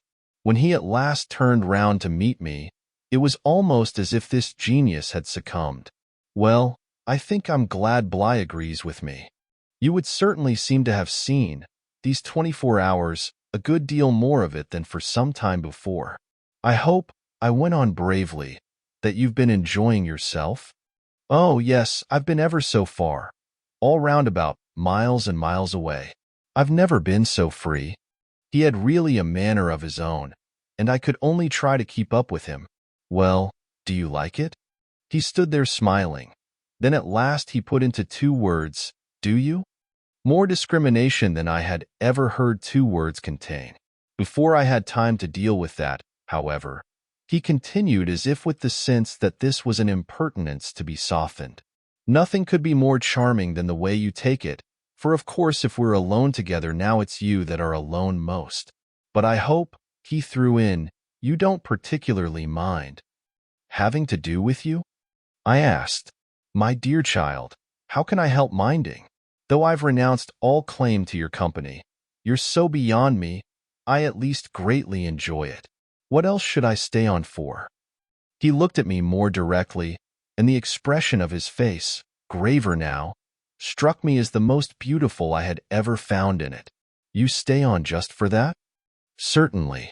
I stay on as your friend, and from the tremendous interest I take in you till something can be done for you that may be more worth your while. That needn't surprise you.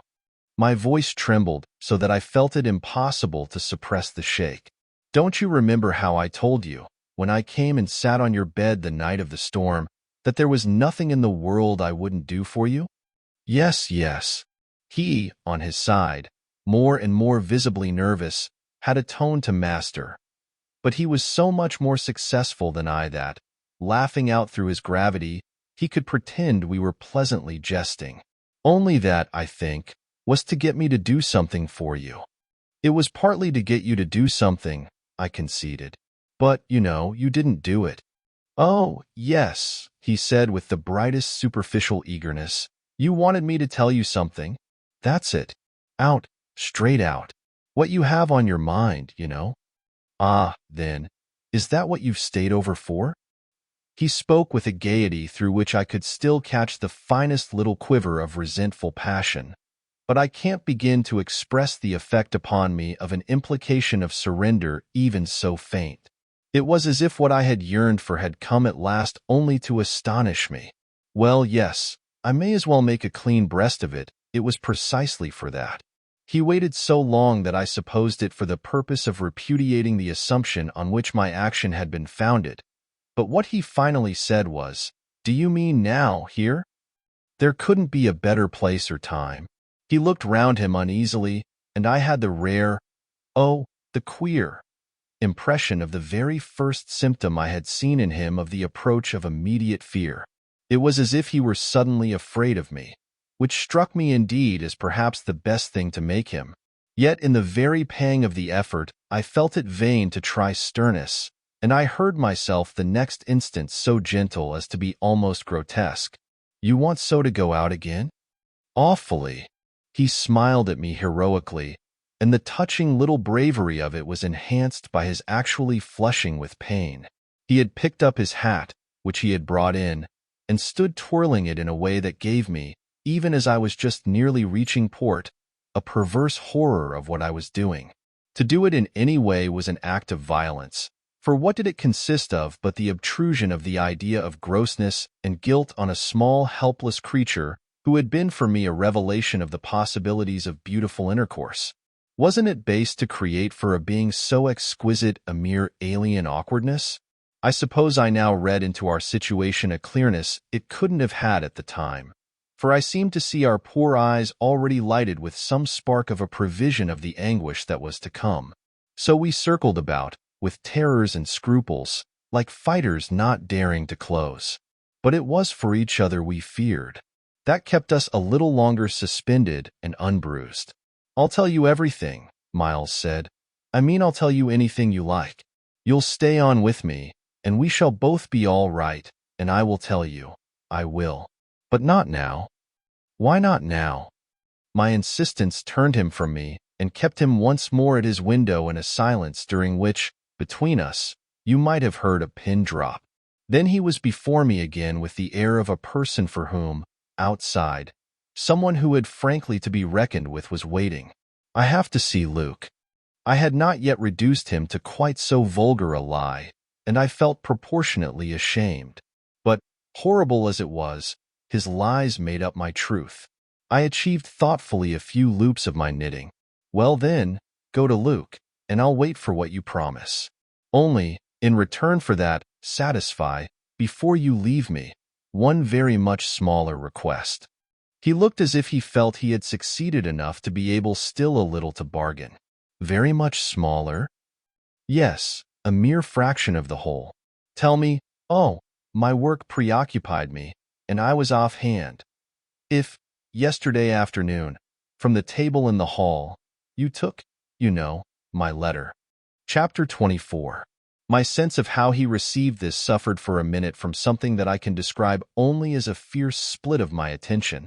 A stroke that at first, as I sprang straight up, reduced me to the mere blind movement of getting hold of him, drawing him close, and, while I just fell for support against the nearest piece of furniture, instinctively keeping him with his back to the window. The appearance was full upon us that I had already had to deal with here. Peter Quint had come into view like a sentinel before a prison. The next thing I saw was that, from outside, he had reached the window, and then I knew that, close to the glass and glaring in through it, he offered once more to the room his white face of damnation. It represents but grossly what took place within me at the sight to say that on the second my decision was made. Yet I believe that no woman so overwhelmed ever in so short a time recovered her grasp of the act. It came to me in the very horror of the immediate presence that the act would be, seeing and facing what I saw and faced, to keep the boy himself unaware. The inspiration, I can call it by no other name, was that I felt how voluntarily, how transcendently, I might. It was like fighting with a demon for a human soul, and when I had fairly so appraised it I saw how the human soul, held out, in the tremor of my hands, at arm's length, had a perfect dew of sweat on a lovely childish forehead. The face that was close to mine was as white as the face against the glass, and out of it presently came a sound, not low nor weak, but as if from much further away, that I drank like a waft of fragrance. Yes, I took it. At this, with a moan of joy, I enfolded, I drew him close, and while I held him to my breast, where I could feel in the sudden fever of his little body the tremendous pulse of his little heart, I kept my eyes on the thing at the window and saw it move and shift its posture. I have likened it to a sentinel, but its slow wheel, for a moment, was rather the prowl of a baffled beast. My present quickened courage, however, was such that, not too much to let it through, I had to shade, as it were, my flame. Meanwhile the glare of the face was again at the window, the scoundrel fixed as if to watch and wait. It was the very confidence that I might now defy him, as well as the positive certitude, by this time, of the child's unconsciousness, that made me go on. "What did you take it for?" "To see what you said about me." "You opened the letter?" I opened it. My eyes were now, as I held him off a little again, on Miles's own face, in which the collapse of mockery showed me how complete was the ravage of uneasiness. What was prodigious was that at last, by my success, his sense was sealed and his communication stopped.